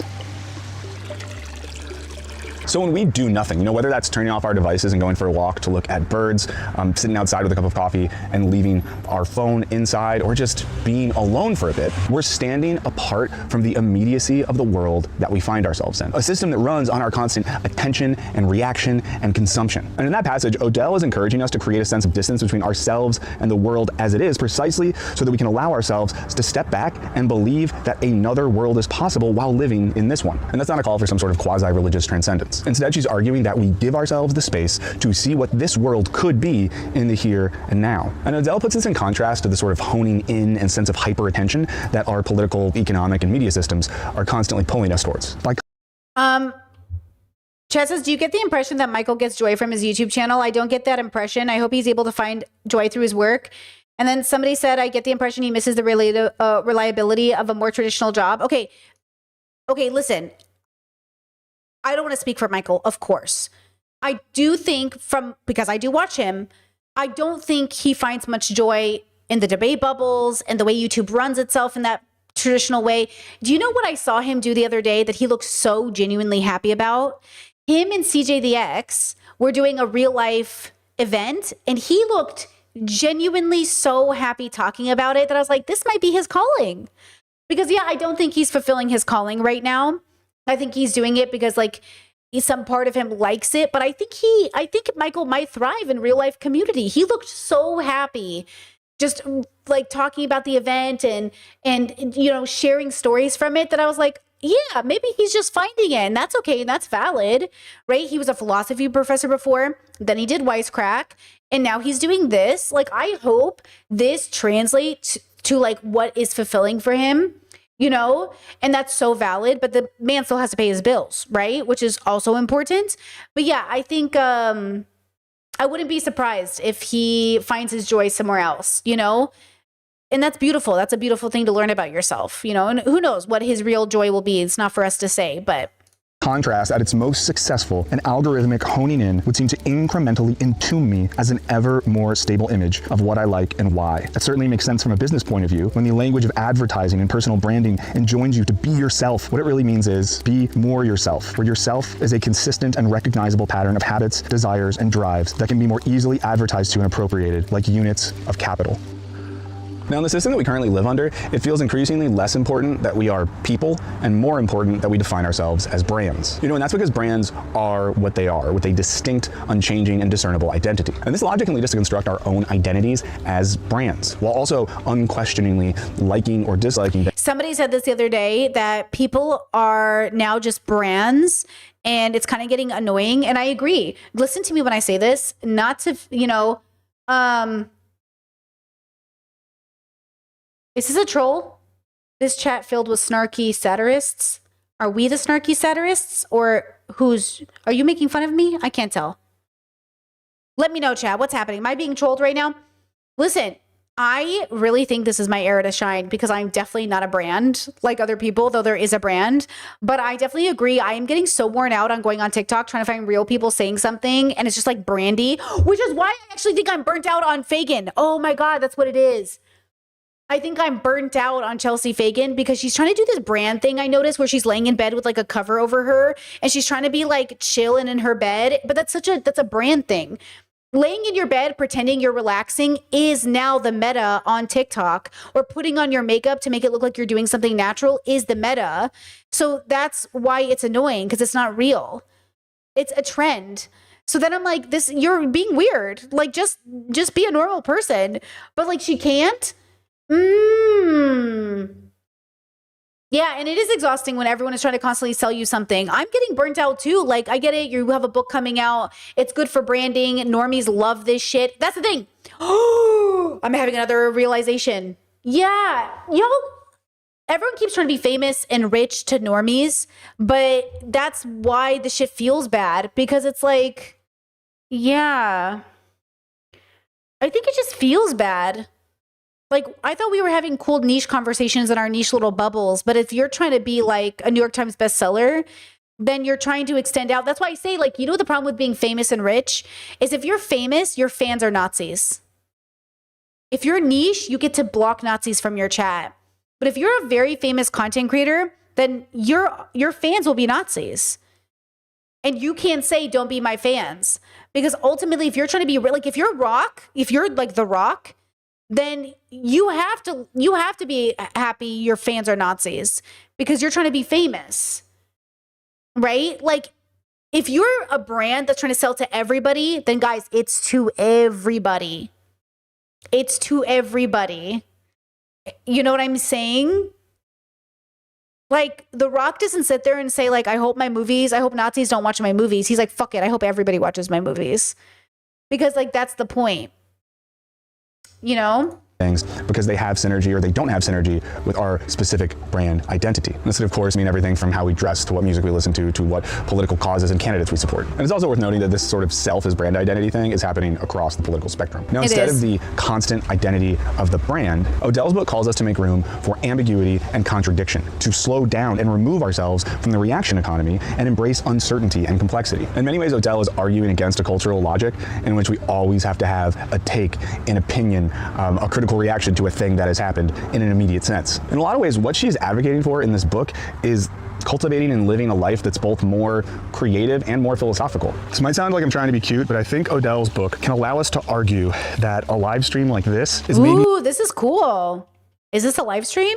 Wait, this is cool though. Nice shot. more politically important than live streams He looks so small. Everything looks so big around him. that I make or that you watch and I watch and a bunch of other political people make, because this one is forcing a type of attention. It's taking me out of my own humanity. It's asking me to look at and to respond to the world differently, whereas often a live stream in a digital setting is just overwhelming me with images and problems and debates in a way that puts me further and further into that sort of digital cycle. Because when I learn to think about myself in relationship to place and nature, ideally I should then be able to think about my relationship to Oh, he's by a stream. Like a stream of water. Okay. people and communities in ways that transcend myself and my interest and my, sometimes narrow framework for what reality is, what it should be, how we should understand it. Yeah, I think what Michael's expressing is there is a category of person who I do think this space isn't serving them, right? Like he doesn't okay, I'm going to say this with respect. He sounds like he's complaining because it's not his joy. And because it sounds like he's complaining, which he might be actually expressing something so deeply profound in himself, to say that like, I don't like this stream. I don't like talking about these things. Like this isn't fulfilling for me. I think he's right to realize this, but as it translates, it's a weird thing to feel as an audience member. And at the same time, his goal is to reach 2,000 patrons. I don't know if he knows like where, that's why it feels like mismessaging to me, where on one side of his stream, he's like, I want 2,000 patrons. That's his goal. And then the other side of his mouth, he's just like, I don't like doing this. And I'm like, oh.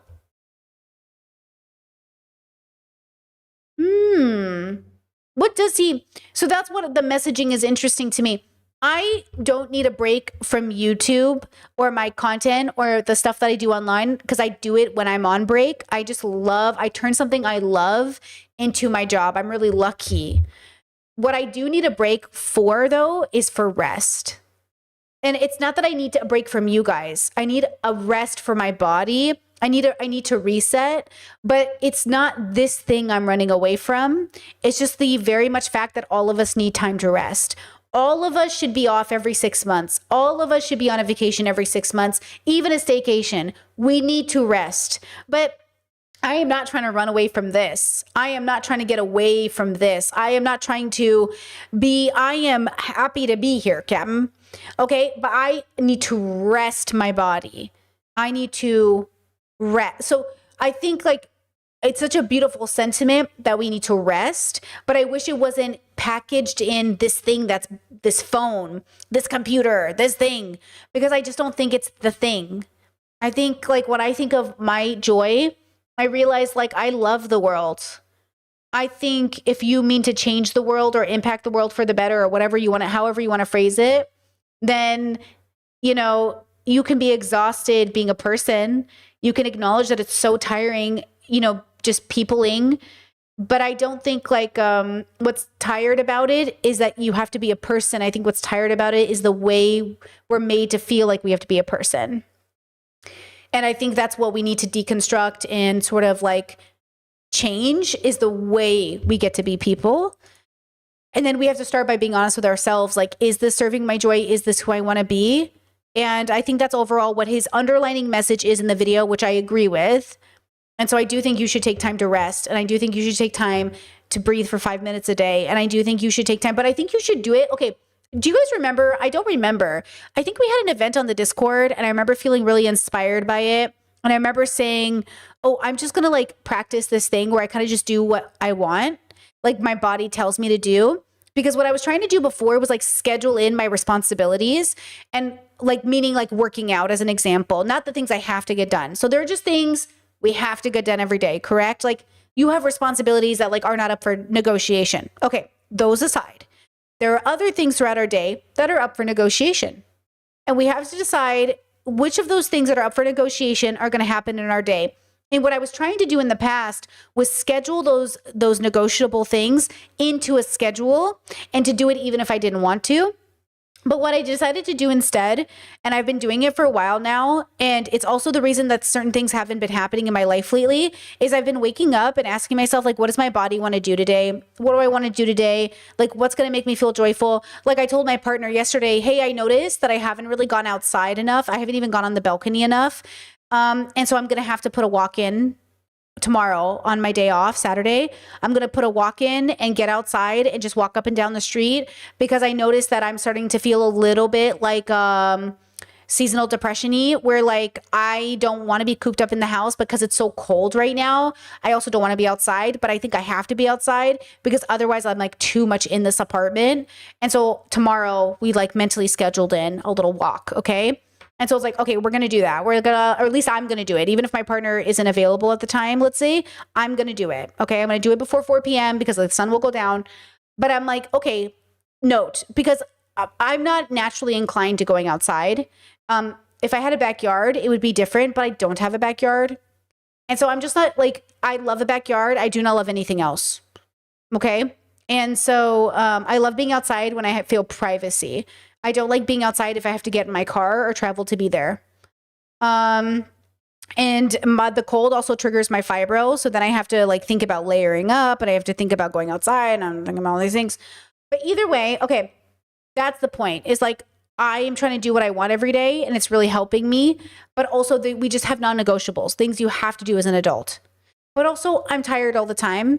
And also that's because I'm chronically ill. Even today, I joked with my partner. I was like, maybe it's not autism. And he's like, Brittany. And I was like, no, don't. And he's like, listen. And I was like, no, it is autism. But I'm like, maybe it's not autism. Listen to me when I say like the constant, like, maybe it's something else. That's just being a person in this situation. And yet, to be honest with you, the thing that is the easiest thing for me to do is enjoy this job. The thing that is the easiest thing for me to do is also just being here once I press play. Once I press live, guys, I love being here. It's the before. It's the prep. It's the like anxiety of being perceived. But then once I'm here, like I love this job. Now, okay, you know how in romantic relationships, I said this on my pod this week. I said, guys, your romantic relationship should make your life better, not worse. I believe that about your job as well. I believe your job should make your life better, not worse. I think the labor you produce should make your life better, not worse. I think even if you don't earn a traditional job, like a traditional income, like you're a stay-at-home parent or something, or you work from home or something, or you do art from home, or you're like my partner, you don't have a traditional job, but you do labor, it should make your life better, not worse. And that's really difficult to know. Is this thing making my life better or worse? And that's why you have people in positions of privilege who can give up a dream job because it wasn't making their life better. It was making it worse. So for somebody, this is a dream job that makes their life better. And for other people, this is a job that makes their life worse.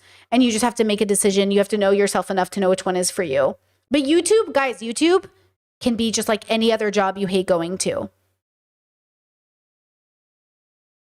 And I need people to process that information because we really do talk social media up like it's this dream job. It's not a dream job if it's not a dream job, girls.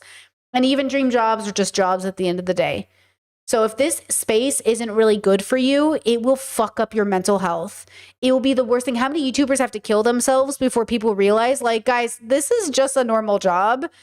It just looks glamorous because you're falling for the propaganda. That's what it is.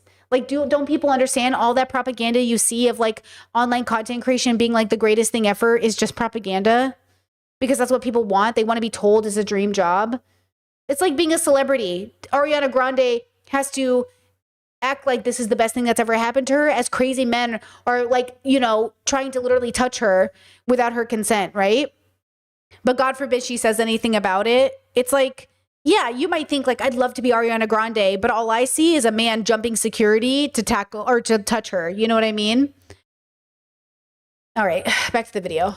And so much of what Odell is doing in this book is calling for us to learn to be more human again, to get in touch with our humanity, and in doing so, to get in touch with the humanity of others, to get in touch with our communities, to get in touch with our ecosystems. And at the heart of that project is not just an abstraction from the system, but a political refusal of that system. And there's lots of great examples in this book of artists and activists figuring out creative ways to refuse the logic of the system. I won't spoil them for you because, again, you should read it. Also, quick tiny plug, if you like reading books and might want to read books with me, I have a reading group over on my Patreon. There's a link down there, there's a link below. Check it out. I would love to hang out with you and just do more of this. So why go down the rabbit hole? First and most basically, it is enjoyable. Curiosity, something we know most of all from childhood, is a forward driving force that derives from the differential between what is known and not known. Even morbid curiosity assumes there is something you haven't seen that you'd like to see, creating a kind of pleasant sensation of unfinishedness and of something just around the corner. Although it's never seemed like a choice, to me, I live for this feeling. Curiosity is what gets me so involved in something that I forget myself. The feeling she describes of getting so involved in something that you forget yourself seems like the antidote to getting so consumed by the immediacy of the digital marketplace that you just completely lose yourself. The difference here is one between getting involved in a political, creative, or ecological. Oh, you want to hear something crazy? Chez said my dream job is a comfortable job with good benefits. I used to have a job that had me pumping adrenaline all day, so bad for my health. Okay, first of all, what a great dream to have a job that's comfortable with benefits. I think so many people would be so happy if that was their life, which is why America should make it happen for people. But two, do you guys have this problem? Guys, we've been playing Smash, like on the Switch. And when we play, I get such a rush of adrenaline. I get physically nauseous to the point where I want to vomit. What the fuck is wrong with me? Like, it's because I've been kicking ass lately. Let me tell you, I've been really winning. But I'm just like, I'm putting so much in my heart, like, and like, I get so fucking nauseous that like, I'm like, this feels horrible. But it happens every time. It's like, yeah, it's the adrenaline. Adrenaline used to make me feel great. When I would jump out of airplanes, I felt amazing. Why is the adrenaline feel bad now? Is it because of the fibro? Adrenaline used to make me feel so good. And now it's making me feel bad. You said, yes, bro, competitive games affect me physically, so I avoid them. Damn. Chances I had to stop playing video games? Oh my God. I feel so physically unwell. That's great. It only happened when I tried really tried. It just started happening recently where I've been really trying and like really putting my all into it, and it's making me so sick. What? Yeah, it feels like a roller coaster. You said I had to stop going on roller coasters. It feels like I'm on a roller coaster. Whoa. I don't even play video games like that. That was the only game I really liked. Damn. Chad says I'm chronically ill and it can trigger symptoms. No way. Chad says, do you think it's motion sickness? I get it when I play games. I think some of it is motion sickness. Like, we don't play any of the levels with a lot of motion in the background. It makes me sick.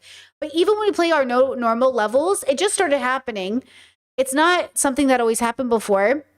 And then I noticed it when I started really trying to play better. I noticed that it was happening more and more. And I was like, what is this? So then I'm like, okay, noted. But yeah, I do get literally motion sick. If like, you know, the levels where like you're on a plane and it's like in the background, everything's moving.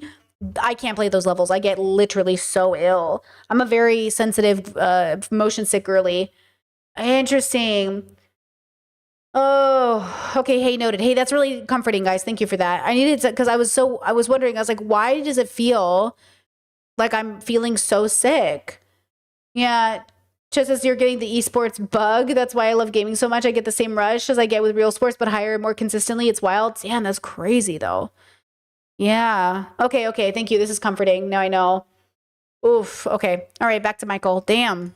Cause to the point where you become part of something bigger than yourself. I actually talked about this in my last video, and being so caught up in individual consumption that you're nothing more than a being which consumes and produces data. You know, Odell's book is subtitled Resisting the Attention Economy, and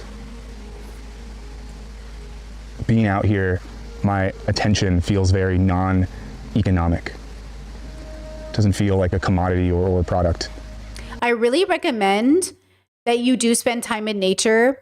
Like, it really makes you it reminds yourself, like real nature, like away from people. It just reminds you of like how meaningless all the ugliness is and how like unnecessary it is and how beautiful it is just to be a person. And like, just to have, that's why I used to want to do a retreat center.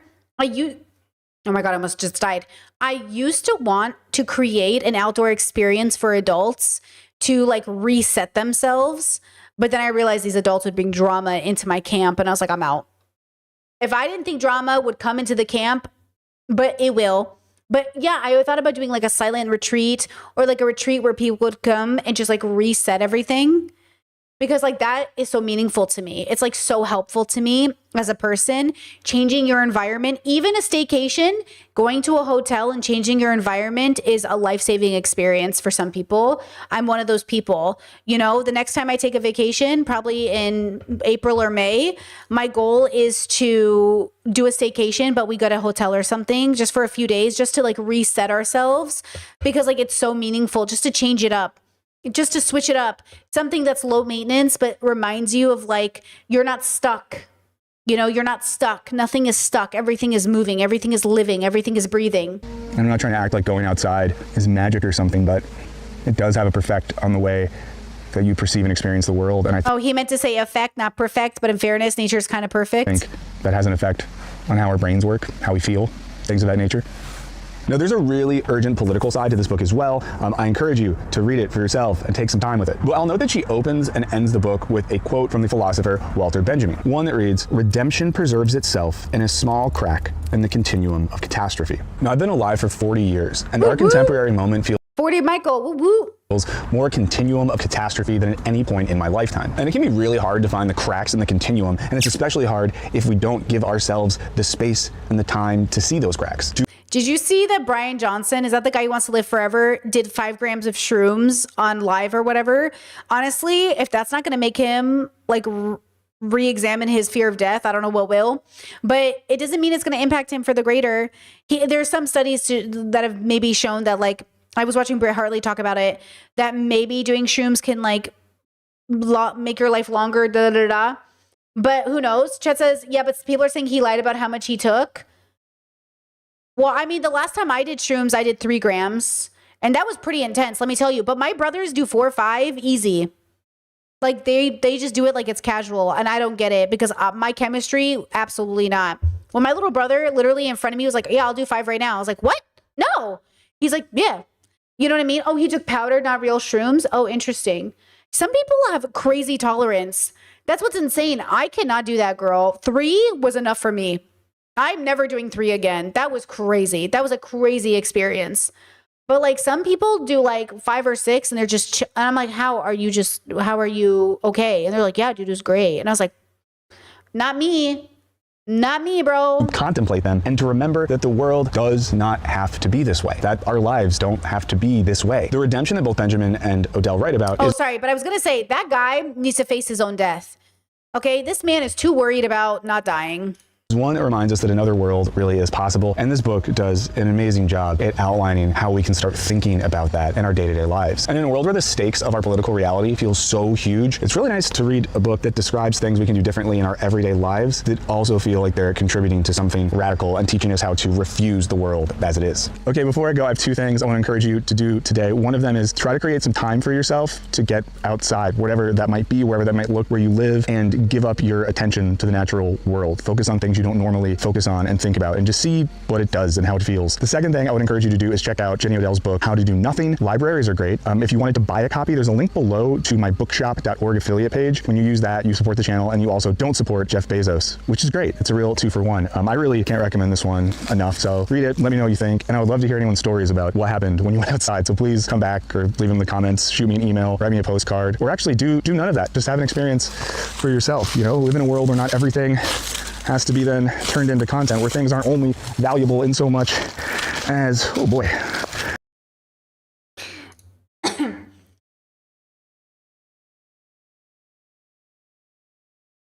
Damn, you know what would have been the most powerful video is if he didn't show us him outside. Because he ends the video the way he ends it, but listen to this. Turn that. Just have an experience for yourself. You know, live in a world where not everything has to be then turned into content, where things aren't. Okay, but then you made it into content to show us. So like, it would have been really cool is if he made a video saying like, I've been outside the last 5 days and it was the most magical, beautiful experience of my life. And I'm not going to show you a second of it because it was for me and not for you. And that would have been like, ooh, like, you know, I feel like I understand the exact intention behind this video, but it feels like he didn't have as embodied of an experience as like he needs to get to. He needs to do this like 10 more times because like, imagine, right?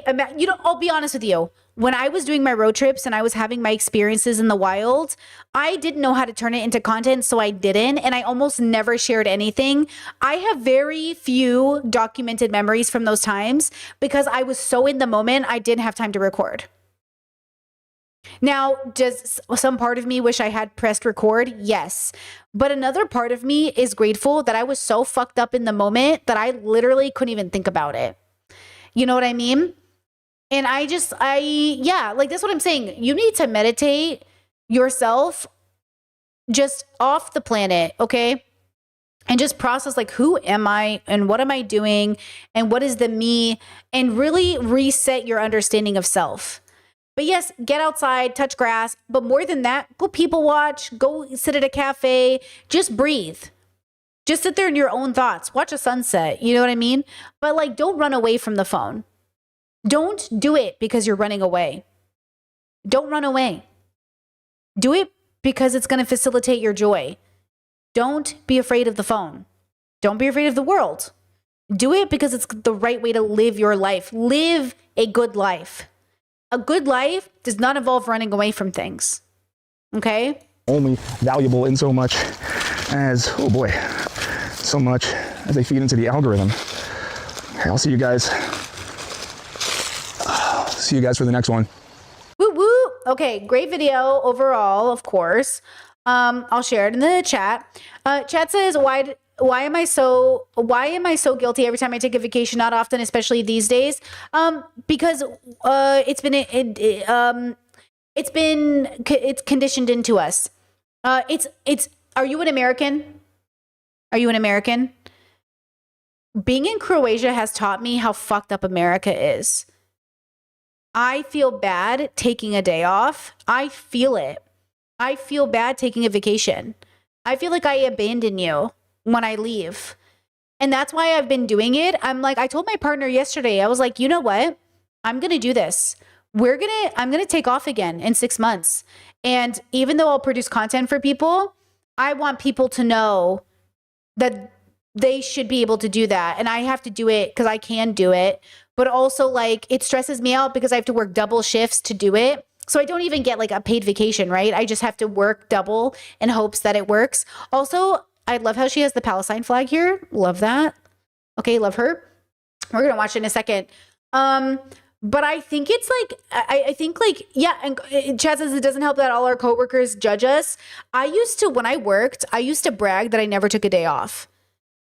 And now I'm like, dude, that's why, guys, I've been really diligent about taking a day off. So something I noticed with myself is even my one singular day off, I do have a tendency to do a little bit of work. And so what I've done is, again, I'm not going to force myself not to work if I want to, but I'm also not going to force myself to work because I feel bad about it. So what happens in my brain is my brain goes, you should work because it's free time. And then I go, yeah, like you're wasting time if you don't work on your day off.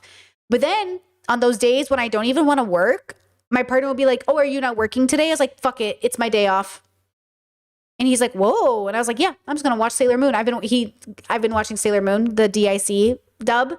And I'm really excited. I cried so many times, just like being transported back to my childhood. Yeah, like I've been practicing just doing what I actually want to do.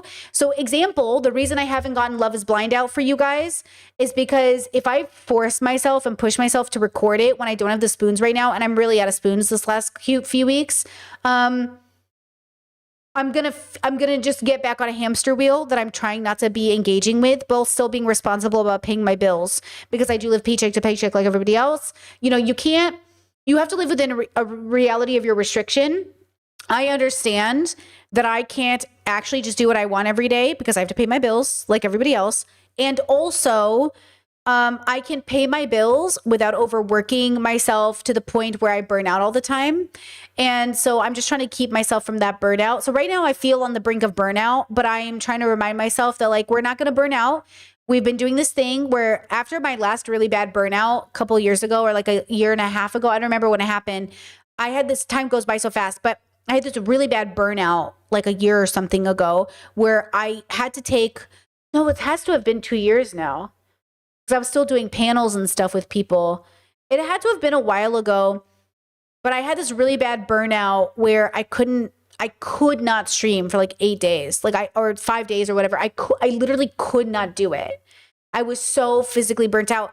And ever since that happened, I've been getting myself to coast. So I feel like coming again where there's a burnout. And so what I did is like, okay, Brittany, we're not going to burn out. We're going to coast. So instead of rushing to get everything pre-recorded to get out, we're just going to wait until like we're coasting, and wait until the plane starts ascending again. And then we're going to start recording again. And then it's going to do this again. And then we're going to go back up again. And that's what I've been doing. I've been doing this instead of this. And then I have to wait until the pieces get reassembled and the plane gets put back together. And it's really working out. But it is, you know what I mean? I'm trying not to experience like that sound in that voice in my head that says like, you got to do it, you got to do it, you got to do it. You're missing your chance. Like, you know that, when there's a viral trending moment and everyone's like, talk about it, talk about it, talk about it. Yeah, I'm missing out on so many opportunities to make money because I can't keep up with all the trending stuff. But if I covered every single one like everybody else does, oh my God, I'd be making so much money. But I don't have the spoons. So I miss out on trending topics because I can't give my brain power to this thing that I have to learn about and learn things and understand it. And then, you know what I mean? So anyways, it is ingrained in us to feel bad when we take a vacation. And that's why I say also Americans go on vacations not to relax, but to also work harder. When you take time off, girl, rest. Vacations, you know, the people who go on vacations, and I love that for you, where like you're social and you're doing like touristy things and you're doing stuff. I love that for you, but that would not be a rest for me. I would have to then rest from my rest. So for me, that is not resting.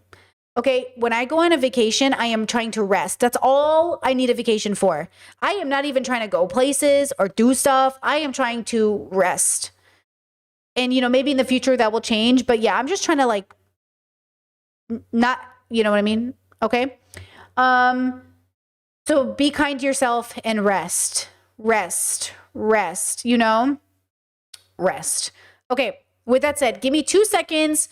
We'll come back. We're going to watch this video from Ali Sanvia. And this is, I asked philosophy professors to define responsibility. And I thought what a great video to end our week on. So give me 2 seconds. I'll be right back. We'll go over this video. I'm sure it's going to be fabulous. Okay.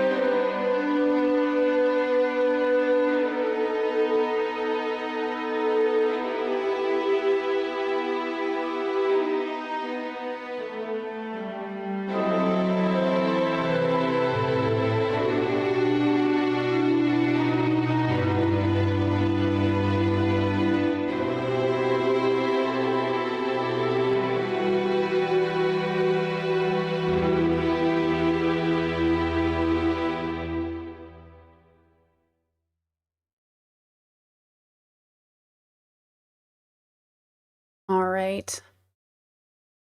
All right. Let's go ahead and do this. Alison Villa. Okay, now.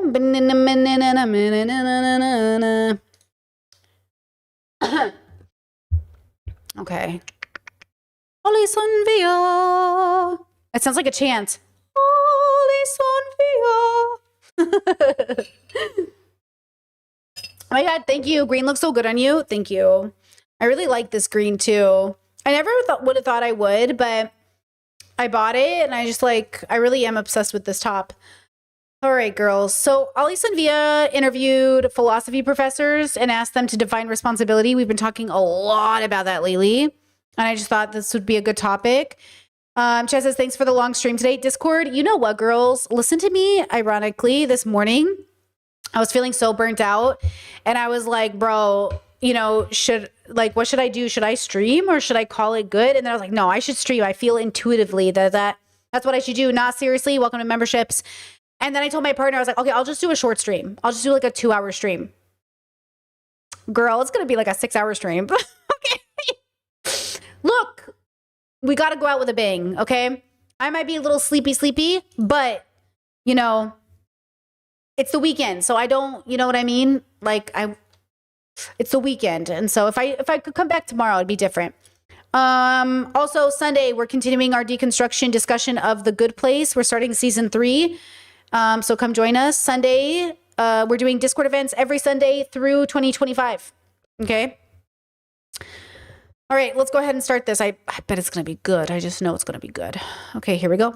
I don't know if you have heard of the story before. This is a Chinese story. Okay, I'm listening. Let me see if my Chinese brain is working today. Do you have anything to say about the chosen versus inherited responsibility? I don't think I have anything intelligent to say about that. No worries, we'll skip over that. Let's look at this wonderful drawing that I was looking at during the interview. I actually have the same birthday as Niall Horan. I used to brag about that when I was 12 years old. By the way, you only have one Donald Trump name drop left before my channel gets banned. Oh, good that there's so many politicians to choose from.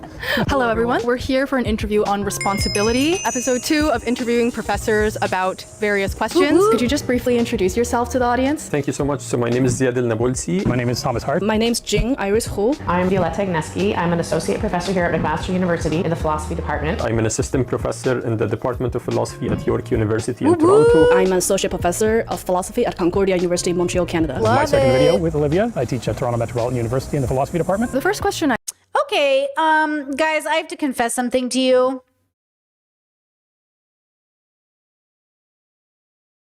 First, bless you. Welcome to memberships. Bless you. Listen, okay, first of all, I need you to know I'm a very smart person. But listen, I just understood that her name is Olivia.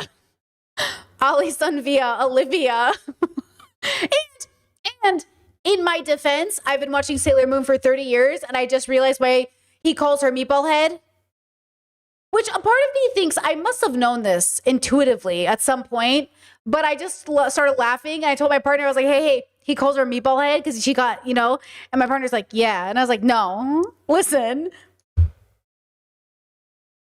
Am I dying? Am I sick?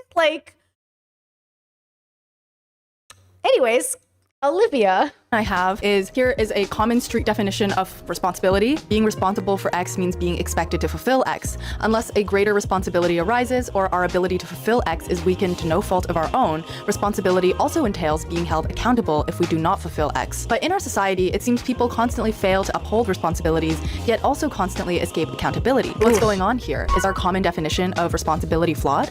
Yeah, I mean, as a street definition, that was a pretty cumbersome one. I think when most people think of responsibility, it stops with the I'm responsible to do X. Not doing X is counted as morally culpable or wrong or incorrect or giving up, if you like. And I think it's that street definition, which is where the whole accountability thing starts to fall apart, because we're quite happy to listen to politicians saying things like, I take full responsibility, or corporate types or whatever else. But nonetheless, they don't do anything about it. So the accountability side of it is actually undermined by claiming to accept the responsibility. So we honor them for accepting the responsibility and expect nothing more. I take full responsibility. sorry, I've got to say it, Pete Hegseth is the one that comes to mind immediately, Secretary of Defense of the United States. In the instance where there was the journalist involved in the Signal chat group, full responsibility and accountability would mean resigning. And he didn't do that. He claimed that he is the Defense Department head, and so he has a greater responsibility, and this should just be ignored because he has this greater responsibility. One thing to think about is what we mean by accountability. The kind of classical distinction would be between forward and backward-looking accounts of responsibility, thinking about... Be honest, can I pull off this shirt? Can I be this kind of queer? Can I pull off this shirt? Like, can I pull off the patterned, colored shirt? Can I pull this off? I don't know if I could. I really wish I didn't have boobs. I think my boobs are getting in the way. I do. I really think my breasts are really getting in the way of me serving looks. I do. I really think my big hips and my baby making like aesthetic is really fucking everything up. Because I just feel like, you know what I mean? Like, I feel like I gotta like bind or something, you know? I'm telling you, sometimes I see this aesthetic on people and I'm just like, there's so much queer representation in next in fashion. And some of these people look so good, but I feel like my boobs are fucking me up, you know? Yeah, Discord said I had huge boobs, much bigger than yours, and I pulled off the button up pattern shirt often. Okay. When I start, you guys just get ready. When I start investing in pieces, I'm trying to figure it out. I think, because I have a theory that a lot of the reason I struggle to find my aesthetic sometimes, even though I feel really confident in it. And right now, I think I'm graduating. So I usually do like autistic femme, but I think I'm graduating outside of it because I saw these Chinese designers who like have the most perfect aesthetic. And I was like, I love this, but I need an aesthetic that also complements my chronic illness, which means that like, it has to be something I'm willing to be in every day without it overloading my sensory issues. And I'm telling you, okay? I'm telling you, there's something here. I'm realizing it. My whole life, I just wanted to be a femme vampire. My whole life, I wanted to be a femme pirate. And then I don't really feel like I identify very much with it right now. I'm kind of like feeling streetwear / a little bit mixture of like, these Chinese fashion designers are really hitting me like really deeply. I wish I knew their names. I'm going to learn their names, but they're killing it. I hope they win the show. Okay. Like there's something here that I just want to be in these clothes all day. I don't want to have to feel like I got to take off my clothes. Like I used to love platform heels, And now I'm like, girl, nobody's got time for that. If you know, me, I don't have time for that. Right. I'm telling you though, right? Ooh, Chess is the color you're in right now. Brittany is your color. I love the greens, the oranges. I get super good compliments on. You know what I mean? So I'm thinking about it. I'm like, who is it? Chess says, who's your example of a celebrity you like aesthetic wise? Honestly, I can't think of anybody right now. I don't know yet. I think I'm looking. I think I'm in the process of looking. That's what it is. That's why I love the fashion thread in the Discord, because I'm always like, see, what I like on people isn't necessarily what I like on me, but I wish I could pull it off. Like I'll see somebody, I'm like, oh my God, that's the most beautiful dress in the world. But then I don't want to, it's not that Fresh Prince. Yeah. Like, could I pull off Fresh Prince? Like, can I pull off Fresh Prince? Like, I'm going to work on it. I'm going to see what I could pull off. But I feel like my future is going to be something like Miyazaki meets streetwear. I think that's it. I think it's going to be like Miyazaki meets streetwear something. I can't decide yet. You know, big jewelry, fun like scarves and stuff, but low maintenance in the sense that I don't need to change out of it when I get home from work because I'm comfortable in it. You know? Anyways, that was a whole tangent because of this man's shirt. Yeah. Chess says, do you just want to really wear sweatpants? Okay, first of all, a little bit, but also not necessarily. I'm so short, I'm so petite that I'm going to need to get everything cropped, but I want to get tailored clothes. I think that's what's missing. I think what's missing from my life is that I'm 5'1.5". Am I 5'1"? I am. Yeah, I am 5'1.5". Okay, I forgot. I was like, am I that short? I am that short. Okay, I'm like 5'1.5". I need to get pants that are tailored.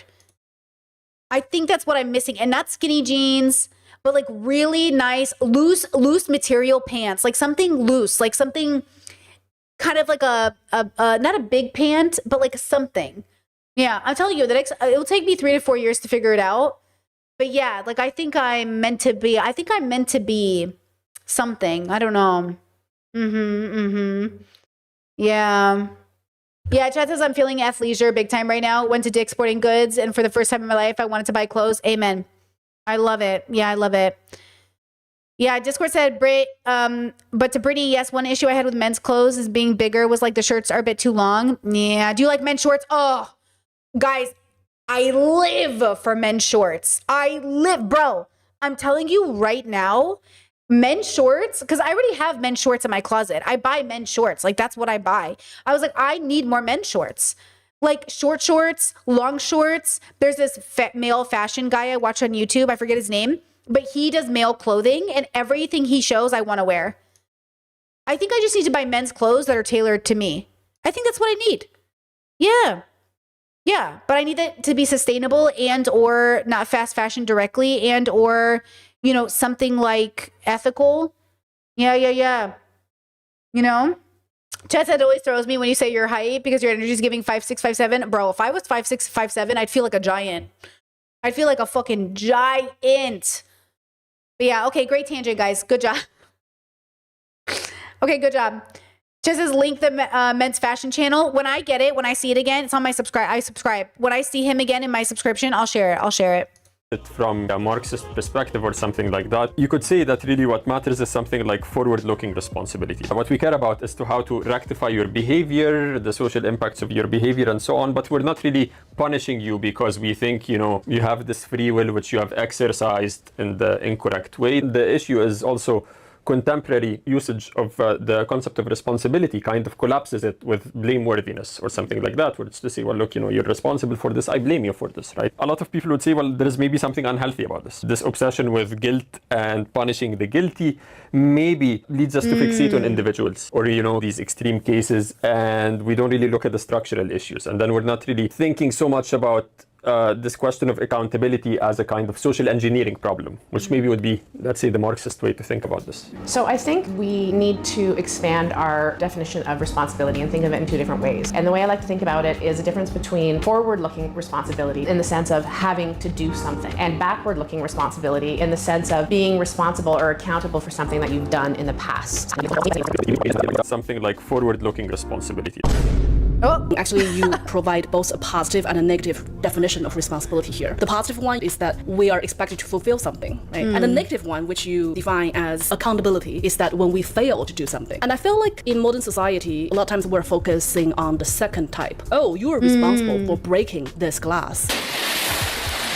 Or, oh, you are responsible for not doing something. So we're focusing on what we failed to do, which will result to the kind of pessimistic outlook that, oh, we're failing our responsibilities left and right. How do you think we should understand responsibility to navigate these kinds of details? So we can think about concrete examples. In some sense, Hernán Cortés was responsible for the conquest of Mexico and all the predations that attended that. But then you can talk about a kind of inherited collective responsibility, which is to say, well, look, you know, maybe the descendants of Hernán Cortés and his soldiers were not the people who actually went and destroyed the Aztec Empire, right? Or maybe we're talking about, let's say, people who were born in the 18th century in Mexico. But you could say that collective responsibility tracks something like the ongoing effects of an action. So if this action, for example, meant dispossession of indigenous people or the... Hold on, I found him.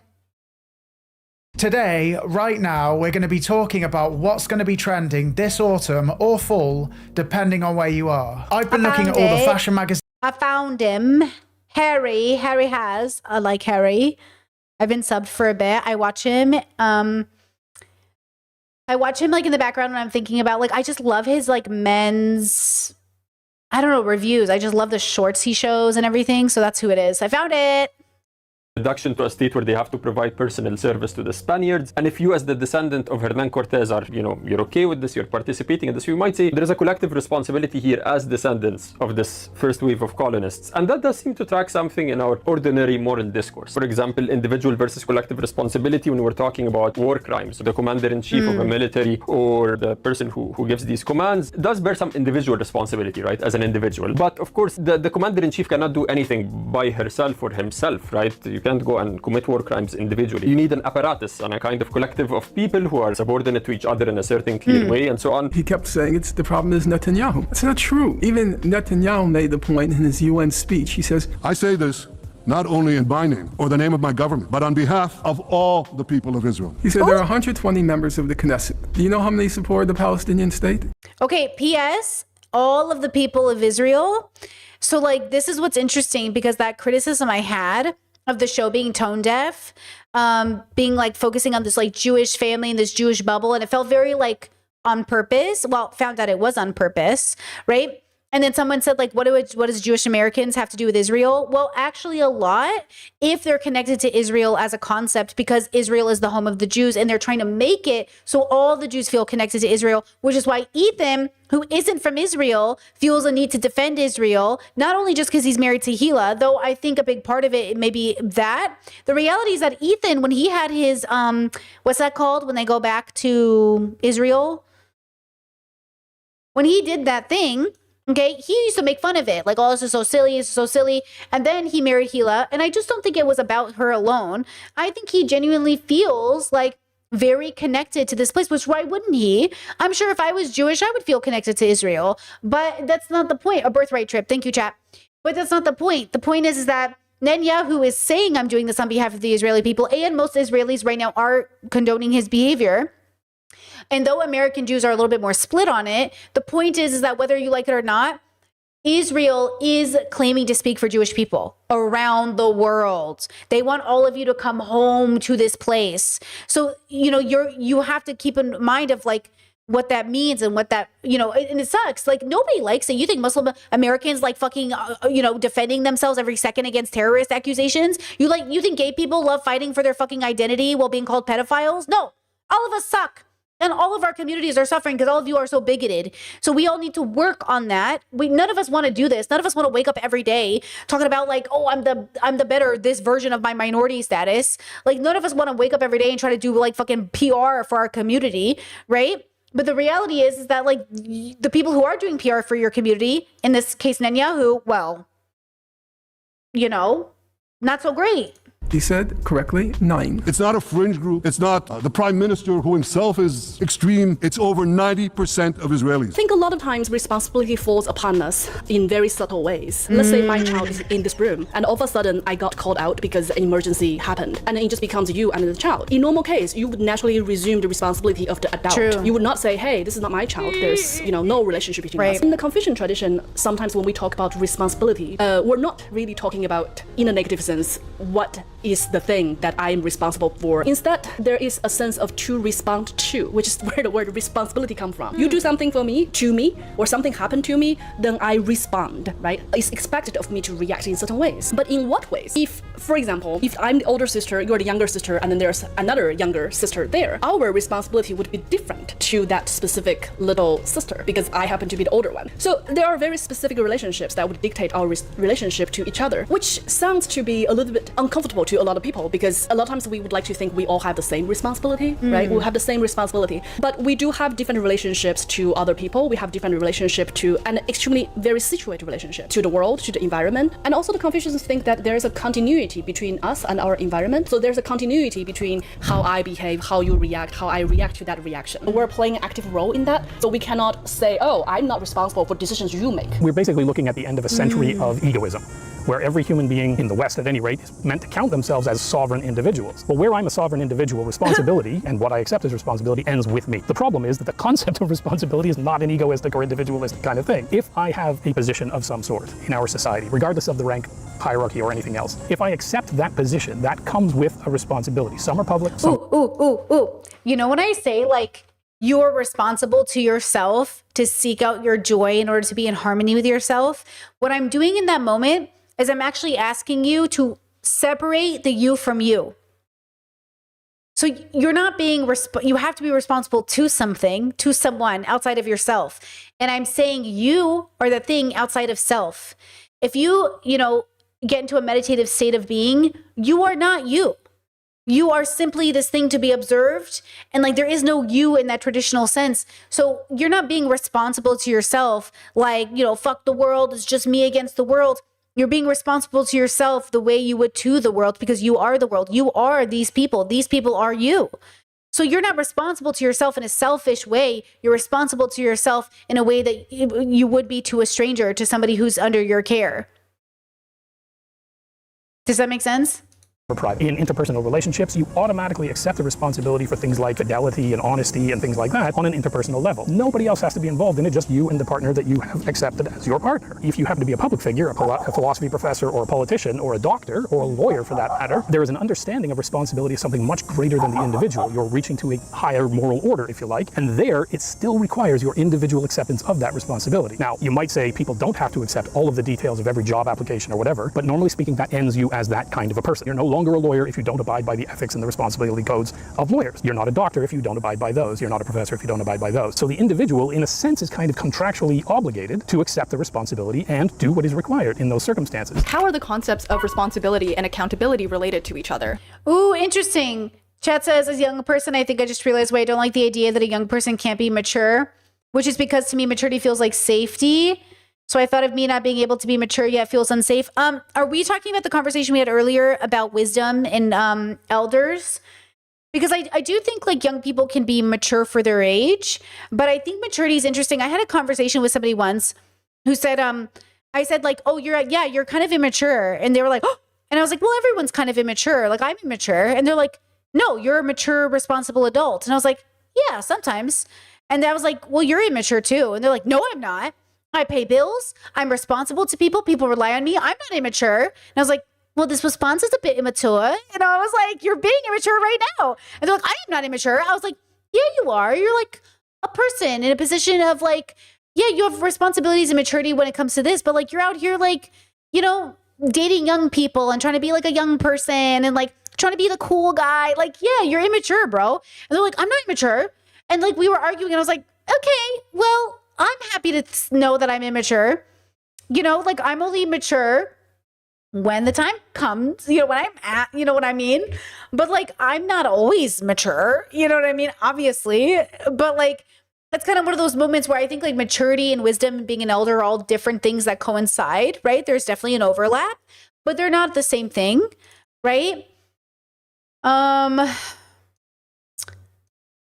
I think maturity is a little bit of how you act in the moment. Wisdom is the why behind the action, right? And what was the third one I just said? Wisdom, maturity, elders. And then elders is the role you play. Okay? So wisdom is the why. Why are you doing this? You need the wisdom to know. Maturity is like maybe how, the how. Maturity is maybe the how. And elder is the role. Okay, maybe that's how I would think about it. Wisdom is the why, elder is the role, maturity is the how. Okay, how you act, why you act, your role, and of how you act. That's how I think about it. Does that help? Does that, you know? So anyone at any time in their life could enact some of these things, but I think like an elder as a role would require time and process. Young people can be mature and maybe not always, and you're certainly not expected to be all the time. And then, you know, the wisdom is earned as well because over time you would be wise. Now, it's not to say young people also can't be wise. It's to say that maybe it would be inappropriate to assume that because this 10-year-old seems wise that you wouldn't think to go to them for maybe your marital advice or your financial advice, or maybe your, you know, it would be quite immature to seek out the wisdom of a 10-year-old about your marriage. Even if you were told as a child that you're so mature for your age and people really came to you for advice when you were younger. Me, I'm the autist who was, you know, I'm the 10-year-old autist that was like, you're so mature for your age. And I'm like, okay, I'm still 10 though. Like I'm still just 10. And even, you know, because when I was younger and I used to think of myself as like so mature and so wise for her old age, well, then I would, you know, get to 19 and I'd be like, hey, why the fuck am I not like mature? Why am I going through a rebellious stage? Why am I doing all these things? Like, oh my God, why am I 30 and I don't know who I am? Don't worry, I figured it out by 30. But like, why don't I know who I am? Why am I 28 and I don't know who I am if I'm so mature for my age? You know, if I'm so like, wow, because I had to go through a process of earning the wisdom. And I'm still earning the wisdom, girl. I do not consider myself a wise person. Okay? I do not consider myself a wise person. Right? And by the way, Chad says that makes sense. Parentified child problems. And even more than that, does parentified children only means you were parentified by your parents? What happens when the community does it to you? Is that also parentification? Because it wasn't my parents mostly, it was mostly everybody around me. Everyone around me, like strangers would be like, wow, you're so wise. I just want to get advice from you. Like, okay. But like, it's because it's the autism thing. I'm telling you, the village parentified me. The village did it. Isn't that interesting? Like, but I think it's just the autism. Yeah, teachers. Yeah, teachers too. Teachers, counselors. Now, to be fair, I am mother, and I've always been a mother ever since I was a kid, right? Like, I am mother. So I also loved it, and I think it was always me. Like, if I believed in magic, I would say that as a child, you could have told me what my destiny was going to be.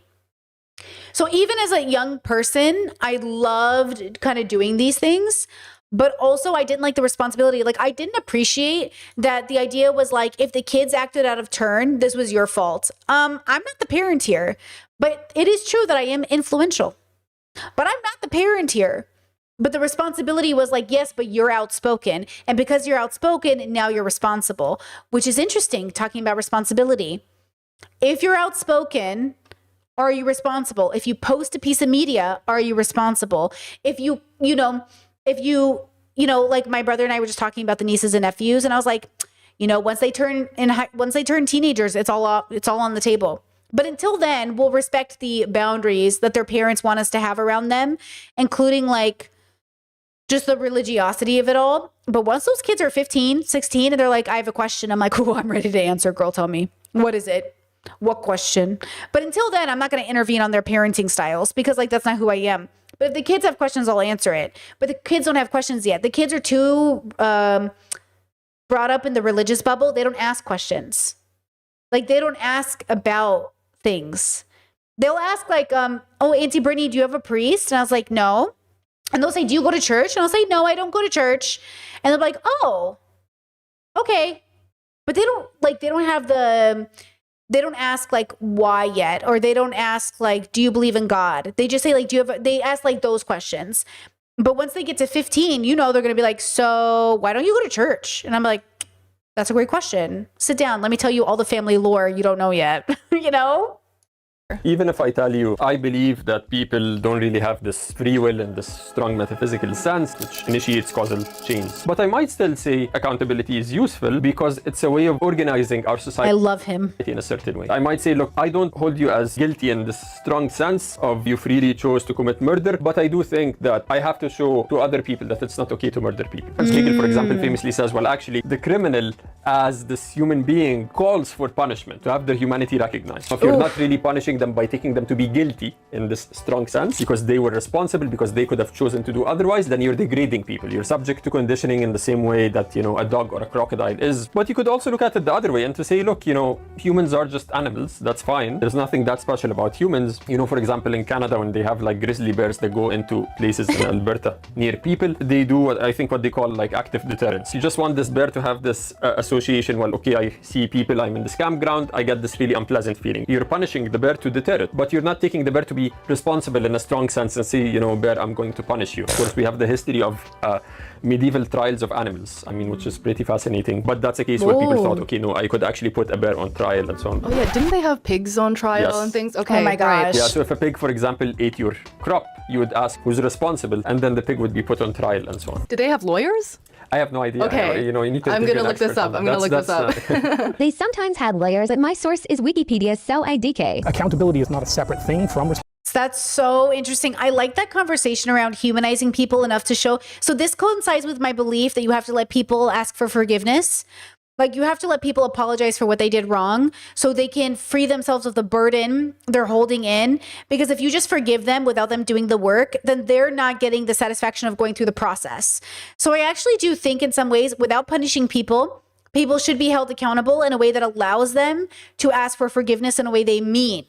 Because I think life is a process. Like, I always say, like, life is a moment of time, a moment in time, and it could last a lifetime. So like, I don't think who you are today has to be who you are tomorrow, but I do think like in order for you to be different tomorrow than you were today, you would have to have like an embodied experience that transformed you into a different experience of a person. Like when I say like Ethan Klein is redeemable or anybody is redeemable, what I mean to say is they are all open and available to have like an embodied, you know, change of being, but it would literally transform them into a different person, which is why I don't believe in this idea of like free will, the way that like the West teaches you free will. Because like religious people will say like, God gave you free will, you can choose, which implies some sort of like control over. And if that was true, then I would be able just to say, don't be racist. And the world would be like, great, I'm not going to be racist. Like in a world that says it's so, you know, free will, then why are we doing what we're doing? If there is free will, then why is this the result of that free will? Why would this be the result of people with free will? It just feels like really improbable that that would be the reality. It feels much more realistic to say something that like Turtles All the Way Down, right? What's his name? Oh my God, I'm blinking. Determined, right? Sapolsky. That's more, I think that's more realistic, I think. So I think free will is enacted by having a deeper relationship with your consciousness, which is what my Frameworks of the Levels is, if you're new to my content. The Frameworks of the Levels is an attempt to explain a deeper relationship with your biological animal experience, which allows you to have what the illusion of enlightenment is, which is like just a good relationship with self and outside of yourself. But you still have to go through the process of the wisdom. But I think people, you know, when they call people sheep or you're in the matrix or you can't be controlled, the implication is that like you are somehow not a human. But like, you know, my Discord and I were just having a conversation. We found this autistic girl on TikTok who was like, autistic people can't be programmed, like neurotypicals can be, but we can't be. Like this, like, you know, superiority complex with some autistic people, you girls, that is the most sheepish thing I've ever heard in my life. That is so matrixy, right? Like that is the matrix idea, like red pill, blue pill, like I can't be controlled. No, my point of the Framework of the Levels is to say all of us are susceptible. All of us are biological creatures. All of us are limited. All of us are only as good as our perception. And so we are all susceptible to, quote, programming. We are all susceptible to evil. We are all engaging in some level of evil. It's like people want to eradicate or ignore the responsibility. They want to wipe their hands of the responsibility of being a person to be like, I could never be programmed. The most responsible thing is to admit you can't be programmed. The most responsible thing is to say we are impacted by our environment. Like the most responsible thing we can say out loud is that I'm sorry, I was wrong. I fell for that. I can't believe I got scammed. I can't believe I believe this politician, you know, so on and so forth. Responsibility, so you can't have accountability. Sorry, do you want to wait a second for the plane? We always have interruptions in our interviews. I don't know why. Last time it was the blender. Yep. No, wait a second for the blender. So for those philosophical, okay. Somebody who tries to avoid the accountability for a responsibility that they have accepted either simply hasn't understood what it means to be responsible, or they find the accountability distasteful and would like the privilege of the responsibility, but not the consequence of the responsibility. One of the things that I find bizarre about the way the internet culture works is that people who feel that they have been slighted want to hold someone accountable, but no one on the internet believes that they have a responsibility of any sort. If I'm a content creator, if you're a content creator, there's a certain degree to which your own personal set of rules, ethics, responsibilities kick in. Nobody else can really hold you accountable to it because the function of the internet is to create a layer of anonymity regardless of personality or not. Just go onto Instagram and look at content creators that are really just trying to produce clicks. No reasonable person would expect these people to act the way that they are on Instagram in person. And so that kind of creates this idea that I'm not really responsible for what it is that I'm doing on the internet, but what I'm doing on the internet can cause harm. It's a basic principle in our society that causing harm gives you the responsibility of reparation of some sort. If I'm going onto the internet to create content, I'm doing so in a kind of quid pro quo. Hopefully I get enough clicks that I'm going to end up making money out of this. I'll get sponsors. I can give up my day job. Everything's happy. That in itself is accepting a responsibility. And so once you have slighted someone, even if it is not your personal personality, you are still responsible. It seems to me. Question 3. Ethan! He's talking to you, Ethan Klein. Can you hear that? Wait, is he talking to me too? I'm Jordan Peterson. Oh no, I think he's talking about both of us.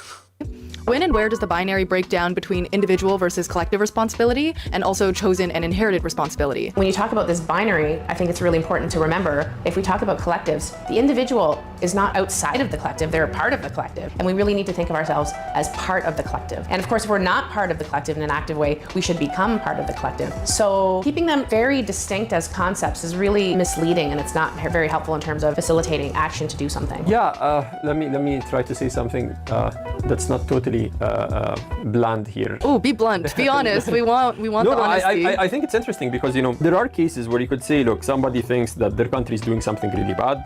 It's financing a genocide, for example. Of course, me as an individual, I'm not more responsible than you. Let's say, you know, we have regular jobs that aren't in the military industrial complex, 9 to 5, normal jobs. Olivia doesn't have more responsibility than I do. But in some cases, people come to think, well, actually, precisely because nobody's acting on this, then I have to take on more responsibility myself, take on the burden of, you know, maybe doing something very direct, interfering with a weapons plant or so on. From the standpoint of justice, maybe you're taking on more than you should. But as a matter of fact, your society isn't responding in the adequate way. And I think that's a really interesting, complex case, because that's a case where actually the individual comes to say, there's this collective responsibility. You people are not acting accordingly. I'm going to take on this individual responsibility on behalf of you. We have to admit that when things need collective effort, we need better organization. You can't just do one thing, like because you do this, I do this, 2 + 2, and then, you know, a bunch of individuals together. That's not a collective. The problem with collective responsibility is that there seems to be a very vague resolution out of it, in the sense that what exactly is expected of each individual of this group. As a group,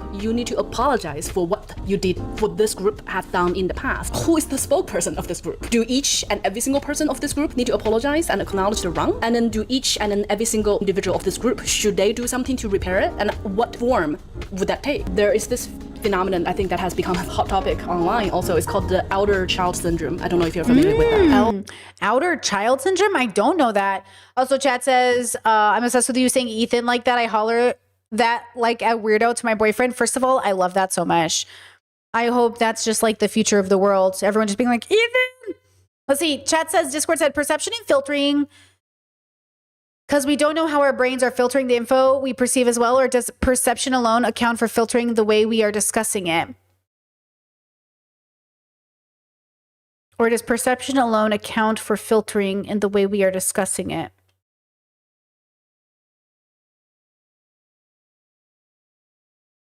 Wait. Are you saying like the way we're even having the conversation is in and of itself a perception, and has it been filtered for us in order to have it? Is that what you're saying? Perception or filtering because we don't know how our brains are filtering the information we perceive as well?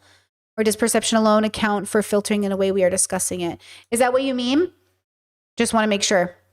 Oh, like the oldest. Oh, the gotcha. Oldest. Yeah. Oh, me. Okay. I've seen this before as an elder child. Yeah. The oldest child syndrome, meaning that for whatever reason, you still assume responsibility that the younger siblings would not necessarily have. Yes. So in this case, you didn't inherit it, but by being born the first child of the family, you kind of just have this responsibility, and you can't easily give it to someone else either, right? We have this assumption that if we are free, then all decisions we make should be free, and then the consequences should come from decisions that we made. We don't feel very comfortable to think about, oh, actually there are things we have no choice at all, and I still have to happily take upon moral consequence. They're not necessarily suppressive roles, but they are particular roles and relationships that we were either born into or we sometimes just take on without really thinking that I chose this. So if I were the only and first woman professor in my profession, I may not have chose to be that. I may have wanted more people to be like that before me, so I can just follow their path. But I would still be proudly to take upon that role. And so let's say the woman is responsible for doing all the housework and all the child rearing. If someone were to say, that's not fair, I inherited this responsibility, I didn't choose it. And then we could give some kind of an argument to show why, even though society or within, say, the family, that responsibility is placed on that person, that's an incorrect placement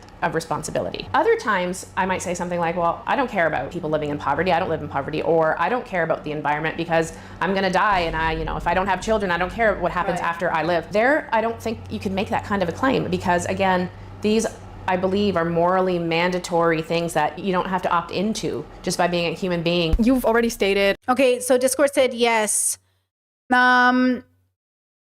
Yeah, I think that's something we have to keep in mind is the conversation we're having right now Okay, so you know, on stream, if this answers your question, let me know. When I'm on stream and I tell you guys, okay, let's zoom out, what we're doing is we're taking ourselves out of that initial reactionary positioning of our brain to feel like we're perceiving the information from a lens that is accurate, but is actually filtered through the bubble we're receiving it from.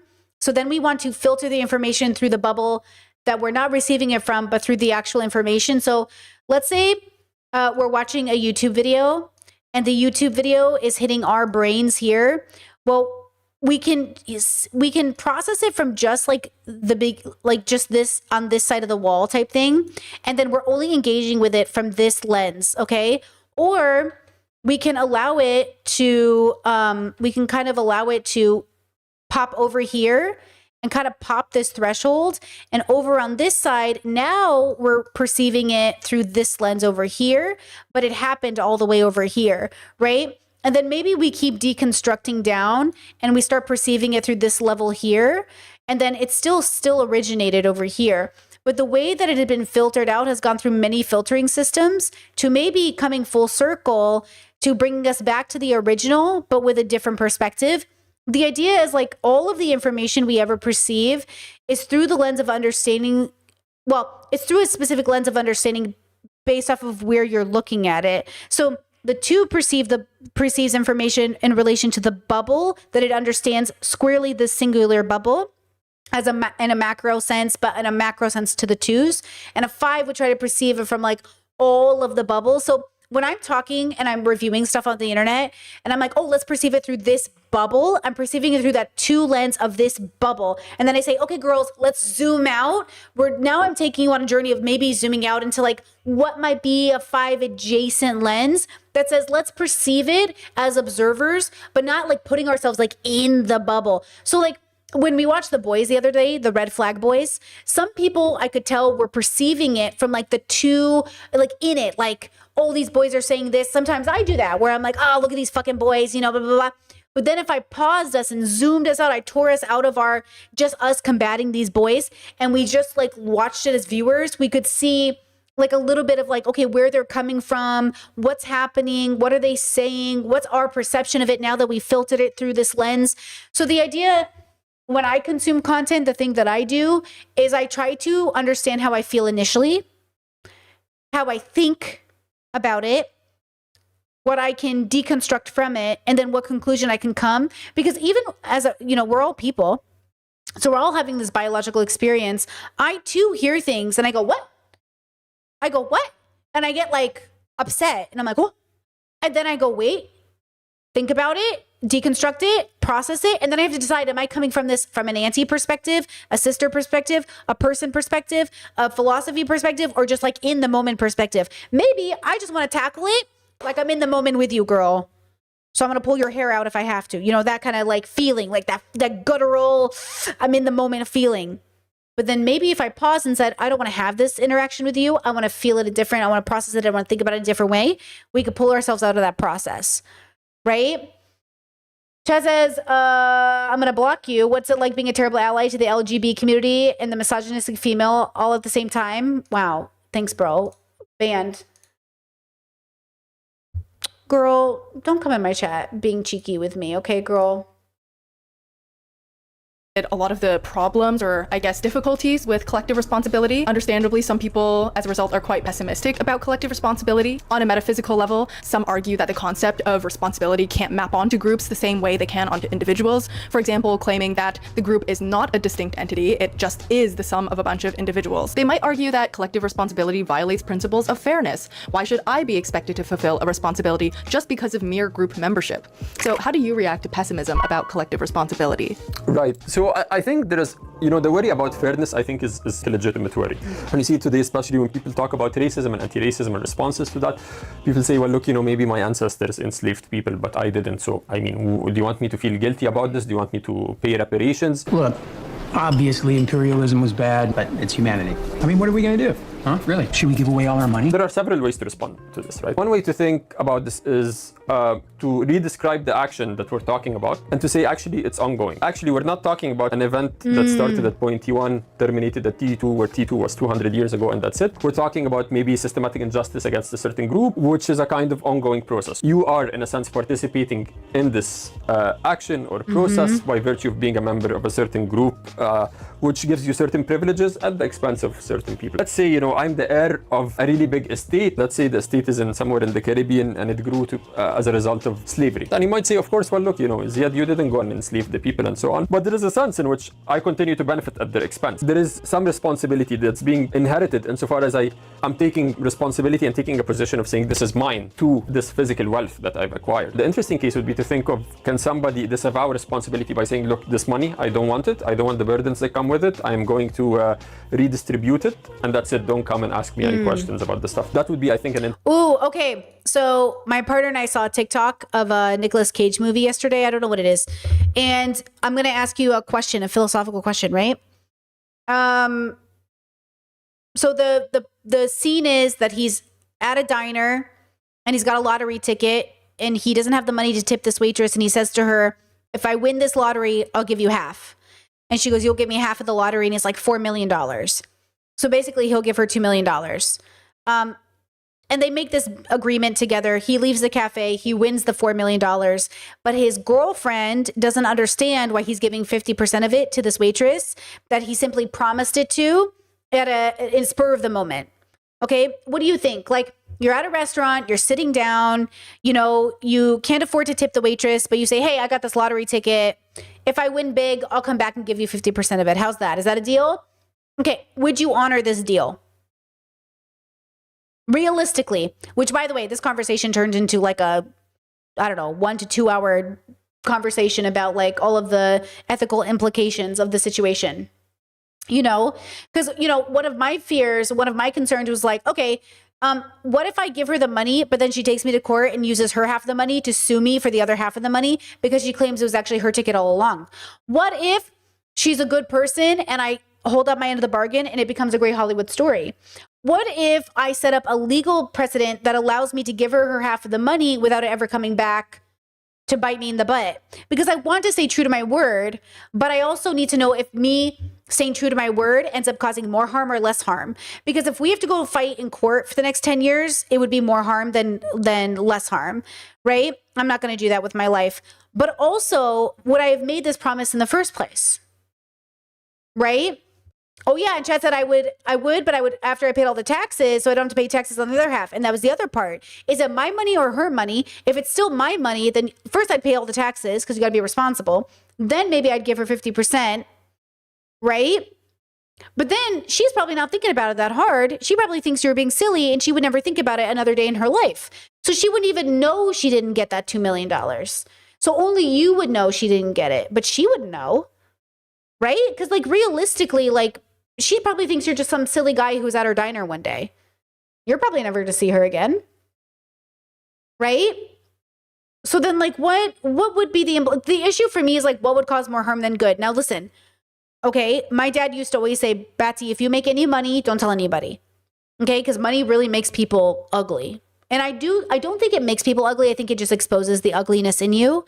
I think that's the truth of it, to be honest. One of the things I've always really appreciated about most of my siblings, okay, 9 out of 10 of them, is that they don't get ugly over money. From my understanding, I've yet to see them really become ugly and money matters. So like, you know, one of my siblings is set to possibly inherit like a lot of money. And not one single sibling has brought it up or talked about it in any other way than like, okay, cool, whatever. Like no one said anything. No one's gossiped to one another. Nobody has said like, I can't believe they're not. Like, I can't believe this. Nobody said like, wow, that money would change my life. Everyone's just like, okay. A part of us, you know, I think it's because all of us feel pretty good where we're at. But also, I just don't think it's a part of the way we were raised to think that like we're entitled to it just because our brother has it. Right? But then I could see some families being like, I can't believe you got that money and you didn't give it to me. We're a family. You have to share. I can't believe you're not sharing with your family. I can't believe you're not bringing us all up with you. But at the same time, like, it's not ours. It wasn't given to us. It's not our inheritance. It's not our money. It's not our parents giving it to him. You know what I mean? Like, it's not, and even if it was, by the way, because my parents did say, what should we do with, your inheritance, which will be a house. And I said, just give it to one of the brothers. And they go, you don't want it? I was like, I don't want your house. And they're like, why not? And I was like, I don't know. I'm not going to need it. And they're like, yeah, but wouldn't you like the money? I was like, sure, but not if it's going to cause problems. If it's going to cause problems, give it to the most responsible sibling that we like the most. And we all knew which sibling it was. It's one of my older brothers. I was like, just give it to him. Okay, we don't need it. Because the idea is, like, for us in our family, like, I would rather keep peace in my family than fight over fucking money. But some people really feel, now here's the reason too, I think I would want to give it to my older brother if I did, the good older brother, is because I know he won't fuck anyone over. I know his ethics and his morals are very, very solid, and he would never do anything to fuck any of his siblings over. I can't say that for all of my siblings, but I would say for the 9 out of 10 of my siblings, they would never fuck it up. Right? And so that's what I'm looking for, is like, I think the people in the family that should be given the responsibility of this are the people who are going to be just and fair in the responsibility of having that money. And I feel like, 2 of my brothers would be just and fair, and probably the most responsible, though I think all of them to some extent, minus, the one, most of them would be very responsible, Chet says, why would it cause problems for you and not your brother? Well, what do you mean by that? Like,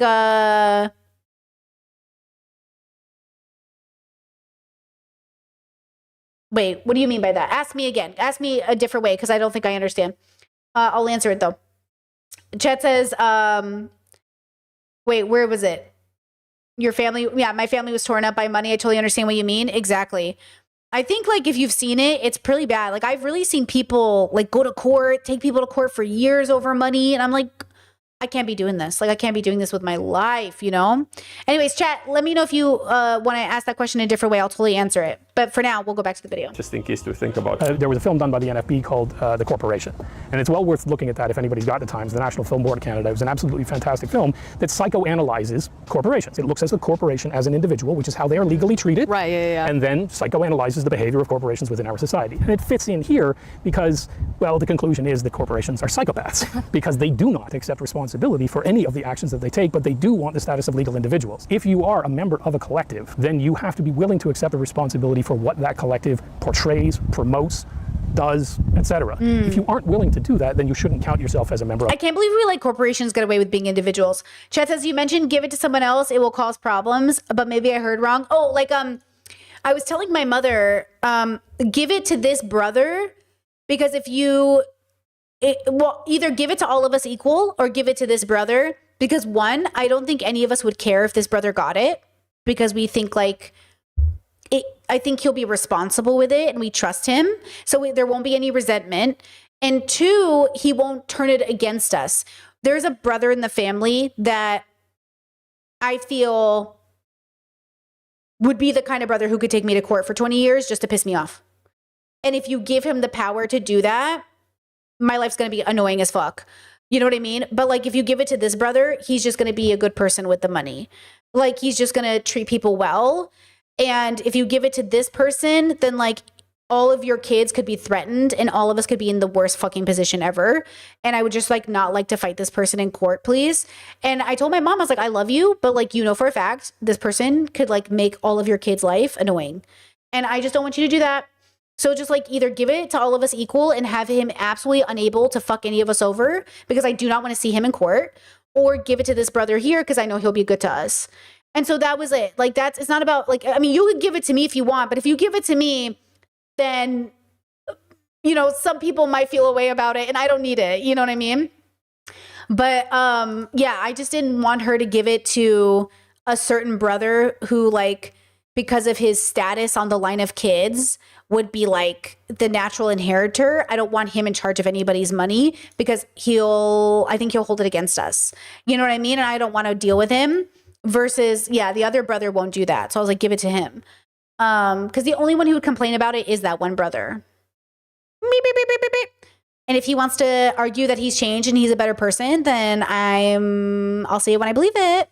that collective. It seems what you're getting at is that a lot of people think of identity as something static or passive that just happens to them, or that they just, I don't know, inherit in some way, versus thinking of identity that is sustained through actions, through ways of being. Yeah, this is obviously in the 20th century in philosophy, this is sort of a central divide in certain respects between analytic philosophy and more sort of continentally or existentially oriented philosophy. The position Hold on, do you guys want to... in certain respects between analytic philosophy and more... She's got this little picture in the corner. Analytic, you are being insufficiently clear. Continental, you are being insufficiently. or sort of continentally or existentially oriented philosophy. The position that I hold is essentially there is no such thing as a self, certainly not in a static sense that endures from time to time and I can count on all the time, or you can count on in me all the time. I am what it is that I do. You can't claim an identity, have nothing to do with that identity, and then assert that identity later on without doing the things that are entailed by that identity. To quote Michel Foucault, or sort of quote Michel Foucault, we tend to think that the politicians and the bureaucrats are going to keep our papers in order. That is, I have a driver's license with my name and my birth date, I have a birth certificate, I have a health card, I have a passport, and we tend to think of that somehow as tied to identity. But clearly, if none of those things existed, you would still have an identity because all of those things are modern inventions. So when we think of identity as a static thing, we are going to fail in our responsibilities because we will attach responsibilities to some other version of ourselves. I think with moral motivation, if we're all in this, we're all going to do that. That brings some kind of partnership. But if we're asking who is responsible if this thing goes wrong, that already sours. Ooh, I like that. If it's all of us together, then it's like exciting and there's like a oh, we're all in this together, let's all show up. It's almost like a motivator. But if it's like, well, who's responsible? Then everyone's like, hands, you know what I mean? It's like, oh, but if it's like, we're all, that's why I say like the world is a reflection of us as a whole, and we're all in this group project together. And I want us to be excited about working together instead of like, not my business, not my problem, not my problem. Like, everything is your problem, but not every problem is your problem. Everything is your problem. Life is your responsibility, but not every problem is your problem, right? Relationship. It's the same way to certain people in certain culture. If we're going to dinner together, and before we even sat down, and I started to say, hey, you're responsible for all the things you ordered, okay? And I'm only responsible for the things I order. Is that okay? Oh, that would not fly under my family. Right? So it's not that the question itself is not legitimate, right? It's that the very act. Wait, what is chat saying? If this is Olivia's son or whatever, she feels anti-intellectual. Maybe she's growing past the anti-intellectualism. That would be good. This Olivia? Anti-intellectual? This Olivia? Who Olivia? Not this Olivia. Did I miss something? What do you mean? This Olivia? Are you thinking of somebody else? Because you can't be... Am I confused? You might be thinking about somebody else. Of bringing up the division of accountability would sometimes sour a conversation, especially like a collaborative relationship. Like when I leave the room, I don't say, hey, Olivia, can I trust you not drink my water? That would just be a very strange thing to do. And then instead of increase the trust, it would actually make you put a thought into your mind. It was like, why does she think I'm going to drink her water? The very act of naming all the ways you could betray my trust is a sign of not trusting. Question number 5. Exactly. The very act of naming all the ways you could betray my trust is not a sign of trusting.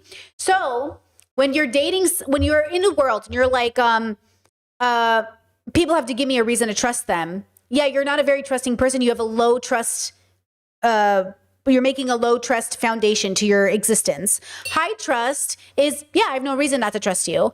But low trust is like, you better give me a reason to trust you, right? You know what's funny is, you remember when Destiny, after we burned the bridge, him and I, and we were, okay, he started to make a list. Or was it after Melina and me? Was it after me or Melina? No, it was after me. Because he said, what are the chances Melina and Abba betray me? And he started to make a list of people and all the ways that they would betray him. And then Abba stopped being his friend, and then Melina divorced him, and the whole thing happened. But he did. After he burned the bridge, he started to make a list of all, like, what are the chances somebody betrays him?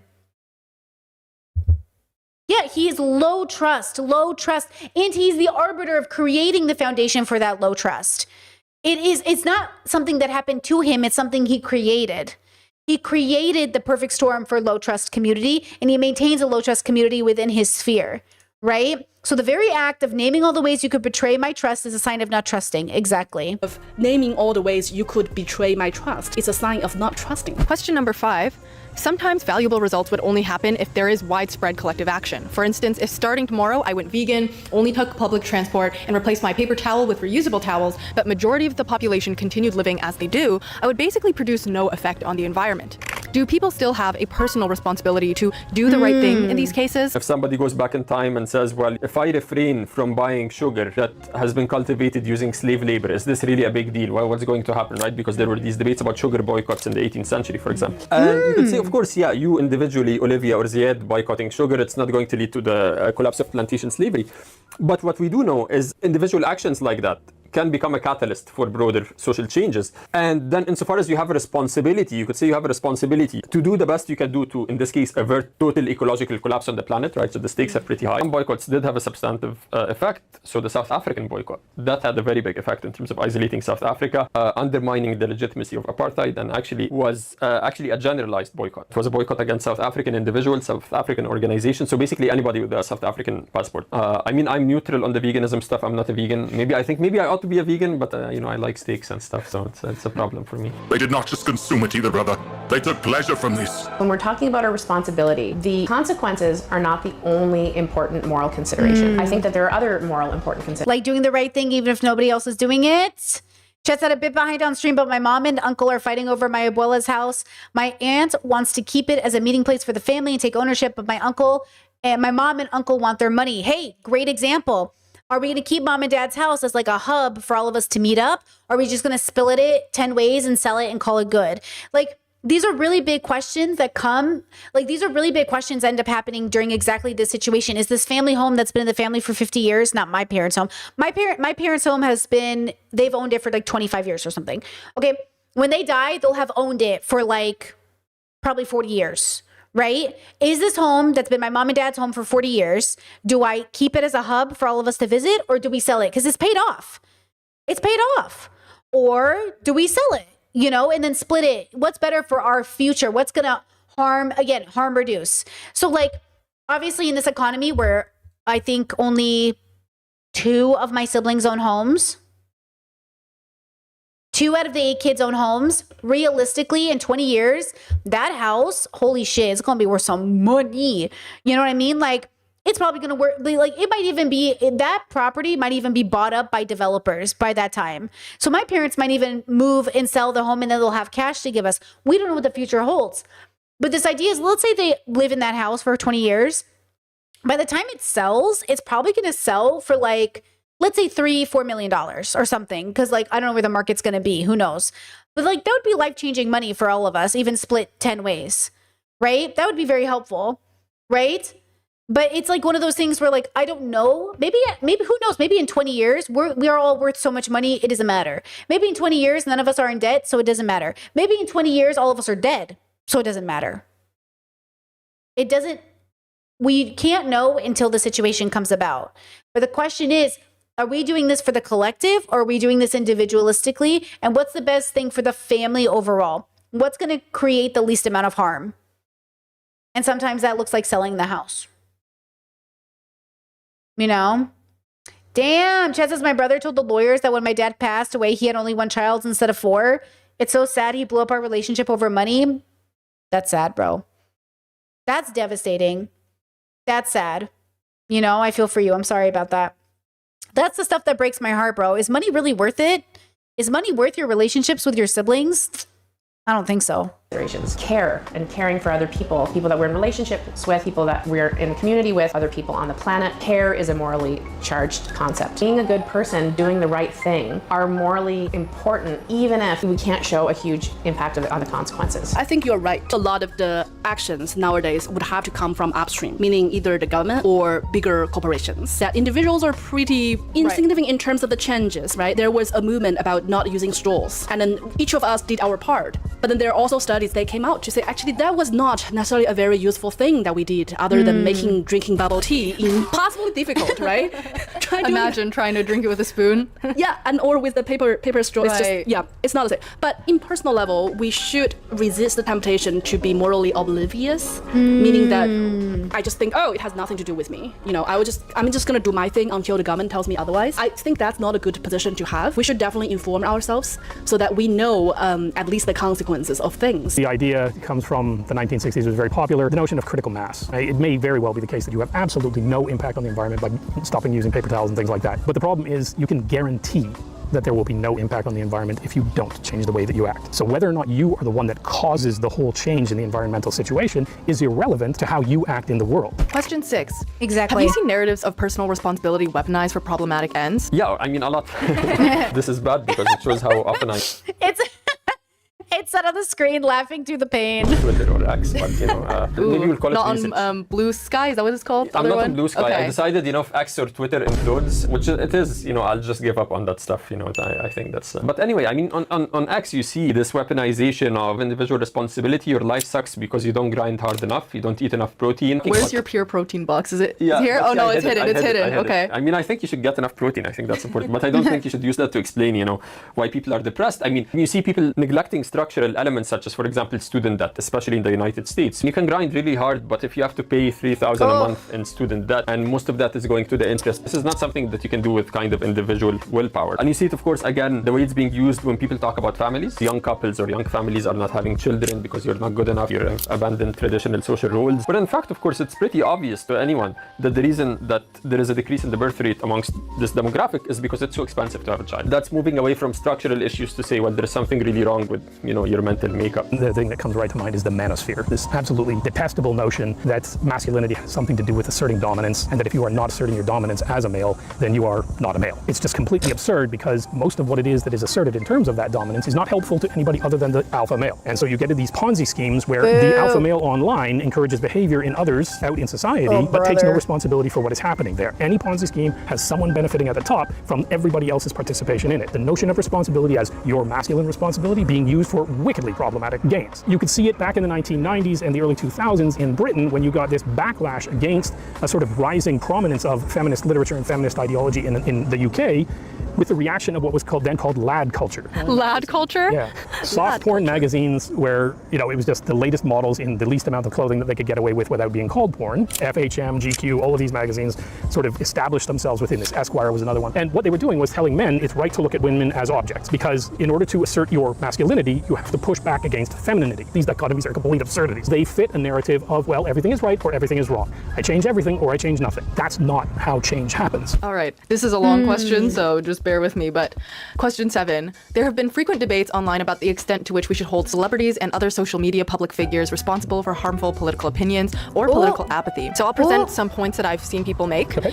Some people say the public shouldn't attribute political responsibility to celebrities or influencers because they never... Okay, wait. This is the Sydney Sweeney lesbian movie that's coming out.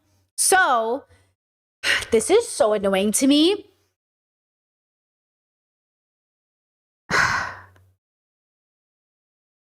Allegedly, I heard that Ruby Rose was up for this role. And people were like, see, I would have seen it if it was her. To be honest with you, I think so too. The white lady, Ruby Rose. I think there's a black lady, Ruby Rose, right? The white one. The one that was on Orange is the New Black. That girl, okay, apparently she had gotten it first. Allegedly, Ruby Rose says she had gotten the role first. And then Sydney Sweeney said she wanted it. And so they gave it to her. And I was like, that's so interesting because I don't want to see it now. I don't like Sydney Sweeney. She fucked up her... when I fell off Sydney Sweeney was when I found out she faked marketing publicity for her new romance flick by pretending to basically have an affair. And now she's dating that bullshit guy.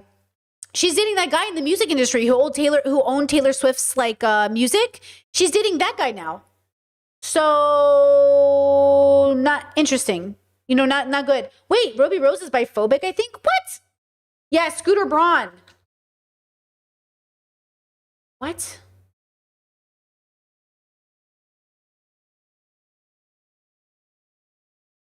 Ruby Rose is bi. Why I'm bi and not gay for Ruby Rose. Oh, wait, I'm just kidding. Maybe not. I'd be gay for Ruby Rose. Oh, just kidding. What? I have to look into this.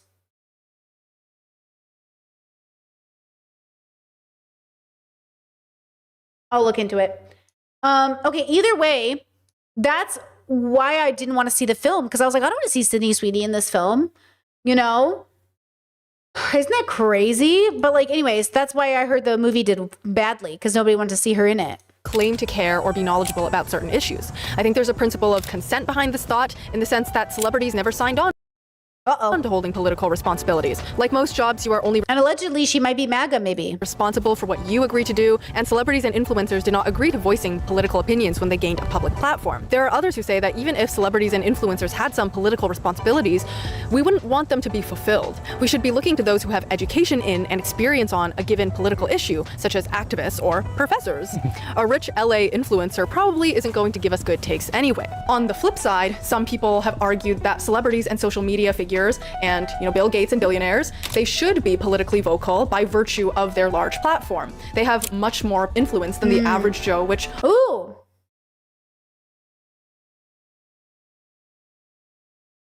This is Bork. Oh, interesting. Or Bjork? Bjork? Like the singer? My childhood friend, musician MAGA, was being kidnapped by the Israeli army. She sailed the boat following Greta Thunberg. What? Automatically confers certain responsibilities onto them. I even wrote the quote that you just said there. Kind of like what's said in the Spider-Man, right? With great power comes greater responsibility. Spider-Man. What do you think the responsibility of— She has a really great movie I watched about a mother who was losing her eyesight. It's like incredibly good. We should watch on the Discord. It's like really fucking good. Like, I don't know how to explain it to you, but it's like really fucking good. It's devastating. It's the most devastating film I've ever seen. Just kidding. I've seen a lot of those, but it's really close. We should watch it. Celebrities and social media figures are. It's too quick to say something like celebrities should have no responsibility because they didn't sign on to it. As I've said earlier, I do think that human beings sign on to things implicitly, even if they don't explicitly sign on to it. Now, does that mean I think that they all should become activists? No. Sometimes celebrities may be knowledgeable about certain things, and they might have certain impacts by bringing awareness to a global problem. So imagine they're trying to raise money to help people who have lost their homes in the LA fires. I would have no worry about that. But if you're following certain influencers or celebrities that are providing very technical answers to like very difficult problems, I think people should do their own research to figure out, is this a correct way of thinking about things? So I just don't think people should follow other people blindly. This one is hard, of course, because you could say, a lot of celebrities, we should be thankful that they don't open their mouth more often. But you could push that back and say, well, aren't they responsible for educating themselves about certain issues? To bring it back to the principle of consent, it also depends on how they present themselves. Can we mention names? Go for it. If you're okay with their fanboys, yeah, I don't think I'm important. Oh my god, I feel like it's gonna be me. Oh. Important enough to be attacked, right? The reason, for example, that some people might take issue with somebody like Beyonce or Jay-Z. Uh-oh, that's not what I imagined was gonna happen. I thought it was gonna be Peterson. He's like Beyonce. It's partially because the way they've presented themselves, the kind of commercialization of a certain political aesthetic, if you will. So you see Beyonce appealing to... That is true, though. FG Signifier just criticized people for this exact thing. Beyonce does a lot of Black Panther, a lot of liberation stuff, but isn't she still having dinner? Didn't I just see her and Jay-Z having dinner with Trump's kids? How much money is enough money? This kind of black radical heritage of the Black Panther Party, but then the substance is a bit different. You've presented yourself as somebody who's socially engaged, and then in that case, you could say you voluntarily placed yourself in a position where people will then say, actually, wait, do you really know what you're talking about here? Are you fulfilling your responsibilities? Other cases would be, if somebody's just an athlete who, doesn't really care about anything. It's not that this person is evil, but doesn't present themselves as politically engaged, doesn't use that to make money or anything like that. They train, they play the game. I think that's trickier to say, well, where would the obligation to voice political views come from? Partially is because we construct these celebrities as almost people who we have an intimate relationship with, even though that's obviously not the case. But you see people have these kind of parasocial relations with celebrities. They think, well, you should be moved by what moves me. You should speak about what really makes me angry, even if the celebrity in question doesn't even know that you exist, right? Now, of course, there are celebrities who took very seriously this idea of social responsibility. I mean, Marlon Brando is a great example, right? I mean, he was one of the few kind of A-list celebrities who was very supportive of indigenous rights in the United States. We could also think of somebody like Muhammad Ali, of course, was very active in opposition to the Vietnam War and so on, and had a very clearly articulated argument as to why he's not going to go fight in Vietnam. Have you seen the discourse around Sabrina Carpenter's album cover? I mean, I saw a little bit. Is it the like sexual poses stuff? I didn't really. So it's a picture of, actually, I can just search it up here. Right. Oh, wait, I don't have internet. I just realized. Through empaths attract. And so on, and had a very clearly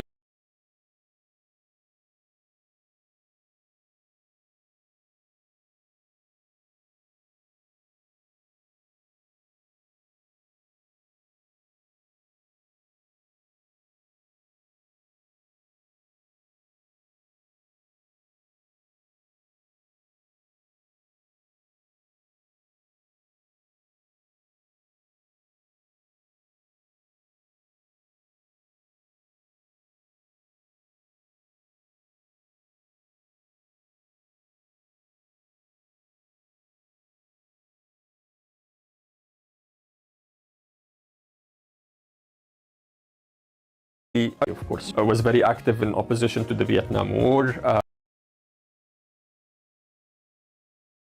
and so on, and had a very clearly articulated. Was I muted this whole time? When was I muted?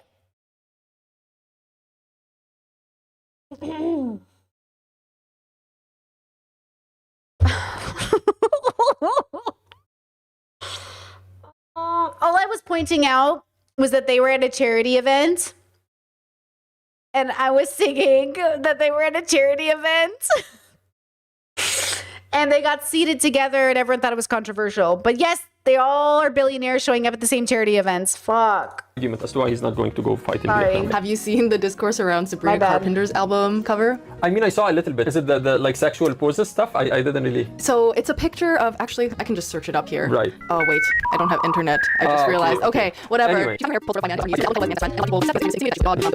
But in that certain case, unlike Beyonce, Sabrina Carpenter, I don't think intended to say anything political, and yet it came off that way to a lot of people. And then she had to be like, I wasn't thinking about any of that when I made this album cover. But it's interesting in that case because you could say, well, surely you do have some responsibility to anticipate how people will take it up. Even just from an instrumental marketing perspective, you might say, okay, how are people going to make sense of this? Are you responsible for understanding the effects of your action in the public sphere? And it seems to me you should be responsible. I find it a bit hard when people say, well, look, I didn't intend anything, because then you're saying, I don't really care enough about what anyone thinks to have thought about this, which I find it's a bit of an odd attitude. Human beings who evolved to live in small moral communities, and now we're post-industrialization. Of course, we live in a bigger community, but we're not very used to the speed and in the scope of how things get spread over on social media, which means that we are not very capable of managing the consequences. Like if I accidentally drop your computer on the ground, I can instantly ask you if it's okay, if it's broken. If it's broken, I can pay for it, or I can try to repel it. That would be the 4th time I broke this laptop, by the way. So there's something that can be done. The consequence that I can kind of like see and manage. But for the social media, it's like you throw a ball into the space and you don't see it coming back. So there's the consequence a lot of times is way out of our control, and then way out what we could possibly foresee. The internet is something that has changed, if you like, the traditional dynamics of the nature of responsibility and being a public figure, right? So back in the 30s, 40s, or whatever, when Betty Davis was very popular, she had a huge platform because she was the #1 actress in the United States. So everybody went to see her movies. She didn't do any activism, and so she didn't hold any political clout and wasn't really responsible for any political views. On the other hand, you get people like George Clooney, who have decided that they are going to weigh in on politics because they have a platform. They wouldn't be doing it if they were a garbage collector or whatever else, because that platform wouldn't exist. And so when somebody like George Clooney steps up and says, okay, Joe Biden shouldn't be running for president, or I think that environmental issues are particularly important, they have accepted the responsibility of that political view. In Noam Chomsky's book, Who Rules the World, he writes at one point, intellectuals are typically privileged, privilege yields opportunity, and opportunity confers responsibilities. Question number 8, how do you interpret this sentence, and what do you think about it? Thing about privilege that's important.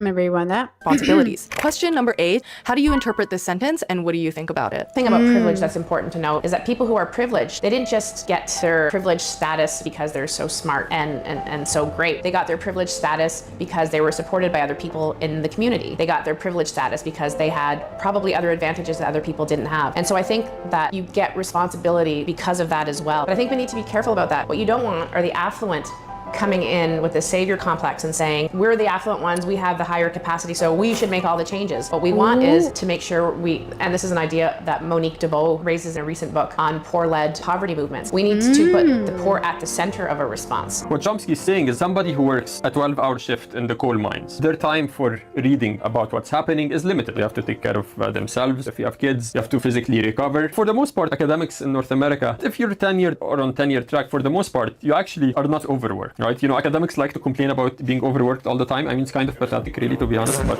it's sad. You tell them. Because most of my friends personally are non-academics, right? So I know people who work 9 to 5 jobs that they don't like. Sometimes it's 9 to 7 as well. I've never worked 9 to 7 as an academic, to be honest. And you might say with that freedom, you're able to do more. And so if responsibility is also tracking your ability to do something, then you could say intellectuals maybe have more responsibility because like someone said, Greta Thunberg spending her privileged time protesting Israel is like such a privileged white girl take. But she literally is so privileged enough that she is in a position of privilege to go and get arrested by Israel and risk her life for Palestinians. So like, it's just kind of funny, like the way we think about how to use privilege or how to use our time or how do we show up in the world. And that's what I mean. Like, sometimes I do question how much people are thinking about their privilege in that capacity. Like how else is she supposed to use it if that, like, why aren't I doing that with my life? I thought about that. Am I in a position where I could be Greta?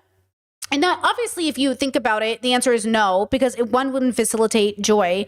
Two, I think you have to be kind of like, you have to have a calling for these things. It's very serious. It's not about your ego. It's really not about your ego, bros.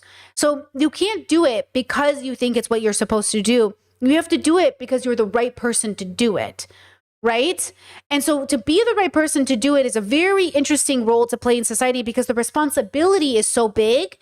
And yet it also has to be something you can do without getting, quote, burned out on, because people begin to rely on your image, your face. And so then you have to maintain a consistency of reliability, and that is your responsibility. And you can't just like, hey, I'm going to show up and be Greta for a few years and then go party in Cabo. Oh no, girl, this is like a lifelong dedication now, right?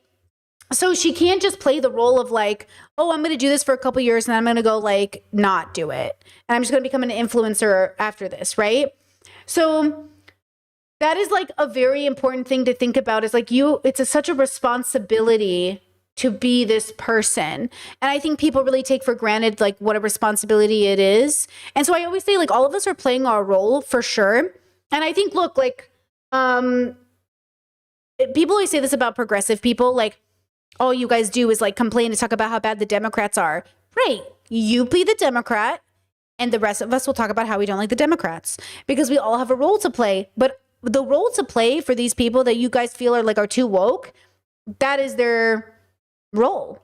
Their role is to be that too woke friend who goes like, no. And maybe your role is to be the person who's like, I think you're taking it too far. And then our job is to say, well, are you taking it far enough? And then the back and forth creates the discourse, which moves people forward. You know, yeah, I think this video is like a good example of that. All these professors, they're obviously progressive. They've talked about Palestine. They're talking about this administration. They're making clear. I mean, Olivia has Palestine's flag on her computer. Like, it's abundantly clear where all these people stand. But look at the way they're able to have the conversation in a way that's backed by like a good reasoning. Why are we making this decision? Why are we interested in the harm reduction? Why are we interested in showing up and being better people without making a prescription? I'm not saying you ought to be responsible. I'm saying there is an argument to be made that you are inherently responsible by the simple fact that you exist. That it's not a matter of ought. You are. And the you are is very interesting, going back to that example she gave over the idea of 2 adults in a room and a child, and one adult leaves, thus naturally creating the circumstance in which the adult is now responsible for the child. Okay? It was never up to you. You are responsible. But then where is the R coming from? Obviously, people would say, oh, God writ the responsibility on your heart. But I would argue it's more or less something a little bit more, I don't know if I want to use the word natural. You know, Elle recently on her live stream yesterday, there was a guy who came on and he kept making the argument that it is within our nature to work together, but is not within our nature to like be destructive towards one another necessarily. But he also kept making the argument that in a vacuum, it would be ethical for a vampire to kill people, Dracula, or in a vacuum, it would be ethical for like the Holocaust to have occurred.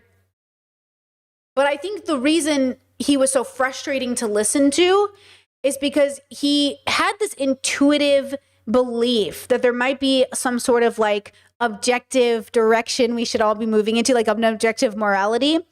But his brain couldn't fathom that though we were animals on a planet interacting with one another, it didn't change the fact that it was morally incorrect for there to have been a Holocaust and or for Dracula to eat humans when he could be drinking blood in a vegan sense, right? But I think there is something in us that wants to push against this idea that there's something wrong with being a bear. And I would say that instead of thinking it's wrong, I would say that it's not conducive with harm reduction, and therefore it doesn't require a punishment because it's not about being wrong or right. It's about moving in a direction that like serves communal joy without it coming at the expense of the individual. The goal should be the individual, but not at the expense of the community, but not at the expense of the individual. And right now there's a dichotomy, either individual or collective, but they all have to work together, right?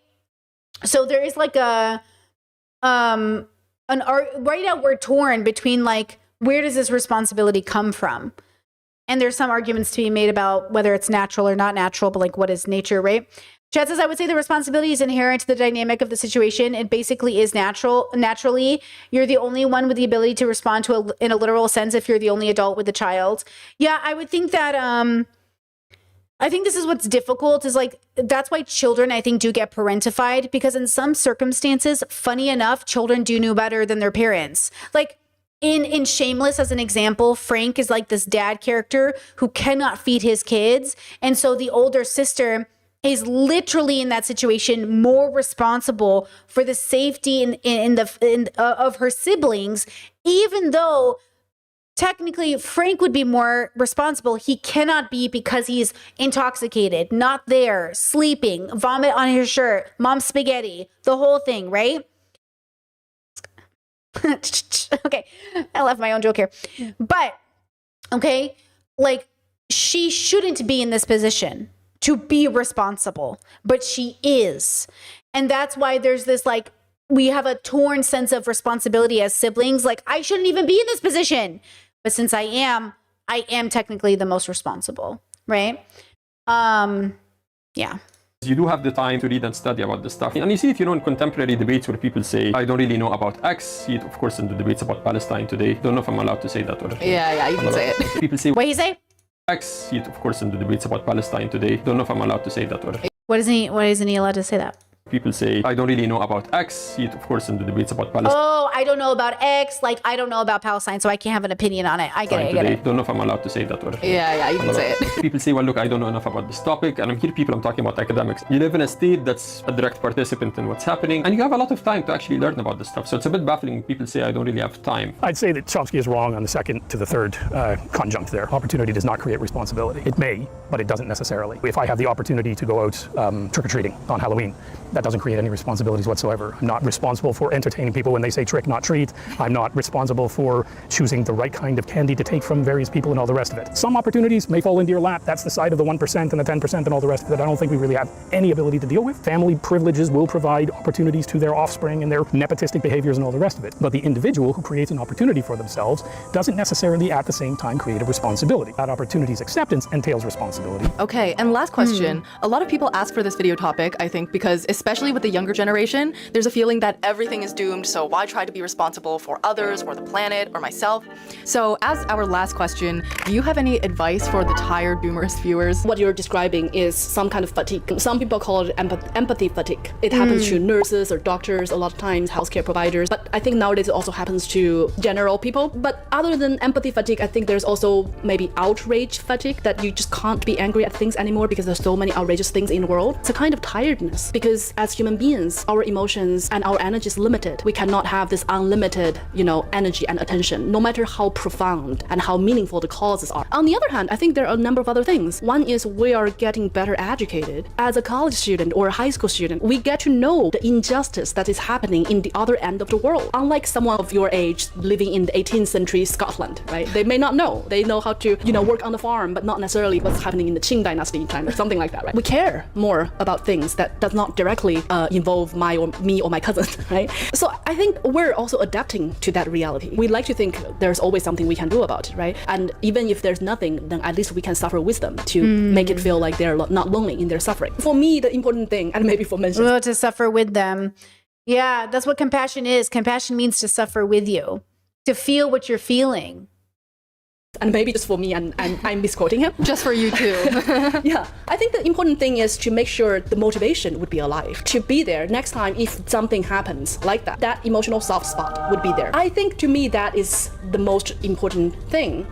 Compared to constantly being occupied by feeling the emotion without being able to act on it. And perhaps I'll smuggle in a little bit of the Taoist, right? A little bit of the Zhuangzi. He said, life is limited, but new information. Well, he didn't say new information, okay? I'm going to misquote him here. New information is unlimited, like the ocean's unlimited. If you use what's limited to pursue what is unlimited, that's very dangerous. Like the ocean's unlimited. If you use what's limited. If you use what's limited to pursue what is unlimited, that is very dangerous.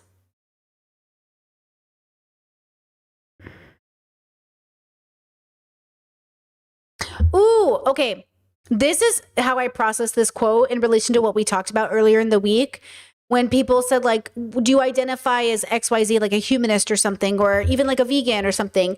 Some labels, not all. Some, for me, feel like they're limited and I want to pursue unlimited. Like what requires, is that what they're saying? Because like, I was thinking about like, that's what it reminded me of. If you use what is limited to pursue what is unlimited, that is very dangerous. Yeah, it feels like then you get trapped in the prescription making, which then you get trapped in the judgment, and then you get trapped in like the I'm right and you're wrong and there's no room for like a conversation. Yeah, if you use only your old information to process new information, your ability to perceive correctly will be limited. Exactly. Yeah, so the reason I don't like the limited labels is I'm worried that I'll outgrow the label, and then what was the point of having it? If in a permanent sense, like I'm always like worried about the labels that I'm using, and I have to allow myself to change them because the labels are about information, and if the information changes, then the label changes. Which is why people find out they're lesbians or pansexual later in life or trans later in life, because when we get new information, we can have a new label.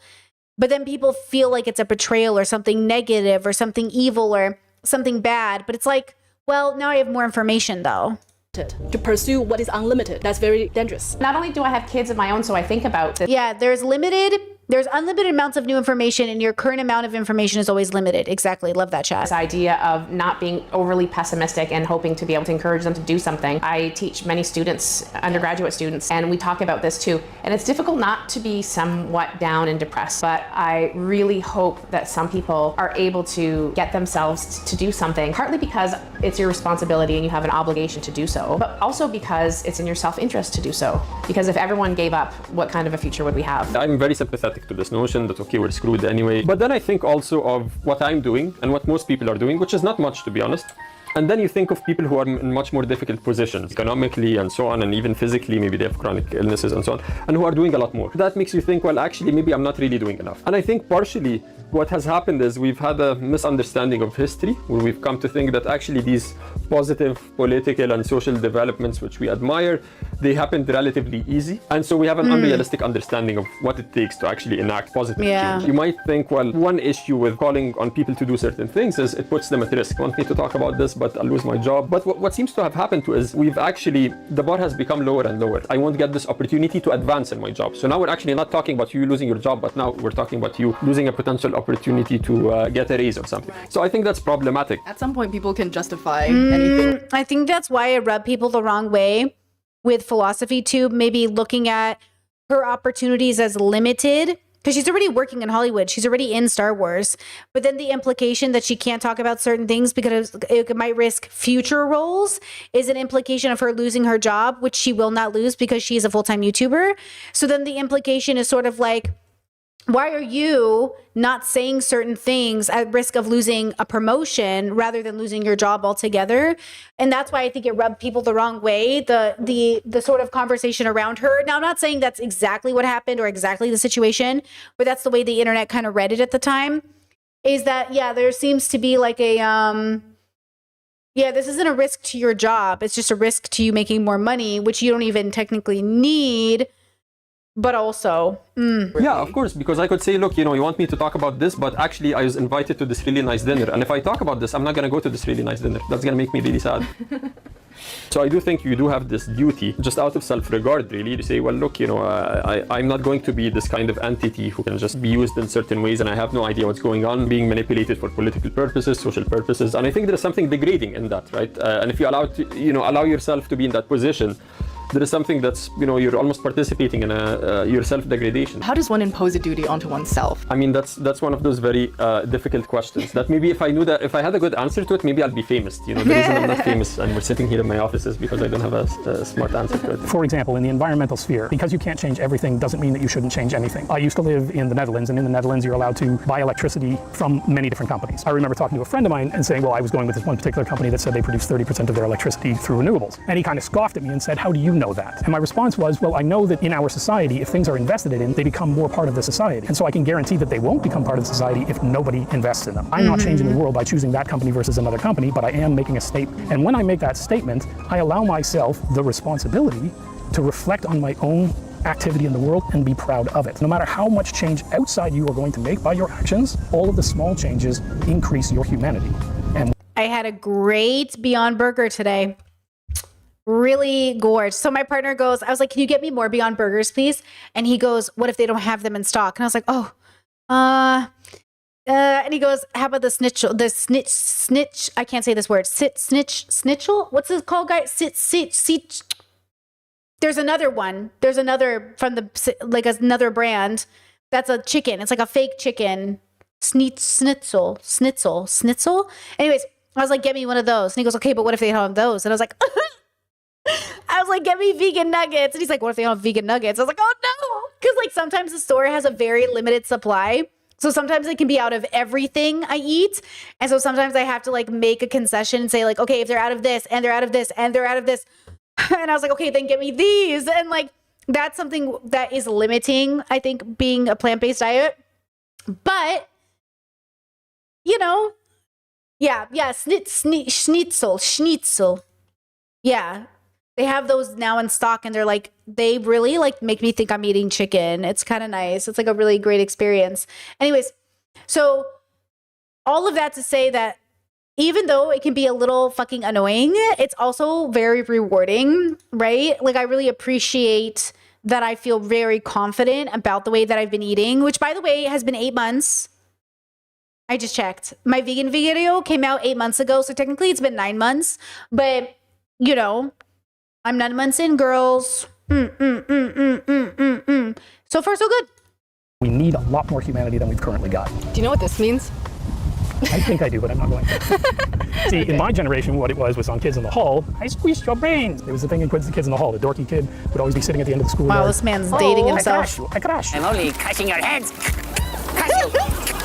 Now it means I'm clapping for it. Yes. Okay, you know. You're in on the lingo. Okay, thank you for your time. Thank you. Okay. Thank you to my wonderful Patreons who support this channel. I could not do this without you. Ahmed Yazin, Anti-Oedipus, or Oedipus, if I'm going to be accurately German. Oedipus? Hope I said that right. Bonzo, Burrow Fiddle, Cyrus Orion, Dale Angelo, Dane. Love the video as per usual. She always kills it. Let me link it up at Steez. Oh my god, do not Steez right now. Let me put the link in the channels. Okay, let me check the comments because I'm just curious.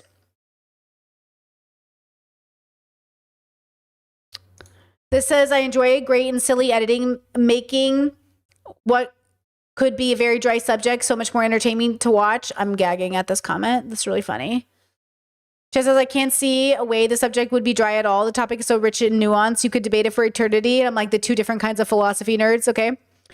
You're getting A's in all the classes I see. Does that mean because she knows her stuff? It's dangerous to use what's limited to pursue what's unlimited. That just really hit me. I honestly needed this video. Love that. My dad would scream at me all the time as a kid that I didn't have any responsibility because I was forgetful. I couldn't do fun things because I would make simple mistakes. Instead of investigating that, it was just you're dumb and irresponsible. Nothing else afterwards. So I have the weirdest relationship with the word and don't really know what it truly means. Girl, go get diagnosed, girl. Like, that's horrible, man. See, the parents have a responsibility in that moment to consider why my child is forgetful, because it's probably not on purpose. There's probably something deeper happening here. And so, like, for a parent to just sit there and be like, oh my God, you're lazy, you're lazy, you're lazy. Like, bro, come on now. So there, the parent is totally neglecting their own responsibility. So now, okay, so now you're not responsible as a parent because it's not the way I raised you. And now you're saying this child is more responsible than you are as the adult in their life. And so it's the child's responsibility more than yours. You see how we're always putting more responsibility on the children than on the adults? It's kind of crazy, honestly. Okay, I love this video. It's fabulous. Guys, that's it. We did it. Now, on the Discord, for the remainder of 2025, events will be on Sundays. Things will change up in January, but we are finishing out our review in discussion around The Good Place. So if you want to come join us, please do. It's a great event. Sundays on the Discord. We also have Professionally Taught Yoga on the 23rd. Come join us for that. And otherwise, with that said, I'll see you guys Monday for stream. We'll do it. We did it. 6 hours. I told my partner I'll do a short stream today. Oops. 6 hours later. 6 hours later. We really did it, girls. I feel like I look like I just woke up. I feel like it. Oof, I am a bit burnt out. You know what it is? Do you know what happened? I'm not exaggerating with you. I stayed up all night a couple weeks ago to finish Vinland Saga so I could talk about it. And that fucked me up. How long ago was that? I have been fucked up ever since. Like, I have been, look at me. I've been so fucked up. I've been catching up on sleep this whole time and I haven't done it yet. I've been just so fucked. Isn't it crazy? I haven't caught up yet. They say for every night of sleep you get badly, it takes 3 to catch up. There you go. All right, girls. See you Monday. Bye-bye. Bye-bye. Bye-bye. Bye-bye. Bye-bye. Bye-bye. Bye-bye.